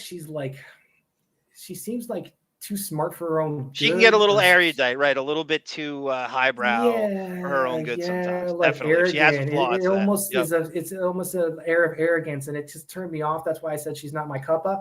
But like, I'm not going to say anything bad about her. I just giving you impressions that I have of her. And I did see her at the nightclub North, and she was very tiny, and she was sitting at a booth, and I saw her, and I go, that's Janeane Garofalo. And when she got up to leave, she must have looked 4'11". I just remember her being very, very tiny. She was on Saturday Night Live that year, and I remember being in this real kind of crazy manic phase, just that fearless thing you feel when you'll do it. And I called her at Saturday Night Live and I talked to her for 2 hours, and she was miserable. And I entertained her for 2 hours, and we just talked about just much like this. We just danced around show business. I'd bring up a name, and she would. What is your background with the Stern Show, and how do you tie into that? I know Cardiff Electric says he was Dr. Remulak. Is that true? I was never a character on the show. I just called in a lot. Okay, not a lot. And you get told you sound like Grillo, right? I get told I sound like Grillo. No, I don't get told that. Really? I wish I got told that. Do you think you sound like Grillo, or no? I don't. Crazy. Okay, cool. I'm sorry. It's a great compliment. I wish I did. I've never gotten told that, but I'll take it. I will take it. Give me the rollerblades for Christ's sake. I'll go around Central. I'm not. She gassing my head up with that. Well, on the way home, Robin Ray, whose house I was sitting, on the way home, I drove her to the airport, and then I was house sitting her house, so I had to drive her white Jeep back home. So I'm driving in Hollywood. I'm driving down. Oh, what's the street? Bird's Cafe is on it. What's the street? Sweetser. No, that's my favorite street. No, it's the street, and Bird's Cafe is right there. So I'm driving her white Jeep back home, and I see this gorgeous girl in a very tight sweater. And I don't know who it is, okay? But I park the car, and I go over there, and I write my phone number down, and I'm like, I'm going to give – and the girl gives me a huge smile. The girl gives me like a huge, huge smile. And so I'm like, I'm going to go give that girl my phone number. So I park the car, and I write down my phone number, and I walk over, and she's got a little Bichon Frise dog, right, this girl. And I walk up to her, and I realize it's Alyssa Milano. Wow. Okay? So I had worked with her for like a week or 2 weeks on this Showtime movie called Confessions of a Sorority Girl. And I have you'll see me. Do you remember Jamie Luner? Do you remember a show called she was Lexi on Melrose Place. No, Just the 10 of Us. Do you remember? And she was on Melrose Place. Okay, that's an obscure No, shows, it's not just the obscure. 10 of I us. think more people know Melrose Place than Just the 10 of Us. You're wrong about that. Just the 10 of Us was a spinoff of Growing Pains. The gym teacher with it? Heather Langenkamp. Heather Langenkamp was in that, and she's Depp's girlfriend in Jamie Luner's very Nightmare. nice, but I have not seen her since the shoot, so it's been since the mid-90s. She looks like Marcy Turk, by the way. Does Jamie she? Luner. Now? Yes. Now. Okay. Yes. Well, back then, we did a bunch of scenes in togas, and you have to see Confessions of a Sorority Girl, okay, with Alyssa Milano. Look it up. I'm all throughout it. You'll see me. I think I watched it. Anyway, so anything Alyssa Milano, I was going to watch. I bet well, you I watched this is kind of a non-story, or it's anticlimactic, but I'll finish the story. So I've got my hand with my phone number written down in it. I'm walking over. It's right in front of Bird's Cafe. It's on. I can't remember the fucking name of that street, but it's Hollywood. It's just main Hollywood. Okay. And so someone look up Bird's Cafe and tell me the street, because then I'll know. By the way, PCP23 says that Martin Lawrence was also on the half-hour comedy hour that made his career. There you go. There's another one. That show was so pivotal. It's just it blows my mind how pivotal that show is. But anyway, I agree. So I got my hand with my phone number in it, and I start talking to this girl. I'm like, hey, nice dog. And I'm petting this dog, and she's like, oh, thank you. But like, it's kind of like a different vibe from the smile that she gave me when I was driving. So then I'm like petting this dog. I go, hey, Alyssa? She's like, yeah. I go, I worked with you on Confessions of a Sorority Girl, remember? She's like, oh yeah, hi. And I'm like, and she's being nice, but then she's talking to somebody else, And then what year is this now? This is like 98. Okay, she's on Charmed at that start yet? I don't know. I didn't think ask for. I wasn't like, yo, you're doing Charmed now. I just brought up. I brought up that we worked. I have a fucking in here. Love me. Look at me. Look at me. Yeah. So I'm like, talking to her. I've got my phone number in my hand. I'm going to give it to her, but then I'm talking. I'm reaching down, doing her Bijan Frise, petting the Bijan Frise, and like I'm just going like down with like if I'm going to give her my phone number, because this is Alyssa Milano now. Yeah. And everything's changed, and I'm like talking to her, and we're having this cordial conversation, and then eventually it's like, okay, well, it's nice seeing you. Bye. So I didn't give her my phone number. I chickened out. David had the same story, but it was Danny Pinatari. Clay Aiken. That you love everything's back to Clay Aiken with you at all times. No, that's my second reference to Clay. No, Monique I'm more of a William Hung fan. I like Ruben Studdard. I've always been a huge. You worked with Brian Bloom. Is that true? Oh my God, yeah. Brian Bloom was the voice of Captain America on Avengers: Earth's Mightiest Heroes. Oh my God, I'm glad he's working. That's my favorite. He did soap opera. He reminded me a lot of Luke Perry. He's short. He's got a big head. Oh my God. He's older looking, but he's always playing younger. You know what I'm saying? He was on an episode of 21 Jump Street in season 3. Where he was cordial on set. He was nice on set. I had nothing negative to say about him. And he was on. I only tell the truth. If it's negative, so be it. But I'm here to tell you the truth, baby. It's the truth. Every one of those actors you brought up was on Melrose Place. Oh my God, I was on Melrose Place. I was an extra when she came out and took her things off. Okay, we're at a this was one of my earliest gigs, and it was filmed it was at a strip club at the airport. Do you remember when she's a stripper? And she comes out and takes off her thing. Yes, I was in the strip club when she did that, and when she took off her top, wow, she had this. We all thought we were going to see her boobs, right? So when she came off and took off the top, let me finish the story. She comes off and she's doing her gig, and then she's does her little strip tease. She's finally taking off her top, and when she takes it off, she's got a flesh colored whatever bra. Wow. And we're all just like, ah. And I remember I got a card that I put in the movie Dreamer. If anybody wants to see me with lines where I talk, actually speak, I have 3 different roles in a movie called Dreamer. It's on my reel. Maybe you can post my reel link if you want to post it. So I only have 5,000. I have it in the video box. Yeah, if you want to put it in the links, you can, because I'd like to get more. I want to say thank views. you to Sue 73 who loves you. Thank you. I think she means you. Remember that? She remembers that show. But I think she's talking about Hearts of Fire. And when we brought up, like, people don't bring that show up that often, and it's such a baseline for so many people. Did it not put Billy Bob on the map? Absolutely did. He had a relationship with him Ritter to after that. Sling Blade. Ritter was in Sling Blade. Yes, exactly right. So that was his launch. That's his launching pad. Yeah. So So that's interesting. Now, did you find out the guy who just died, the little gay guy? His name was Leslie something. Oh God, no! I didn't see. I don't know. Okay, if somebody in the chat wants to just name his last name, because I'm not giving him his due service. He was hilarious. He was hilarious. I just remember him being really funny on set, and then he just recently died. He had a heart attack or some kind of ailment while he was driving and drove into a building. It was really sad. His first name is Leslie. G Canada, Josh Foster, Ricky Electrician, and Pell all collectively want to know: did you ever masturbate to Embrace the Vampire on Cinemax at 4 a.m? Did I ever masturbate to? No. Embrace the Vampire. No, I did it to a movie called Lady in a Cage, which is one of my favorite movies. One of my favorite movies. I'm just kidding.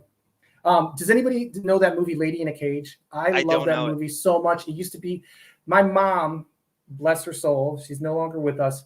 She and I used to watch that, and I was really young, and it's a really kind of violent movie from 1963. But it's called Lady in a Cage. And David probably saw it, though. And it's so campy and funny. It has Olivia de Havilland in it, who just recently died. She lived to like 102, 103. So Olivia, it's got Olivia de Havilland in it. It's called Lady in a Cage. Check that out.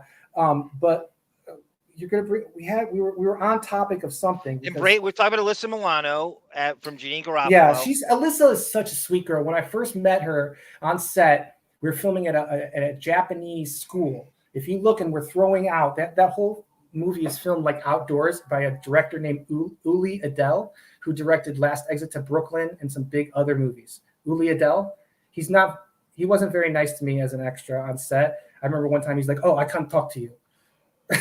True story. They blew up this huge thing, and it was at Zuma Beach, and they built onto this I think it was like a male female dressing room, bathroom. They built a tiki lounge onto it. Okay. And then they blew it up at the end of Confessions of a Sorority Girl. Do you remember? Yeah. I don't remember that scene, but I remember the series. I don't remember the actual scene. Okay. Well, basically that's based on something a movie from the 50s, Confessions of a Sorority Girl, and they redid them in the mid 90s. I know Shannon Doherty was in one, and then I played Elvis in one, and I met you know who I met on set? Before he got big and Friends was was a Joey Fatone. Matt LeBlanc. Yeah, Matt LeBlanc. And I remember he goes, "Who's your agent? Who's your agent?" He asked me, "Who's your agent?" Because I was talking to him, and we were outside. We were filming at the Veterans, West Johnny, LA. Let me ask you a question on this production, on this series.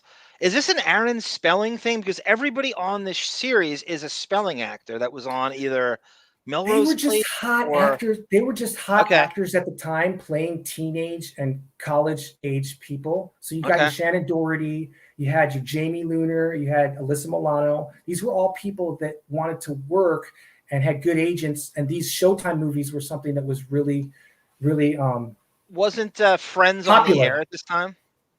Friends was not on the air. Not that because at that point. Matt LeBlanc is Matt LeBlanc. We filmed it at those old. It's on Veterans property. There's old houses by Wilshire in the 405. I don't know LA that well. Okay, what's in West LA? If you know West LA, you know where the 405 is, and you know where Wilshire is. And there's these like preserved old buildings that the veterans used to. And there's a hospital on the right. If you're coming from Westwood, on the right are these old things. That's where we were filming. And I remember Matt LeBlanc was looking at me, and he goes, "Who's your agent?" And I lied, and I said James Dean had an agent named using James Dean. Don Buchwald's my agent. I said I'm forgetting your name now, but I was reading a lot about James Dean at the time, and I said James Dean's agent. And he's like, "Oh," because I didn't have an agent at the time. He gave you that LeBlanc look. Yeah, he gave me that LeBlanc look. Yeah, that's a good one. Yeah. Did you know? Can I bring it back to Depp for a second? Of course. You know that he is in the end of the Tom Petty video, Into the Great Wide Open? Oh yeah. When Depp looks into the camera, he looks at Matt LeBlanc in the tattoo chair, and he goes, "That's gonna be you. I'm a cautionary tale. Don't do what I did." He was, huh? Yes. After they show the whole montage, at the very end of the video, they show Matt LeBlanc staring into the camera. Yeah, that is him, huh? Was that his first role? No, he was a Married with Children. He was a Married with Depp Children. He was Kelly's boyfriend. Vinny and Bobby. Yep. That was a spinoff of that. Was that his first thing? What was Matt LeBlanc's first thing? I don't know what his very first thing was. Was it Married with Children? It probably was. Do you want me to tell you my Sam Kinison story? Can I tell you my favorite Matt Dillon story real briefly? Because I met him. But go ahead, yeah. Okay. Go ahead. You first. Okay, so he came around. I was doing stand-up comedy. I want to say it was 90 or 91. Okay, he played the Fox Theater. Opening up for him was Pauly Shore. I was living in Detroit at the time, and you're living in a Detroit suburb called Beverly Hills, Michigan. I took my friend Aaron Brenner. We went and saw the show. I remember kissing. I remember coming out and hearing Pauly Shore make fun about, his mom is dating somebody now who's not his dad. So he would say, "Oh, thanks, Stan." Yeah. He's saying comedy like it's so long ago that this is all I remember. So, Pauly Shore was huge with MTV. Well, I mean, let's make the connection. I'm just sorry. That's why he's touring with the Sam. comedy store. The comedy store. Sam Kinison basically ran that place. He was the biggest act at the time, and Pauly Shore is the son of Mitzi Shore, so that's how that nepo baby got going. Right, and I don't know if you're going to call Sam Kinison at this time if he's past his peak or whatever, but what year? Like 91? 90. Okay, yeah, he's kind of on the fringe of like where does he go next? Like it would be I really have a interesting. picture of me and my friend Aaron Brenner and Pauly Shore, but let me finish the story. So we see the show at the Fox Theater. I remember we had pretty good seats, and then they're done, and I'm like, let's follow his entourage to my friend Aaron Brenner, and so my friend Aaron's like, yeah, let's do it, So we used to like make funny videos and stuff like that together. Classic Brenner. So Aaron Brenner and I follow them to Greektown, okay, the whole entourage. And so when we get there, we find that they're at the New Parthenon restaurant in Greektown, Detroit. So their whole entourage is up there. So I go, come on, let's just go in, right? So we go in, and all of a sudden I'm dressed in this, like, you know what a Rasta ponch is? That you get them in Mexico. They were like, yeah, Captain Fuller's son Kip wore it on Jump Street. I think Spicoli wore one in Fast Times at Ridgemont High. They're like, all I can describe is they're Rasta ponches. They're kind of colorful. Anyways, so I had one of those on. So Sam starts giving shit to Pauly. He's like, "Oh, look, Pauly, you got fans, right?" So Pauly's like, "Shut up, Sam. These are my fans, So he's like, see, I told you. Like, you're gonna get fans, because Pauly Shore was like touring with them, opening up for him, But wait a minute, like a national comic. Well, Pauly Shore was pretty big on MTV at that time. He was, so but he like, wasn't you're like in unknown. Detroit, dude. Detroit. I don't know if you know anything about Detroit. That's a fucking microcosm of all of America. If you can make it in Detroit, you can make it anywhere. I know. I know it's tough. New York. How about you remember when Mark Harris got heckled? Detroit people have no fucking like patience for shitty, non-talented people. Okay, so if Detroit loves you, then you've made it. Trust me. If you can kill in Detroit, I believe that. I believe that. Philadelphia, and Detroit. Sam is giving. First of all, I remember meeting Sam's bodyguard first, and he shook my hand. And when he shook my hand, it was completely enveloped. This guy was so huge. I think it might have been Chuck Zito, but I don't know. It might have been. I don't know if he was. No, I think you're right about that. I think that might have been. I remember he had black hair. He was huge, and when I shook his hand, it was almost like he was testing me to see how big I was or like how strong I was, because my hand completely disappeared. That's how big this guy's hand was. It might as well have been Andre the fucking Giant.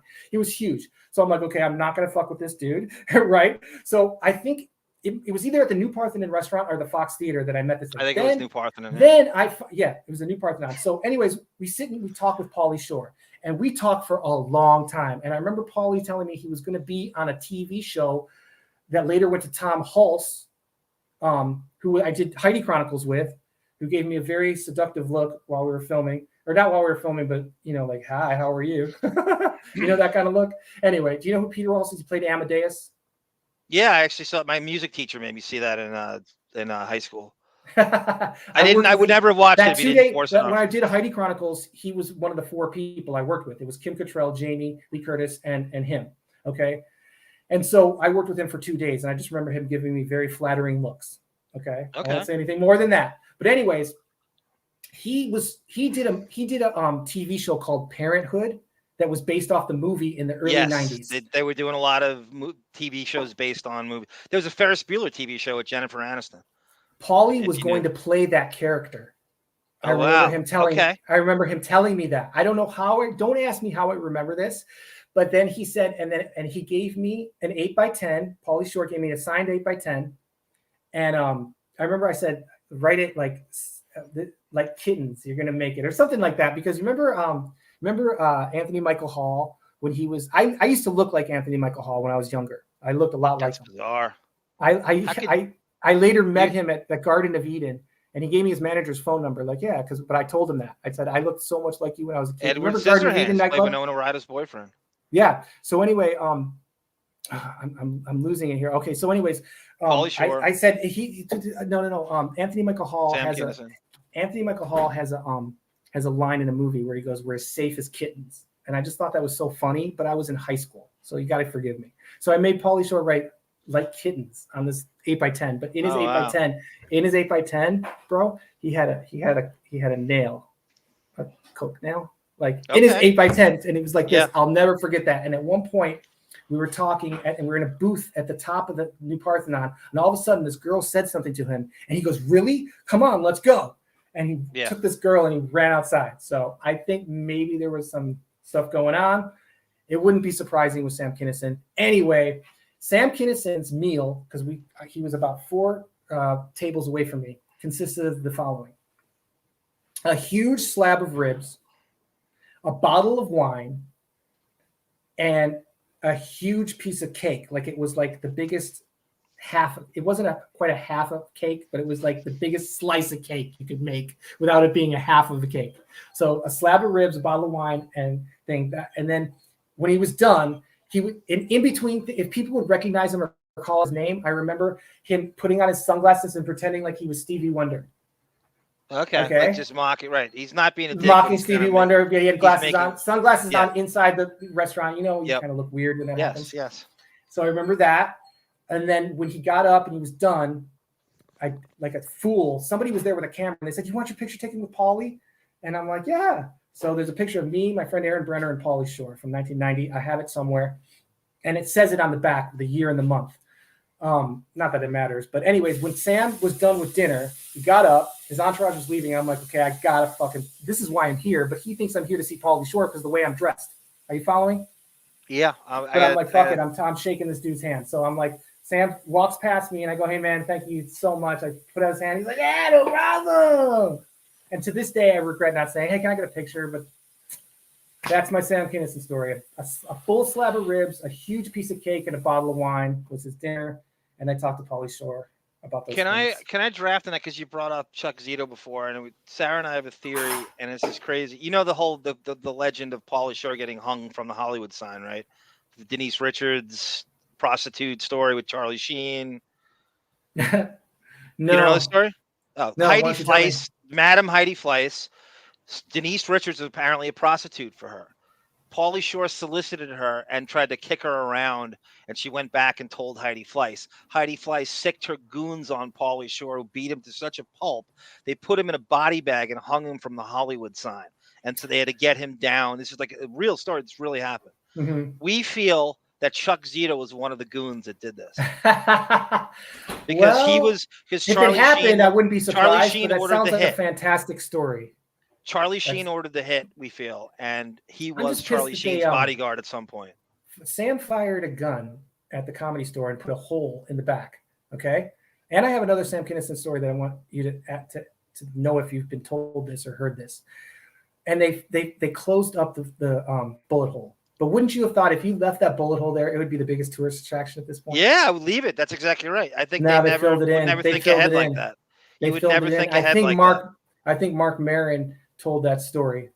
I think Mark Maron told that story. Mark Maron was he original doorman at the Comedy Store? And there's pictures of him doing blow with a friend, him and Sam. So he's legit. But he was really young too. That sounds legitimate. I wanted to ask him when he had Obama on why he didn't ask him about like all the people in jail, like African Americans in jail because of drugs. But he softballed that question. I know, but he didn't. And I remember, Jeffrey Ross. I was going to ask him. Mark Maron, but he was going on to do a set at the Comedy Store. I was hanging out at the Comedy Store about 3 or 4 years ago. And so Jeffrey Ross is waiting to is outside of the Comedy Store. And Mark Maron goes in and does his set, right? And I go, I lean over to Jeffrey Ross. I go, damn, I wanted to ask him why he did such a softball interview on Obama when he had him on his podcast. That's how you get Obama. You can't have a hard-hitting interview with them. And I know, but he softballed it, and I'm totally not surprised. But anyways, you know what Jeffrey Ross says? Jeffrey Ross looks over at me and goes, "That's like asking Derek Jeter about his rings on his finger. And I'm like, what? The true story. That really happened. Anyways, no, I believe that. Did you hear this? I got to ask you this. Did you hear that Richard Pryor Jr. said that he slept with Sam Kinison? No, I never. I knew there was some weirdness with Richard Pryor and like some weird sexual ambiguity. If you go and look on the internet for the interview, Richard Pryor Jr. gives an interview and goes, "Yeah, I slept with Sam. Sam came over once, and he said he wanted to try it. He said he just wanted to try this gay thing, right? So he slept with Sam Kinison." He's like, "Just for the night. It's not Richard. I'm calling you Dick. Just for tonight." That's how the story. Well, if you look at the interview, that's a true story. Richard Pryor. No, Jr. I think I heard something like that. And I've never heard anybody talk about it or anything, but I think it's kind of now. If you go back and listen to Sam Kinison and what he talks about, you know how like some of the people so much against something are really that close to embracing it. Where do you and the people from the chat, where do you feel Sam Kinison's career would have gone had he lived into the 2000s? If you could predict, would he have flamed out? Would it have just not worked? Evolving into the 2000s, do you think? How does a Sam Kinison bridge the next decade had he lived? I'm going to give my 2 cents worth because I know. Do it. The chat is. I think he let cocaine get the best of him, and that might not be like your most, insightful, intelligent. What's the word? Intellectual thought. But no, like you hear these interviews with him when he's like around the Joan Rivers and around the time he was doing Herman's Head. You hear these Herman's interviews. Head. Oh my, William Ragsdale over here. Herman's Head. Jesus Christ. Well, these are the things he did. These are the things he did. Do you remember a show called Small Wonder? Yes, that was syndicated. That was another. I'm going to bring up my mom. That was not on. My mom and I used to watch that show and just be like, "Oh my god, that is the worst show on television." She would like. It was number one rated. It was Fox's first sitcom. It was on. If I'm not mistaken, it was syndicated. I am Vicky. Yes, she is Vicky. He slept with Marlon Brando, says Rick the electrician. Richard Pryor Jr. Or Richard Pryor? That might Pryor Jr. or Pryor himself. No, Richard Pryor slept with Pryor himself. Marlon Brando. And is that from Superman? The connection of he was in Superman 3 and Brando is Jor-El. The nuance is they're bisexual. They're not homosexual. There is a difference. I mean, I know I'm just stating the obvious, but like, like Patricia Arquette would say, everybody wants to know if Luke Perry is with my brother Alexis, if they're, boyfriends, But Luke Perry was the type of guy who's like, I don't give a shit if you think I'm gay. There's so many world issues that are bigger than if people think you're gay, Like it's just such a, because I come out here and say I'm friends with Alexis Arquette. I was with him for a long time as a friend, and everybody assumes I'm gay. But like, it's not that. Like, it's not always what you think, on the surface. No, it makes sense. That makes sense. A lot of these guys that get so bored with having options that they go, "Bet every woman there is. Let me try guys now." And that's the whole James thing with Dean Mick got Jagger. in trouble from Warner Brothers because he said in an interview, "I'm not going to go my whole life with one hand tied behind my back." But he would say he was like a like a latter day, early version of Johnny Depp in that sense. But everybody knows Johnny Depp is a flaming heterosexual. You know what I mean? But anyway, so the chat's weighing in on it. Says Encino Man has 2 Oscar winners and Pauly Shore is also in it. Oh God, Brendan Fraser. That's right. That's so funny to think about that. Brendan Fraser and Encino Man. Hollywood's a different planet. Rick says you have this is a great compliment. You have a Melrose Larry Green feel to you, says Rick the electrician. Oh my God, I've got so many stories on him. I get big. You probably do see him all the time. I saw him so much, but he's one of those guys when you see. Save it for next time. Save Melrose for next time. Okay, I will. He's like a guy named Ron Jeremy. When you see him, you're just like, oh, you look down and you're like, please, I know who you are, but I don't want to interaction with you. Melrose and Big Black were doing JD's job for him over the phone with a VHS tape, and they were better at it. he's like that guy who's just like, you don't know how he has money, and he's such an obnoxious idiot. So I used to see him in like a 68 Mustang convertible cherry driving around, and he would be like, hi, and he'd look over at you, and like whoever you were, he'd try and be like nice, but it's like a superficial nice that's really, he's just a douchebag. Yeah, I know what you mean. And I would be driving around with my friend. Okay, we're gonna save Melrose Larry. Tonecott says Sam Kinison would not be invited on the Stern Show. That is absolutely spot on. I don't think he would have made it to I don't think he would have made it to Sirius. Barely made it to Sirius, and he would have been invited. God, I would love to have Sam. I would have loved to have Sam Kinison live, just to see where his trajectory of his career would have gone. But again, I think cocaine got the best of him. If you listen to these interviews later in life, he's like, I quit. But meanwhile, he's got a stuffed up nose, and he's doing it. And when he died, he had cocaine in his system, But there's some people can handle it, some people can't. Like, to bring it back to, if you want to talk about cocaine, the way, if you believe in legalization of it, right? Because you want to get rid of narco-terrorism. If you had a person you loved and they were going to do cocaine, no matter what, would you want them to go to the street, or would you want them to go to like the cocaine store, the government cocaine store? You can only buy a gram a week or something. I'm not saying you can go buy pounds of it, but it really should be legal. And that's how I feel about cocaine. I don't want you dying because you did fentanyl instead of cocaine.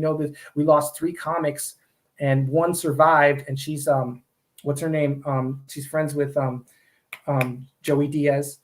What was her name? 3 comics died because they got laced cocaine. And all they wanted to do was cocaine, but they had to pay with their life, but she survived. Oh God, can the chat tell me? See if you can remember. Was she famous or was she kind of on the fringe? Yeah, no, she's a comic. I think she did like Playboy TV. She's blonde, little, white. She came out a while ago, and she was like, "Okay, fat people, just get up and if you have a disease where you're fat, that's okay. But fat people, get up and exercise. You're fat." Da, da, da, da. Right. Kate Quigley. That's her name. Okay. She was in Venice, and I don't know the details except what I read, but they were doing cocaine, and 3 of them died. 3 of these comics died. They were lesser known comics. They weren't really big and famous, but she was the most known. I don't know. This just happened like a year and a half ago. Bringing it back to Depp. The guy's pushing. He'll be 60 on June 9th. By the way, same birthday as Michael J. Fox. Do you think Johnny Depp still does cocaine? I don't know. How do you do it at that age? Joe Perry was doing it with him. I know. Joe Perry has doing coke at that age. How? What's his name was doing it? I think you get blood transfusions. Keith Richards. That's got to be it. It's got to be it. If he has. But they all have a come to Jesus moment where they're like, he fell out of a tree. Remember, Keith Richards fell out of a tree. Yes. He said he was on coke, and he's like, "What am I still doing coke for? I'm fucking 75, 89, whatever." He hasn't drank in a long time, apparently. So according to him. PCPPO writes, Sam Kinison would have phased out. He would have been diced. He would have been Dice Clade. That's a pretty good comparison. I've seen Dice. Sarah wants to know. This is my last thing for you before we wrap up. Okay. Sarah wants to know your Roseanne story on the set of Roseanne. Speaking of Sam Kinison. I call the line for central casting, and they say, "We need Aryan types." I'm like, let me tell the story. I'm going to tell you from the genesis, from the whole thing, because she wants to know. It was leap year, 96. It was leap year day. So it's February 96 when I did this, because we worked on a leap year day. What is that, the 29th of February? And it was 96, and it was towards the end of the show. The show was getting really bad, okay? The call was, we need Aryan types. I'm like, okay, Aryan types, fine. I'll do it. I guess I look like that. So when I get to the set, it's about, because they don't tell you anything. They just you're a human prop when you're an extra.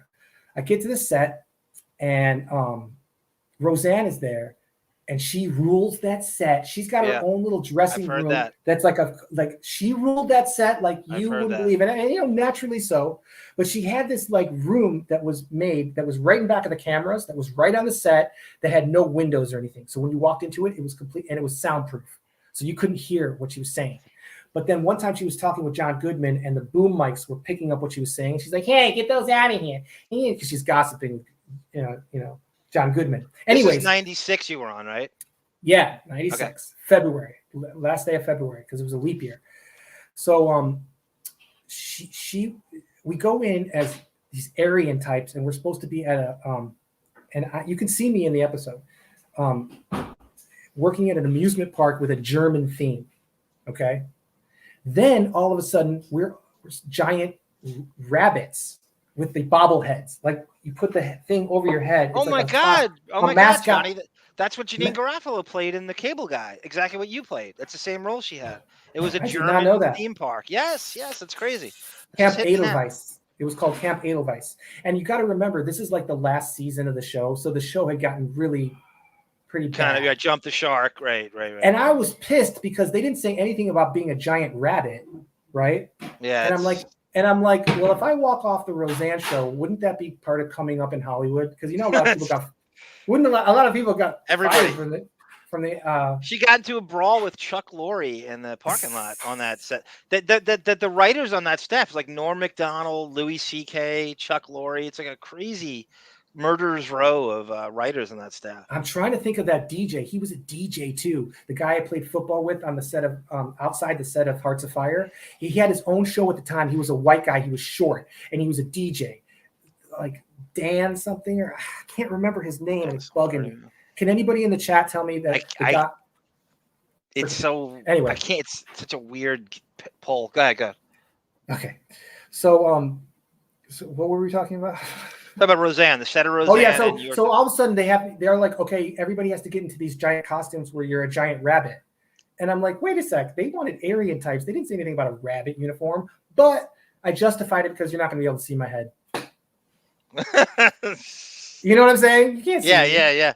But I was pissed that they did the switcheroo when you got there on set. They're like, oh, and in addition to playing this Aryan type who works at an Aryan amusement park or with a German theme, you're also going to be. Anyways, what's his name? Do you remember the character Johnny Nowicki? Yeah, he is the boyfriend of Sarah Gilbert on that show, and he was on Big Bang Theory most recently. I knew somebody who dated him.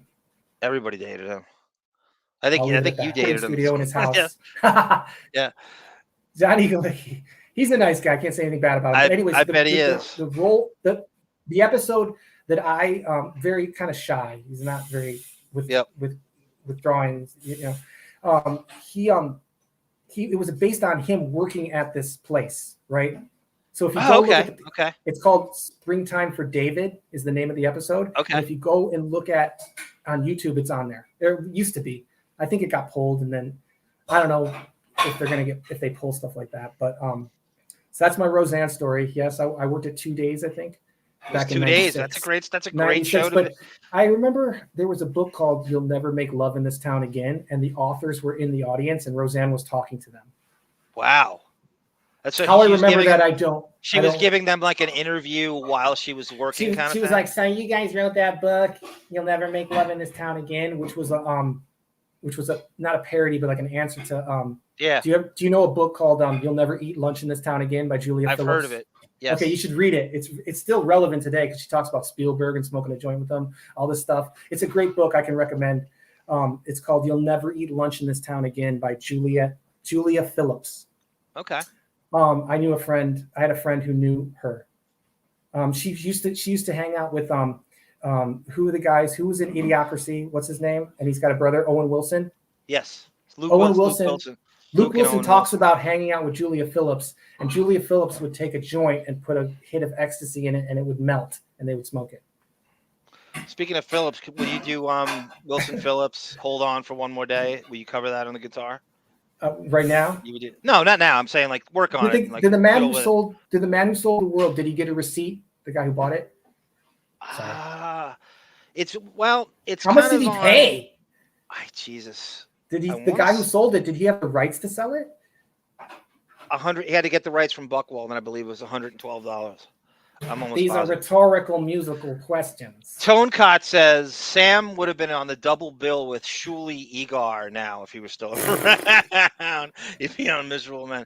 Melrose, Larry Green's parents are important scientists, and they had some money. That's right. He got money left to him. That's a great call, David. Kate Quigley. Thank you, Pellel.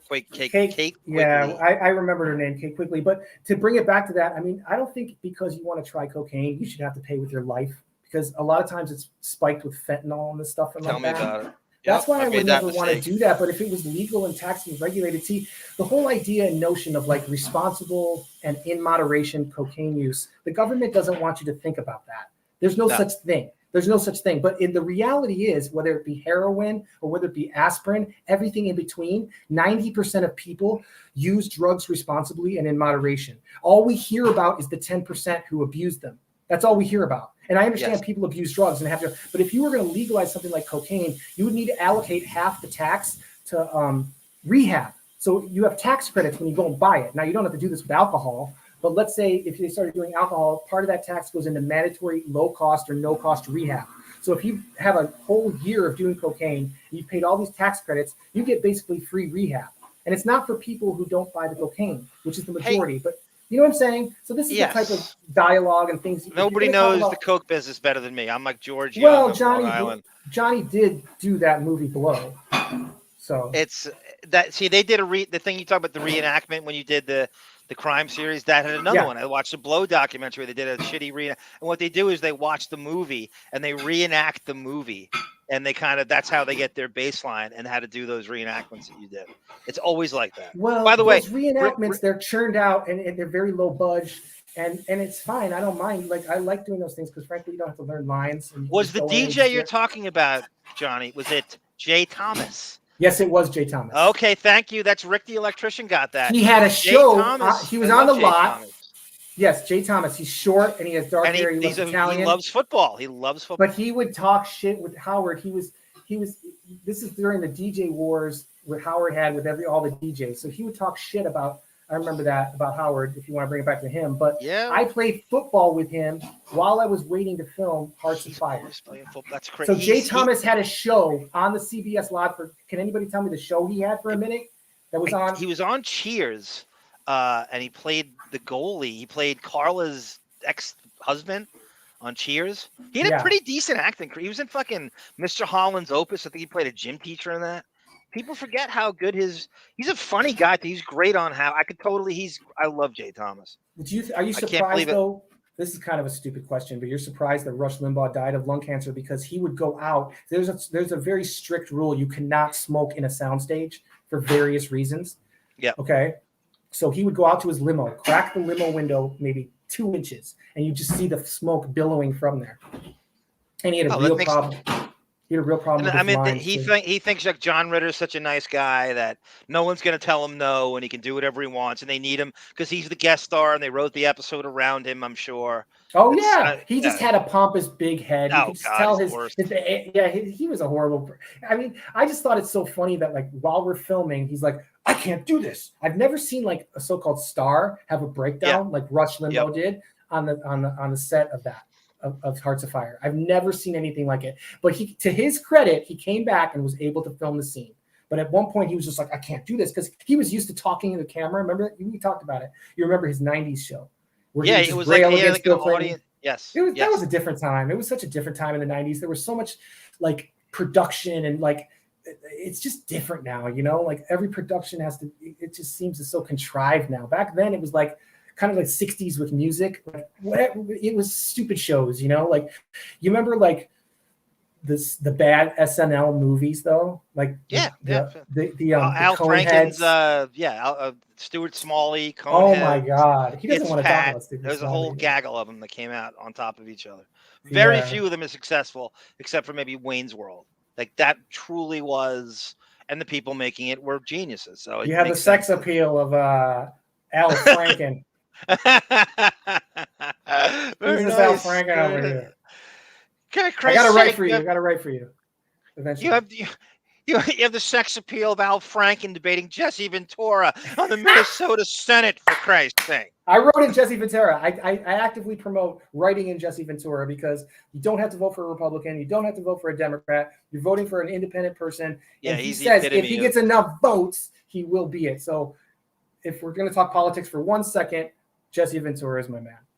All right, what else do you have? I knew him as a wrestler, for Christ's sake. That should do it. I think. I mean, I could go on. I mean, you have a lot of interesting credits that I could dovetail up, but we do have to get off. This is like a StreamYard limit of some kind. What would you have done if you're on the set, right? I'll do a call back to something. You're on the set. You get elevated to have an interaction with a principal. The principal happens to be Kim Cattrall. And then all of a I wouldn't sudden, finger bang her like you did, but you're killing me. No, we're filming. We're filming, and I have a theory on why she had me do this, because later it was a teleplay, which is a televised play, the Heidi Chronicles. Wendy Wasserstein was on the set. She wrote it. She later died of breast cancer, I think, in 2005. So she's no longer with us. Wendy Wasserstein, who wrote the Heidi Chronicles, she was on set, and she looked me over up and down, and she goes, "You're perfect." And I was like, "What is happening here? I'm just going with the flow." Because Paul Bogart goes, "Okay, well, what's your name?" Right before we filmed, he goes, "What's your name?" I said, "Johnny." He goes, "Okay, she's going to run up to you and grab you, and it's a ladies' choice dance, and are you ready?" I'm like, "Yeah." So what you hear from me, I'm like, "Hi, I'm Johnny," So while we're filming, she whispers in my ear, "Grab my ass." So I grab her ass. I grab her ass. And then when we cut, Paul Bogart walks over and goes, "You don't have to grab her ass." And I swear it was the longest 5 to 10 seconds of my life. She's looking at her shoe, and she looks up finally and goes, "Oh, yeah, I told him to." But what would you have done? What would you have done, bro? I probably would have gone for it. I mean, why not? She told you to do it. I don't see myself.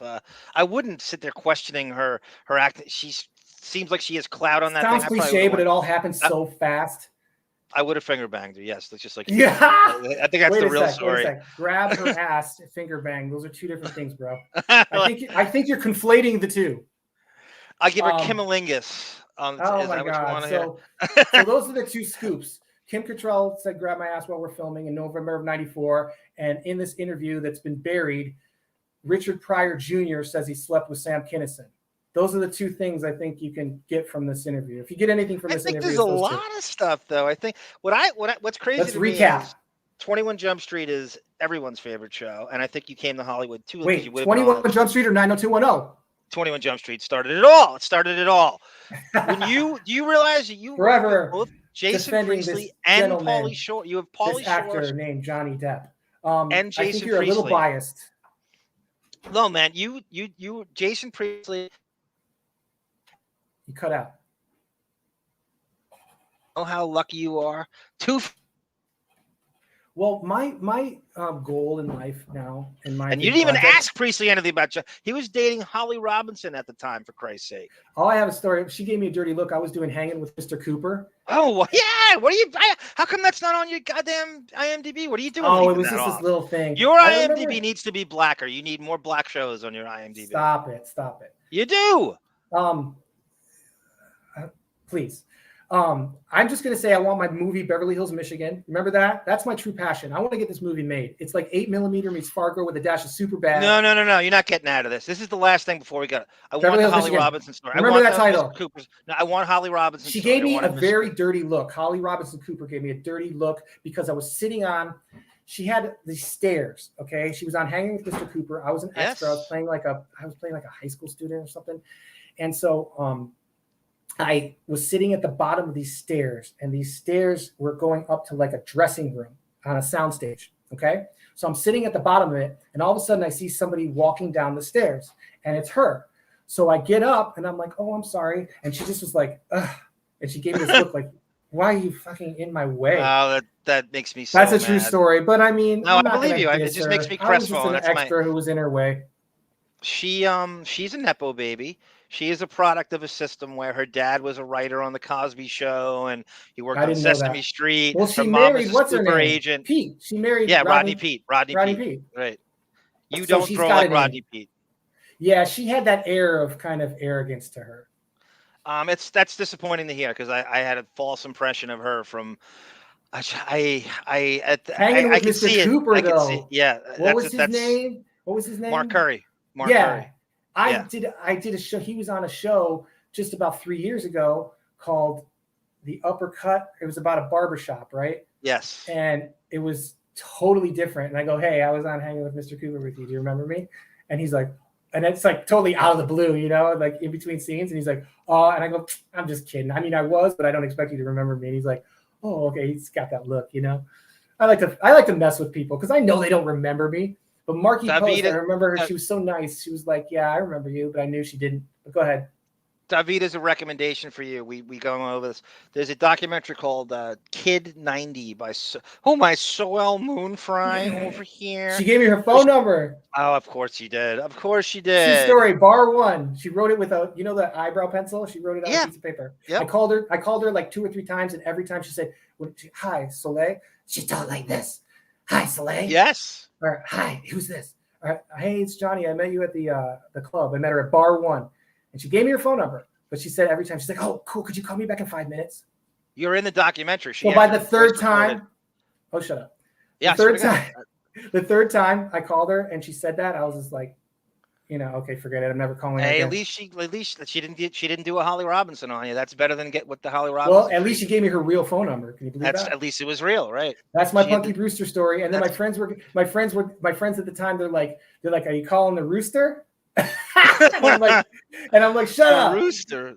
They call her Punky Brewster. The rooster. You call him the rooster? Because I was like, I called this girl. I met her. Remember, she played Punky Brewster. Her name's Soleil. You got to watch the documentary. It's. I'll never forget her saying her name to me. She goes, "Hi, I'm Soleil." And at that point, because you know how you meet somebody, but you don't know who they are. Yes. A famous person, but then it's somewhere down the line it clicks, but you don't want to give it away that you now know who they are. That's what happened with Soleil Moonfry. Because when I saw her, I was like, "Hey, what's up?" She was just another girl. And then when she introduced herself. And she said her name. She goes, "Hi, I'm Soleil." I was just like, "Oh, is that Punky fucking Brewster?" And then it just was like, "Oh, we're talking." And I was telling her I was on this TV show at Michigan State University, which I was. And, I was conflating my life with hers because I know she was on a sitcom and I was thinking I was her. But she was nice and she ended up giving me her real phone number. So I was being nice and real with her. But it was a long time ago. It was probably 93, 94. But true story. Anything else? That's phenomenal. No, well, that's phenomenal. We'll pick this up some other time. Do you think I have a place in the Dabbleverse of the Stern because of my Jake Smeffels call? Like, are people going to invite me to Howard Con or that kind of shit now? Or you would have been. I mean, honestly, I didn't even know that. You could have been a Radio Gunk cameo appearance off that call without a question. I mean, that's what we do is expose. Mo rules Radio Gunk with an iron fist. No. No, she's open to. I don't think so. I mean, Well, she but wants she's to open type to shit it, within reason, but she's open to. I easily could have. It's not Clay Aiken. It's not Clay Aiken meets Barbara Streisand, but it's rather Matthew McConaughey. Matthew McConaughey meets Barbara Streisand. Okay, Mo, if you watch this, I like you. You're good people. It's Alyssa Milano meets Soel Moonfry. All right, we'll go with that. All right, I want to give you Johnny. I want to thank you for joining us. Tell everybody where they can see you. This was fun as hell. Tell everybody where they can see you on YouTube and Twitter. I'm going to be Instagram. starting my own podcast soon, but what's the theme of it? Do you have a premise or? Well, I had that one back 10 years ago, but Blog Talk Radio's gone, so it's just going to be about. Trust me, the life of an extra, and what goes on these sets. Everybody but I don't will know. love it. That sounds so pigeonholing. that's going to be my. I'm going to be known as an extra though for forever. No, an actor. You're a multi-talented guy. You're a writer, whatever. Just talk about the business and stay on the business. All publicity is good publicity, right? Yeah, I mean, you got every name I bring up, you can tie it to a story. It's crazy. It's weird. It's 6 degrees of, and I'm with Kevin Bacon because Kevin Bacon. I'm 1 degree away from Kevin Bacon because I did Heidi Chronicles with Tom Hulse, Amadeus, and he did Animal House with Kevin Bacon.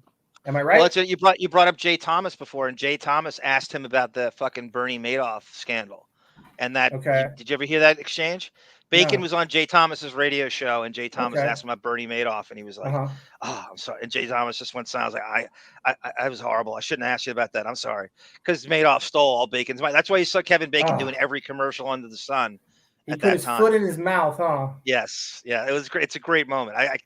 It's out there somewhere. I know someone excavated. Anyway, Johnny, thank you so much. I'm going to play Johnny's reel to end this. But before I do play this, Johnny, you're with me on this. And everybody in chat, all together, Donna Martin graduates. Ready, Johnny?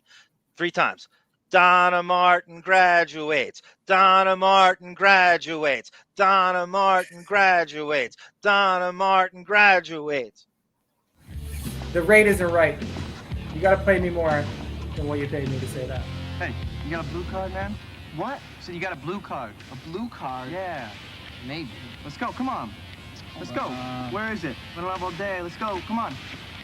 Come on, let's go. Where is it? No, let's man. go. I'm sorry, I don't have one, dude. Why don't you buzz off? Oh, it's a shame, man. Did you say blue card? Johnny, sorry to interrupt this. Just get back to it. Tonecott does remember you on Mr. Cooper. He said you were the white guy on Mr. Cooper. Where is it? Bam. That's as blue as it gets. Doesn't get any bluer than this. That's not gonna cut it. Nope, keep the change.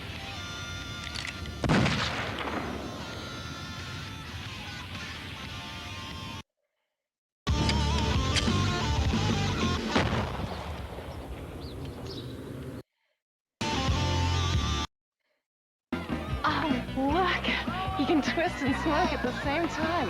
Not bad.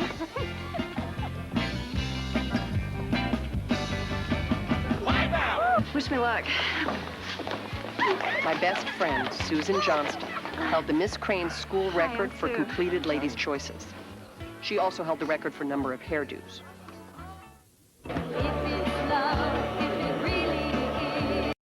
Moo! Moo! Moo! I'm a loser! Eh?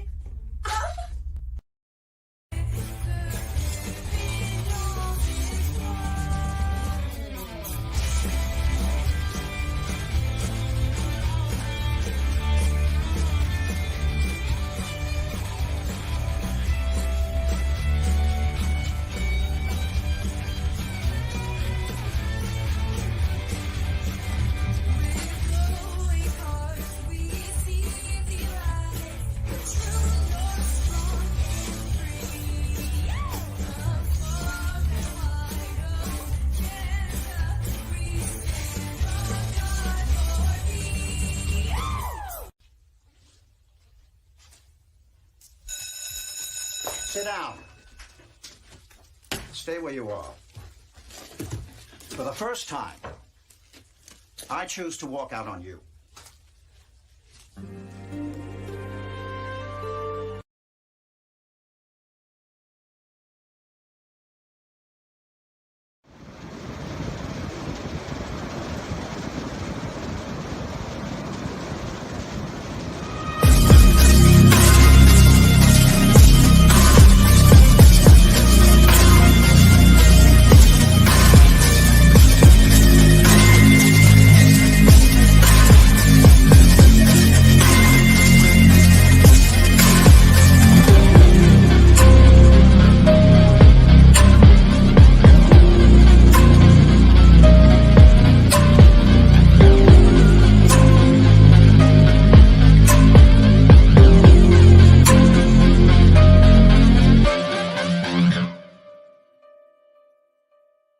Or 21 Jump.